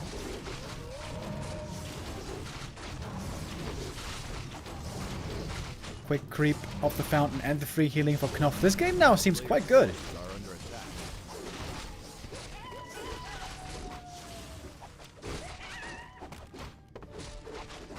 Ring of Protection. Great for the TC. Man, he's going to be so tanky. He got the belt and the ring. Great upgrades for the TC here. 1225 HP. So much health. Yeah, I'm favoring Knopf now, I think. Oh, I missed this one, though. I see Thorzane's also going tier 3. I did not notice that. Okay, there also, Thorzane can get big upgrades. Once we have Inner Fire, then the balance might be shifting again. Oh, what do we get here? Tauren Totem coming in, boys. Hell yeah. Tauren's insanely good against Riflecaster.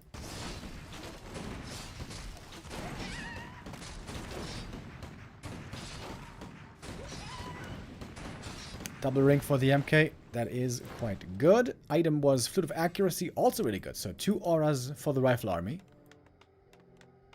And now, an attack into the main base. There is, again, no wall off.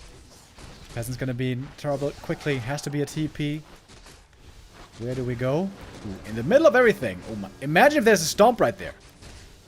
Ooh, Thorzane, he's in trouble here. He needs militia support right now. The militia are busy against the wolves for a long time. Chain Lightning comes in. Lots of kills for Knopf right away. Knopf with a wonderful start to this fight. He's going to TP out, trying to save the rest. The Kodo does get killed, though. There's level 4 for the Archmage. But certainly, this was the better exchange for Knopf. However, Thorzane with a bigger bag still. Head on and trying to solo creep a little bit more. Get that juicy level 3 with the green camps outside his base. That should be possible.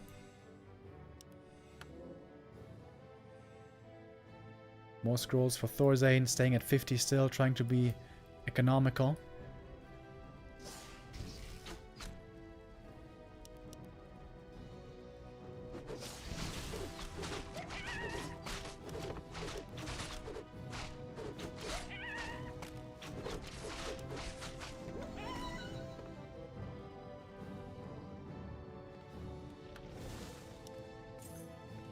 Pulverize. And indeed, Torrents coming next. Torrents with fountains on the map, always a dream. MK very close to the level 4. He's being given solo experience here. Isn't there one more Murloc here? There should be one more. Making a Griffin Aviary now.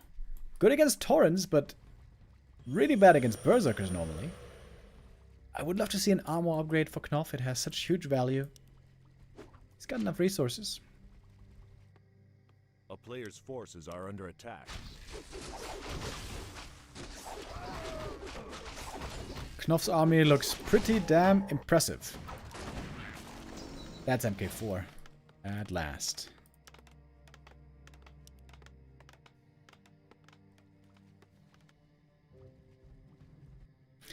Thorzane has a staff, but he's down in supply by quite a bit. When's he going to spend that money? Now. Going for Griffins. A player's forces are under attack. And wait, does he have inner fire? Yeah, he does. And I think he's going to need that as well. Quite the terrifying orc army now. Super tanky TC with amazing items. Well, Thorzane, you have to get back behind the wall. Everything except the MK has to stay behind the wall. The Orcish Horde is at the gates. Thorzane struggling a little bit with positioning his army. It's a bit awkward. They're blocking each other.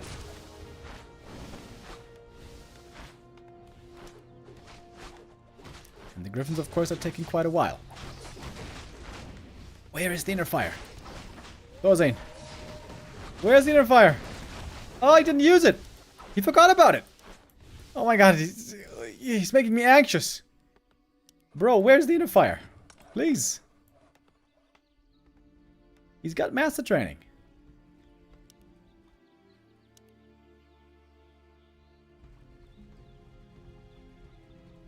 Knopf with a lot of gold here. He could go for a tiny Great Hall. He's got the money for it. Got the first Griffin out now. Dude, where is the inner fire? For real, though.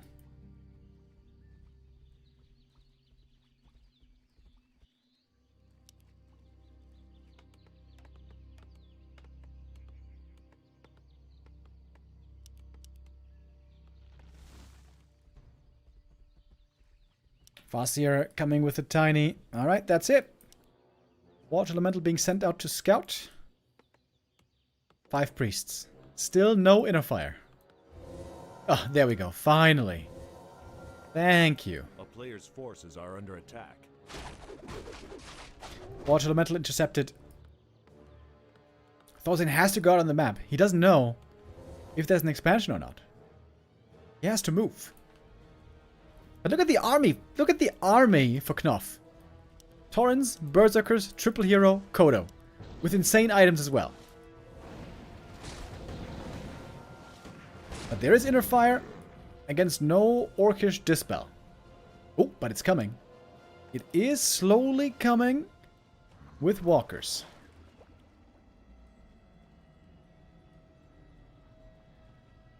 Thorzane with a big army now as well. 78 supply. I guess it's another Griffin being made. Militia have been called, but at the moment a bit AFK. Okay, it's going to come down to the micro. Who's going to have the better execution here?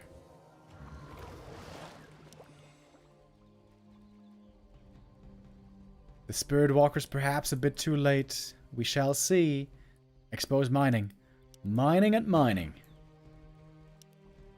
TC Illusion not gonna trick Thorzane this time. Oh, the Kodo Beast caught right away. That is the perfect target instantly and taken out right away as well. Stomp comes through. Pally might just be dead right away. Paladin in serious trouble, has to go for the heal scroll here to save himself. Pally is supposed to stay at the back and heal the units that are necessary to be healed. Mountain King claps are looking absolutely phenomenal though. Invo Potion, Stomp, Pally kind of hurt again. Level 4 on the TC, very strong now to have the aura for everyone. Ensnare on the Griffins trying to take them out quickly. MK is slightly running out of mana perhaps. TC has a couple stomps left. 2 more. Griffin's trying to get away from the Berserkers. The Berserkers looking for the kills. Priests in the back, ready to use Inner Fire and healing. Supply-wise, Thorzane with a slight lead, but that might change. The Griffin's still in trouble over here. Scroll of Protection, not quite saving them. Another one goes down. Level 2 on the Pally. Chain Lightning as well. Next Griffin goes down, and that's all the Griffins. I think now dead. All the Griffins seem to be gone. Torrens, super scary again. And Thorzane's army now smaller than the Orc army indeed. Has he done it? Knopf. Has he done it? It's looking like it. Chasing with the speed scroll, looking for more kills. The priest now easily taken out. There's no firepower anymore. Thorzane has basically no units left to do damage with. But he finds the hero. He finds the Farseer. That's a surround, holding it with the Archmage. Archmage though super hurt. AM may have to TP out at some point. He's pretty hurt right now. Ensnare is through. AM has to TP back home. Spirit Walker is saved last second as the rifle went down. Knopf still with a big supply lead. Trying to go for the Tavern res here, maybe. Painful thing for Thorzane is he doesn't have a shop anymore. Can't go for the Clarities. But I think Knopf is about to tie this up right here. Expo's running for a long time. Thorzane, I think, took a bit too long to get the push going.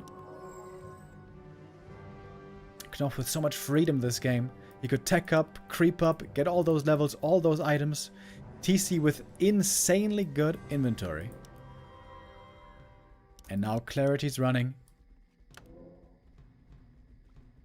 And 2 of the heroes. Mana potion for the Shadow as well. Even the Shadow now is level 4.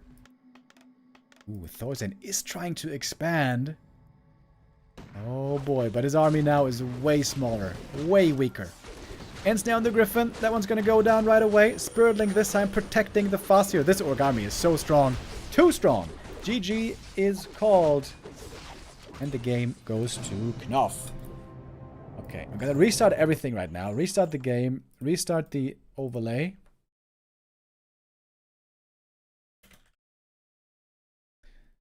And really hope that our overlay works finally. For the map 3 decider.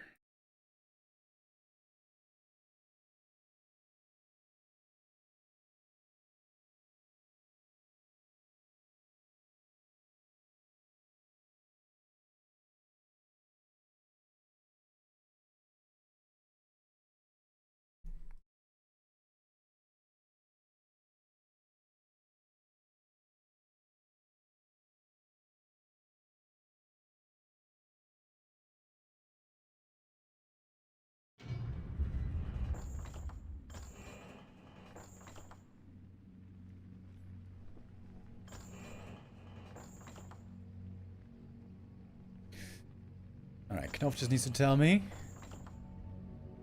what the map is.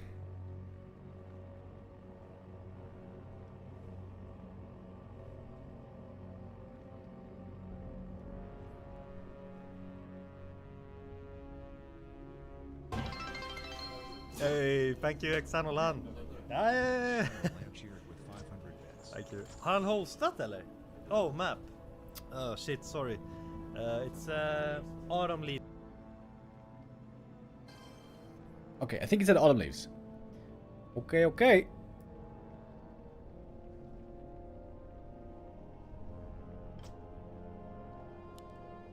Okay. Autumn Leaves. 3rd map decider.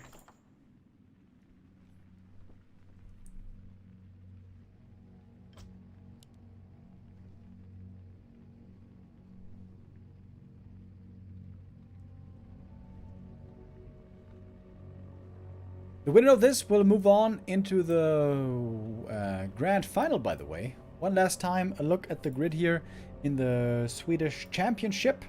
The 2 favorites, of course, are Thorzane and Knopf. They're in the upper bracket final. Strong play there by Knopf. Glad to see him do well on the 2nd map. First one was kind of a stomp. All the players in the lower bracket, to be honest, have a much lower chance. I think Lily C and Star-Shaped... Okay, they still have a decent chance, but Thorzane and Knopf, certainly the 2 favorites.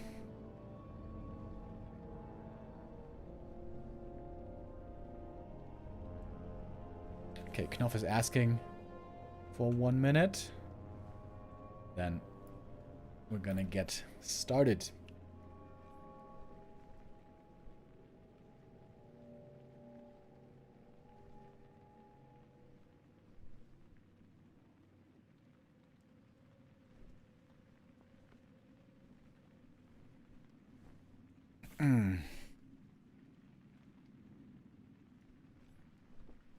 By the way, we didn't get to see the last 2 maps from the M Cup. I wonder who won there. Let's take a look. There we have some results as well. It was FoCuS winning out in the end. Yumiko used redraw. Oh wait, is that something you can do? Redraw to restart a game when you're unlucky? Oh, apparently it is. Used redraw. Okay. I didn't even know that.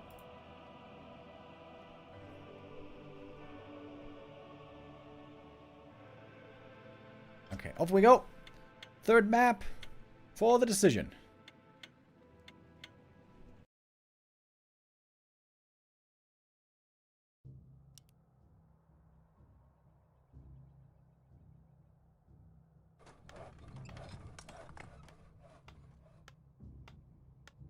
Oh, and our overlay is working, finally. Thank God. Sorry about it not working on the 2 previous maps. I don't really know why it didn't. But now, we got it in its full beauty.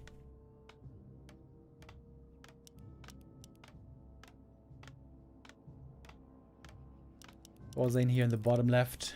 Knopf in the top right. The score is now correct. 1-1.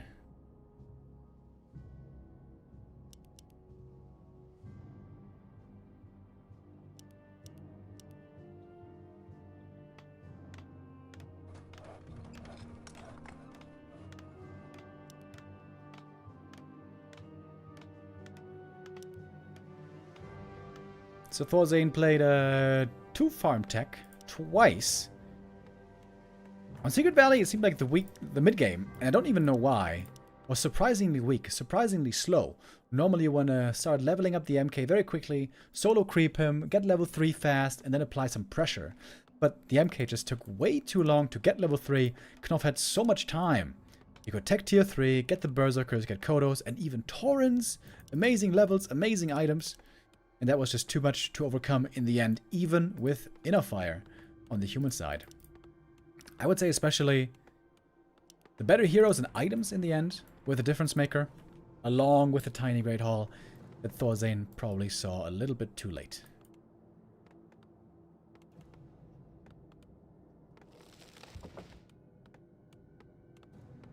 I think we might see these 2 again in the grand final. Yep, that would not surprise me. Oh, A player's forces I just are noticed this is wrong. Sweden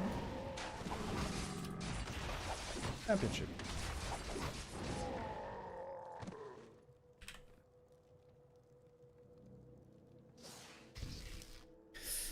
Well then, same early game once again. It's going to be Raz at the start with the Farseer and Wolves.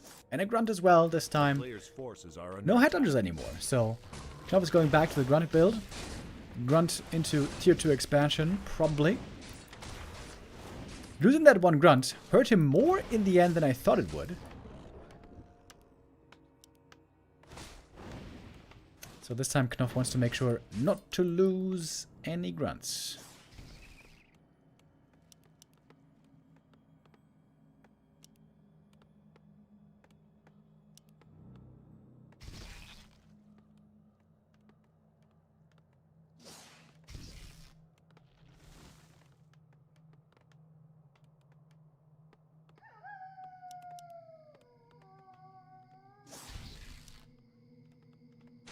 player's forces are under attack. Once again, the Archmage here is being slowed down a lot, so this is what Knopf wants. Couldn't find any peasant kills this time, but that is unlikely to occur anyways. Arms now coming up. We got the blacksmith, got the tower. And with the arcane up, finally the peasants will be well protected. Ooh, Knopf here, sneaky at nighttime. He's going for the merc camp early. A player's forces are under attack. Probably gonna hire some mercenaries. Takes out the high priest first. Makes for a rather easy camp.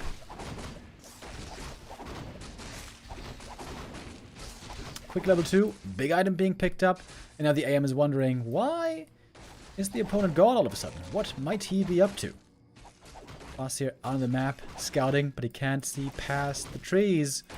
Doesn't know what the Farseer is doing here. This is a nice creep by Knopf. I like that quite a bit. Book of the Dead. Ooh, that could be really good in the right scenario.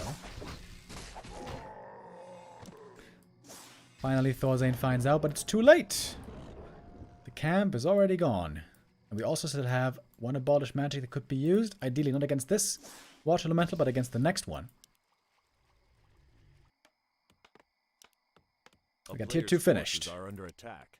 Oh, supply block. Oh, Knopf forgot about the burrow. Oh, that's going to delay the TC by a long time. That's pretty painful. He is going for a Spirit Lodge this time, by the way. First time we see that. Knopf varying up his builds.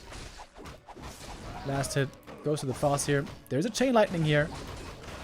Could use that to get the kill. One grunt. Probably going to go down again.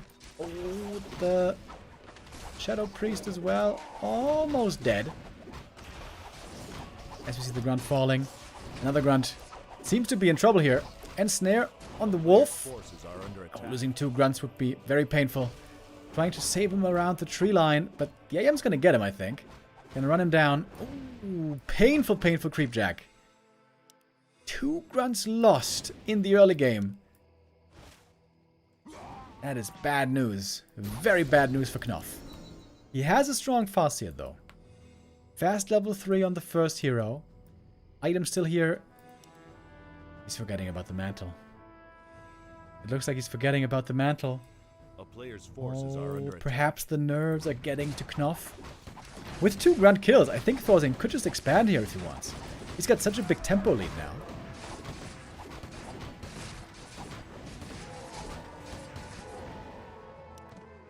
But looks like that is not the plan. He's going to pull back the militia. Now focus on creeping up the Mountain King, probably.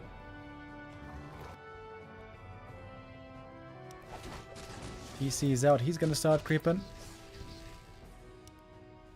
A player's forces are under attack. Farseer has quite a bit of mana here, by the way. Can be quite annoying.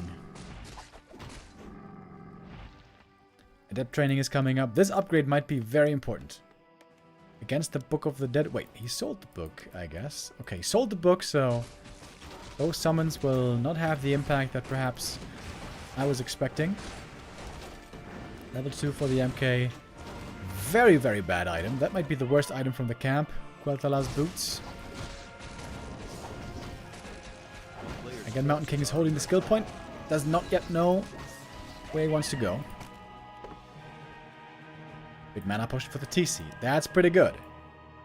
It certainly feels like Thorzane is playing a much more dominant mid-game here. Of course, those 2 grunt kills had a big ripple effect. Speed scroll on the Farseer. I think that was a misclick. Must have been a misclick. That didn't really do anything. TC getting very close to level 3. Perhaps this is even enough. Picks up the heal scroll. Claws of attack. MK also about to hit that level 3.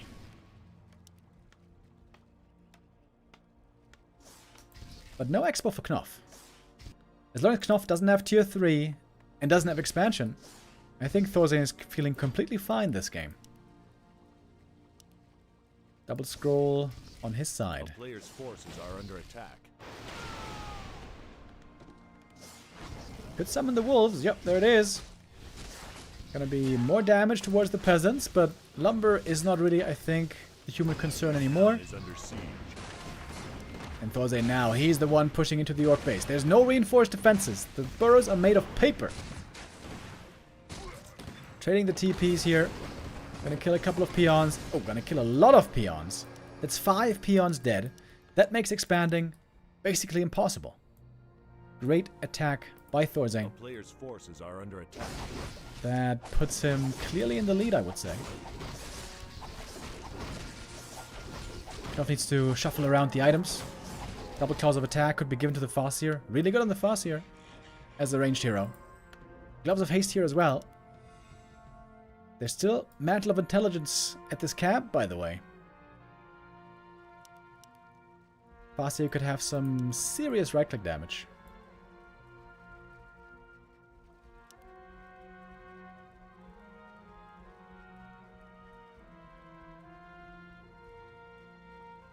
Thorzane setting up for the next base attack. Do we have reinforced defenses this time? Forces are under Not quite yet. Oh, and there's no TP. There's no TP for Knopf. He's gonna have to go for the base race. Like, there's no other choice. Oh, he's gonna run back? Really? Shouldn't he just counterattack? He's even got pillage. Town is under siege. Oh, it takes a long time. Item again was left on the ground. So many items left on the ground partly this game. Of course, it's a stressful situation. Peons in danger again. Burrows being attacked. Good saves on the peons so far, but now they might start dying again. 2 peons fall. Oh, it's way more actually. 4 peons have died here.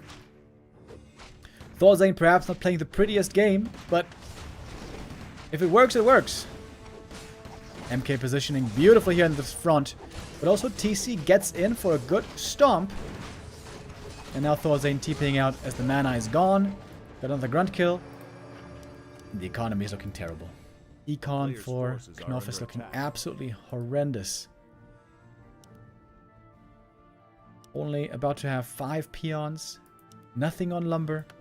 He's missing a burrow.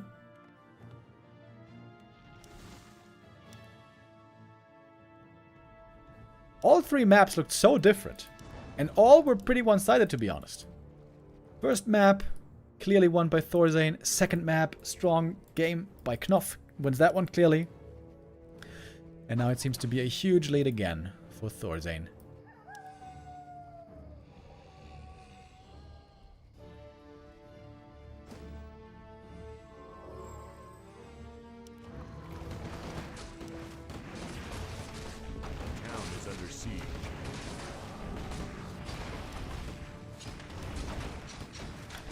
They creep here for the human army. Double level 4, not too far off. This looks like a Hail Mary play to me. Invis TC trying to save the game. Oh my god, stomp position here could be insane. Oh, TC. Boom! Stomp of a century! Is it enough to win this fight? Rest of the Orc army is far behind. We have a lightning shield on top, but it's getting dispelled. Invo potion and the next stomp. We have Clap on the other side against it. Kodo's running in, looking for the Devour, but the Stormbolt finds it right away. Mana potion on the TC. I think he still had a stomp though. He might have used and wasted a bit of mana right there. Clap on the Mountain King. He's out of mana now himself, but he has a mana potion as well still. Bastia with lots of right-click items still. The damage from him not looking bad, but the army for the human is just so much bigger. So much bigger. TC chasing after the priest, but they're healing each other. Level 4 on the Farseer. This Invis play really paid off. Perhaps there's a chance still.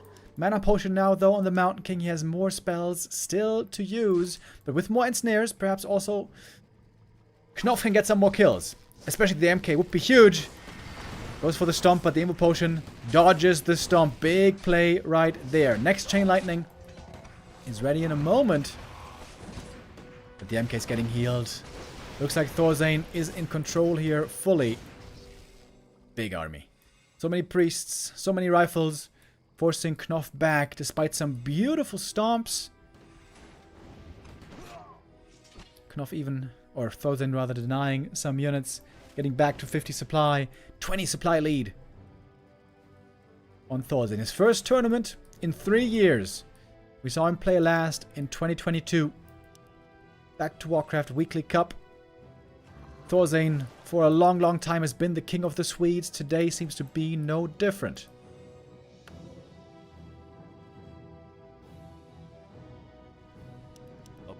Oops, forgot about a couple of units down here. If this was a very close game, this would be very important. But the game does not seem that close right now.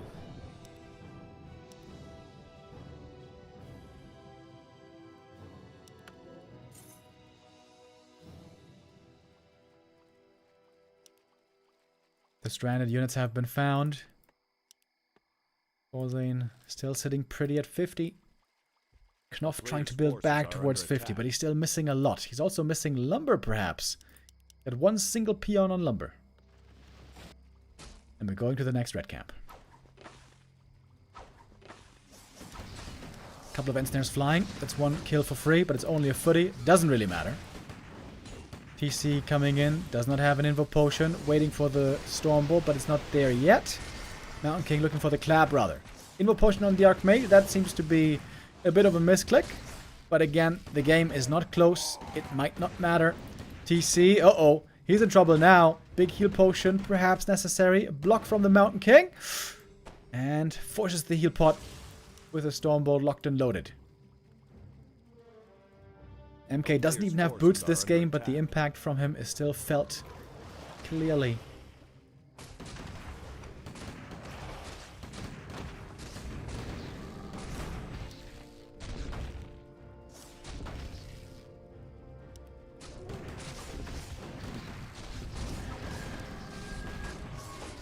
One Sorceress being caught here. The big Granite Golem is still available. If Knopf can get the steal, perhaps there's a chance, but the positioning by Thorzane is exquisite. Rifles protected in the back with the Priest. TC with the Invis, trying to steal it. Couldn't get it. It's the MK who picks up the Cloak of Flames. Very nice item for him. TC is revealed somehow. Uh-oh, Stormbolt and Clap, and the TC is almost dead. Ooh, 40 HP. Almost met his maker right there. It's going to be the Kodo in the end who has to pay the price. And that's Archmage almost on level 5. Same for the Mountain King. This little creep here is perhaps enough.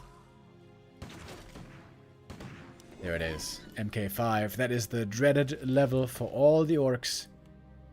Going back to the shop. Clarities now will be amazing. And mana potions. Giga Carry MK has arrived. A player's forces are under attack.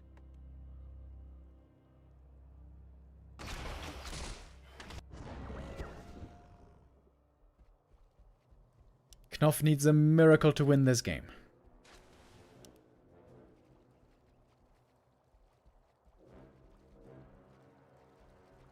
I wonder if he's ever going to go for the boots on the MK. This would make finding pickoffs way easier.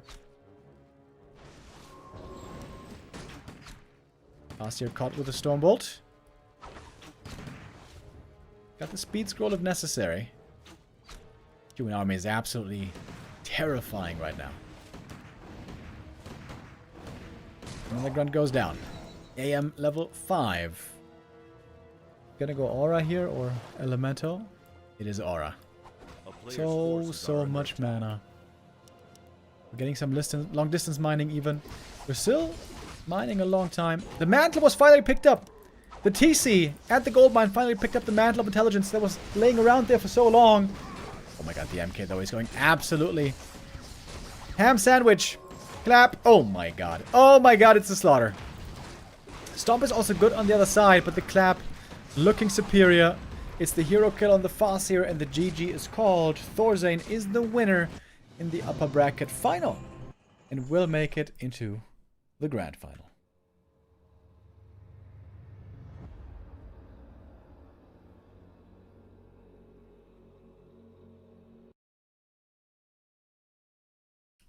Knopf, of course, still in the tournament. He is going to play on. I don't know if it's today or tomorrow. There's still quite a few games to be played here in the Swedish Championship. Over in the Sweden land that is happening right now. Starshaped made it through. Starshaped and Lil DC should be the favorites here to join Knopf and Thorzane in the top 4. Neo might be continuing with the cast after I'm off, but I'm not 100% sure.